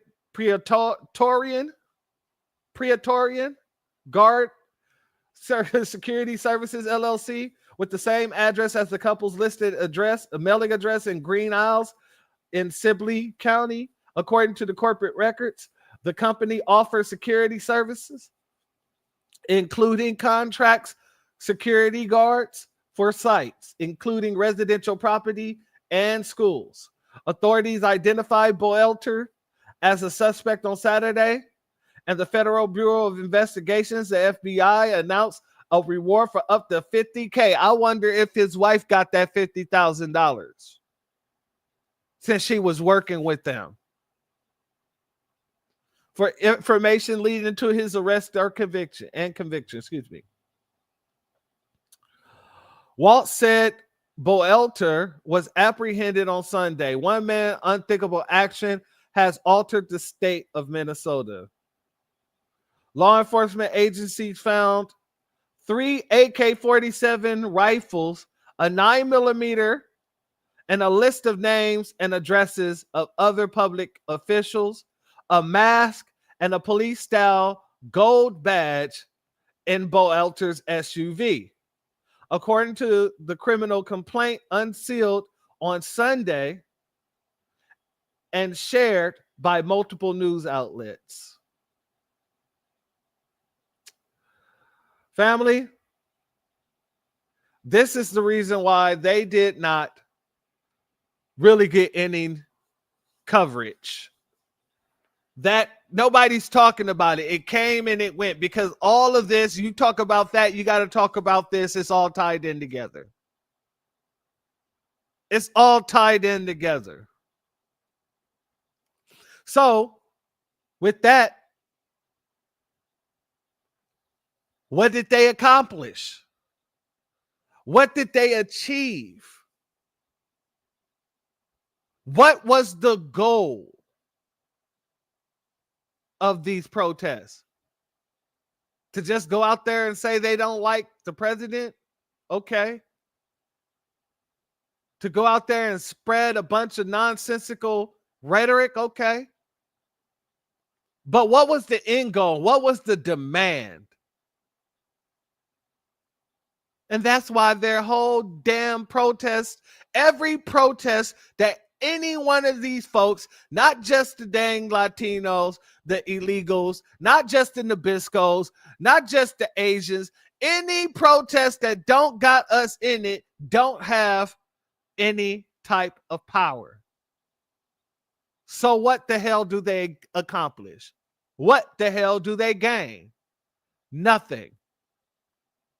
And now it's gotten to the point where they're going to have to keep their head on the swivel even further, because your boy Donald Trump, with his fickle ass, I told you, these people, the MAGA's fickle, Donald Trump is fickle. The Democrats, they're fickle and stupid. They're all stupid and fickle. Family, oh, excuse me. Breaking. President Trump announces that he has directed his entire administration to devote every possible resource to expanding ICE raids in major cities such as Los Angeles, Chicago, and New York. Well, I thought you said you was going to, give amnesty to the farmers and to like the hotelians. Let's get into this article here, family. Give me 1 second. Let me remove this here.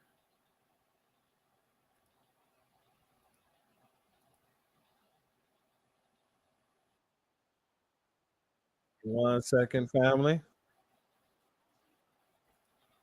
1 second. All right. Let's go to this clip first, since it's a shorter clip. Bada bing, bada boom.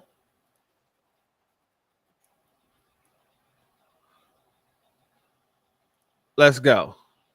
President Trump, he wants to expand deportations in several Democratic-led cities. The president called for the largest mass deportation effort in the history of immigration and customs enforcement over the weekend.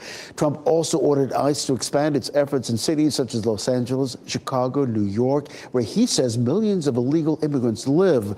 The call for targeted deportations comes as a day after mass protests all across the country against Mr. Trump's immigration agenda. So, family, he's out here calling for more resources to go to these people right after, on his, because he was celebrating his birthday and the military on the 15th as well. He looked at those protests, was like, okay, I read to you guys what he said about the farmers. Well, I played for you guys what he said about the farmers and all that other stuff, and how he was going to do something for them, for the workers that's been working for him and all this other stuff, as if he was going to give amnesty to them, only to turn around and see what was going on. See little Mexican girls out in the streets beating a piñata that looks like him and say, you know what? Damn that. Put more resources out. Put more money towards it. Let's go here.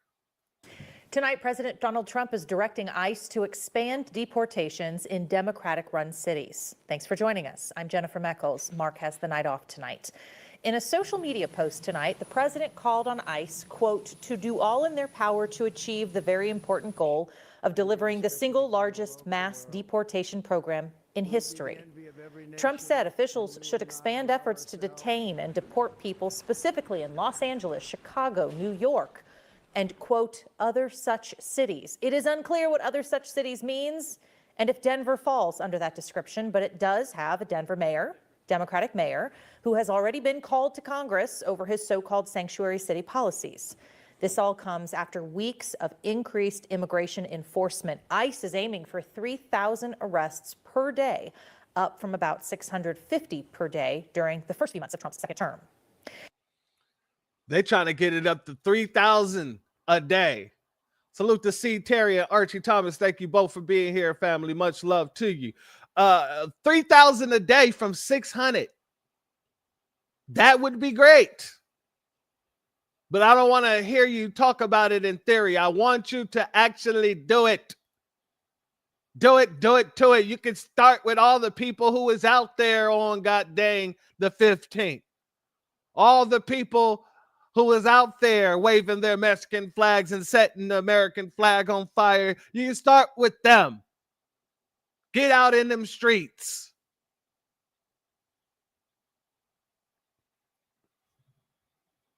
And salute to the ears that hear the truth. Thank you for your Cash App donation, family. Your donation is blessed tenfold, and I appreciate your contribution. This also comes one day after millions of people across the country came out to protest against the Trump administration. The No Kings protests saw thousands turn out here in Denver and across Colorado. Police say that those protests remain peaceful throughout the day on Saturday. There was a different story starting in the evening, resulting in 35 arrests during protests. 9 News reporter Angeline McCall spoke with our legal expert about what happens next. It was peaceful throughout the day, but the freaks come out at night. The freaks come out at night. Soon as the nightfall hit, soon as the sun went down, oh, what was supposed to be so peaceful turned so violent, apparently.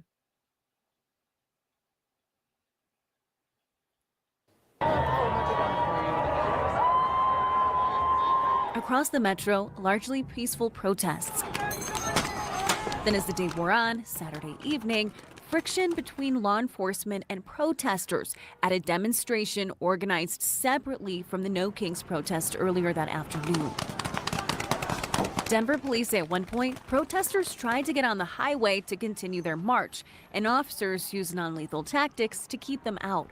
In Denver, 35 people were arrested. Considering the thousands of people involved in the protests, I think the number of arrests was surprisingly small. 9 News legal analyst Scott Robinson reviewed the charges. Most are municipal offenses, meaning lower-level charges than a misdemeanor, like failure to obey a lawful order or interfering with police.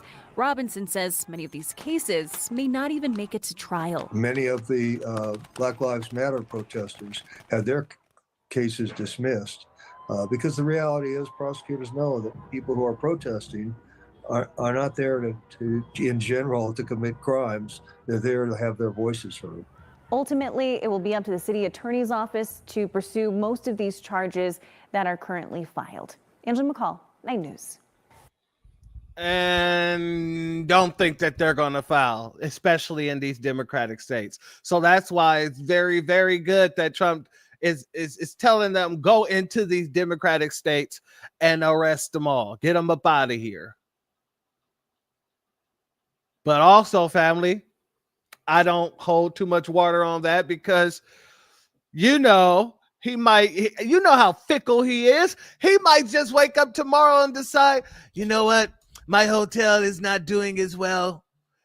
I lost a few of my workers.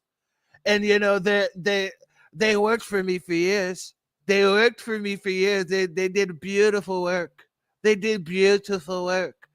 So I'm going to go ahead and I'm going to say, ICE, I want you to not worry about the hotels.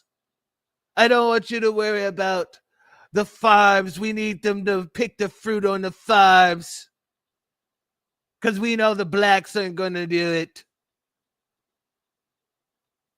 And that'll be the situation tomorrow. But either way, family, either damn way, I'm here for all of it. I got my popcorn and I'm just watching day by day. Because like I say, some days Trump does something that make me say, good job, Trump, you damn goddamn racist. And then other days he does something that's just stupid as hell. And I was saying, good job, you goddamn racist. Either way, do your thing, you goddamn racist. You're going to implode from the inside because you just so fickle. But that's a good thing because you're taking MAGA with you, you goddamn racist. Or he actually will get the deportations done. I'll still give it to him. Good, you goddamn racist. Good job. This is where I'm at with it. Like I said, if it ain't about reparations and transformative black agenda, an anti-black hate crime bill, I have no interest in the topic. If it's disrespectful, it will be addressed. It will get addressed. But don't ask us to come out to do nothing.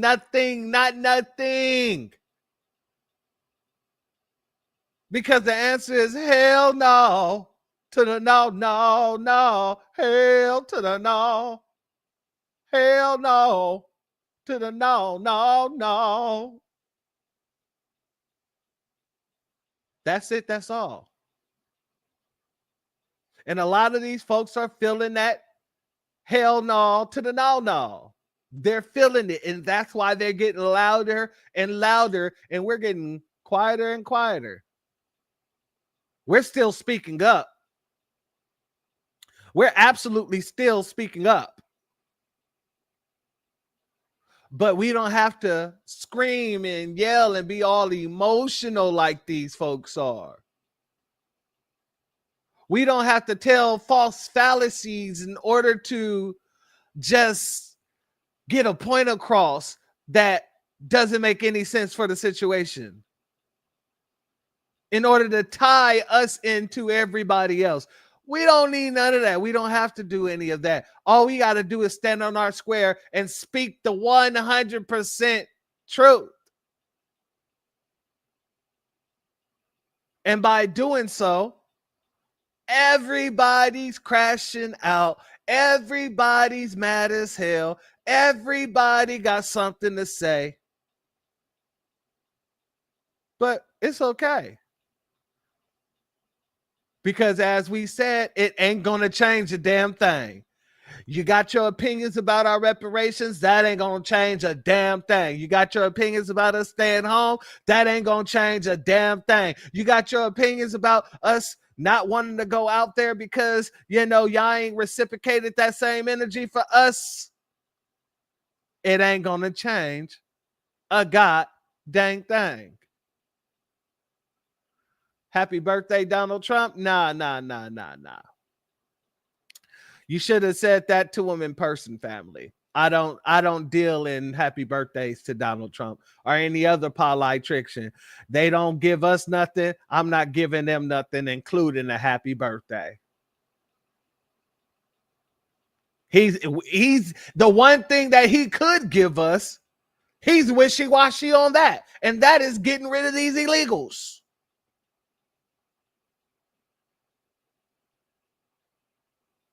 Let me be very clear.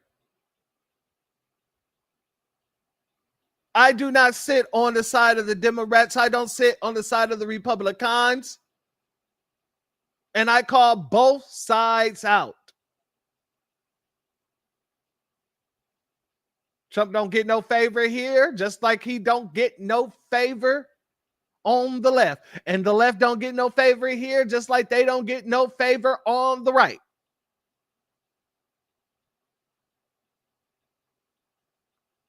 Welcome to the Black Grassroots.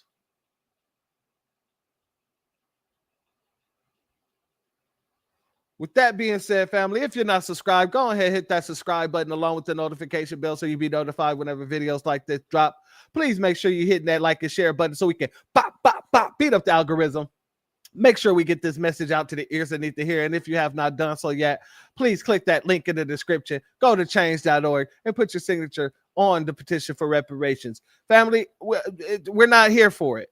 We're not here for it. We're not here to glorify one side over the other, especially when neither side is doing anything for us, especially doing anything for us. Well, excuse me, ignoring doing anything for us while doing everything for everyone else. And that includes the Republicans too. The Republicans do the same thing, but they do it in a different manner. Instead of funneling all those funds to illegals, they funnel it to their business partners and corporation donors. So no, it ain't no happy birthday to Trump, just like I wouldn't say happy birthday to Biden. Just like I wouldn't say happy birthday to Obama, Bill Clinton, George Bush, you name them. Let somebody sign a reparations bill, a transformative black agenda, an anti-black hate crime bill. Oh yeah, we'll commemorate your birthday. We will commemorate your birthday if you do all that.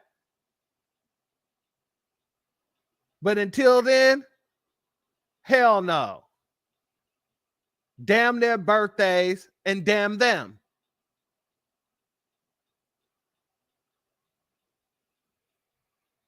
With that being said, family, I'd like to thank everybody who's in the chat, everybody who's watching, everybody who will be watching in the replay gang. I'd like to thank all my members. I'd like to thank everybody who's donated. I appreciate your contribution tenfold. Yes, yes, yes. My brother Shalom, to my brother Damon Reeves, excuse me. Yes, happy birthday, Deportations. That's what we celebrating. Get those deportations going. We'll celebrate that. Pay those reparations. We'll celebrate that.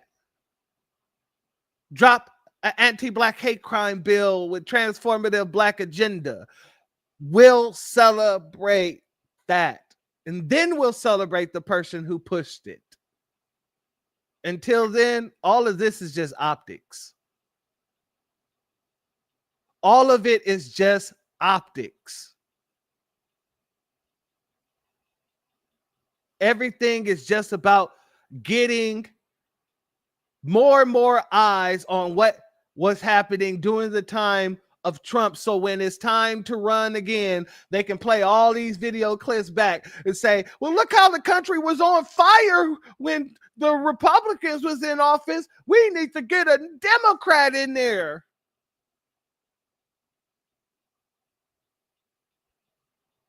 And we're saying, hell no. And they're mad as hell. As they should be. But they need to get smart as hell and do what the hell we say. Which is cutting the damn check. I'll see you back here on Thursday, family, for the Juneteenth broadcast. And until then, family, stay safe, stay at peace, excuse me, and keep your popcorn at the ready, because it's bound to go down at any time. With that being said, family, I'll tell you what, brother, you can go ahead and go Trump somewhere else.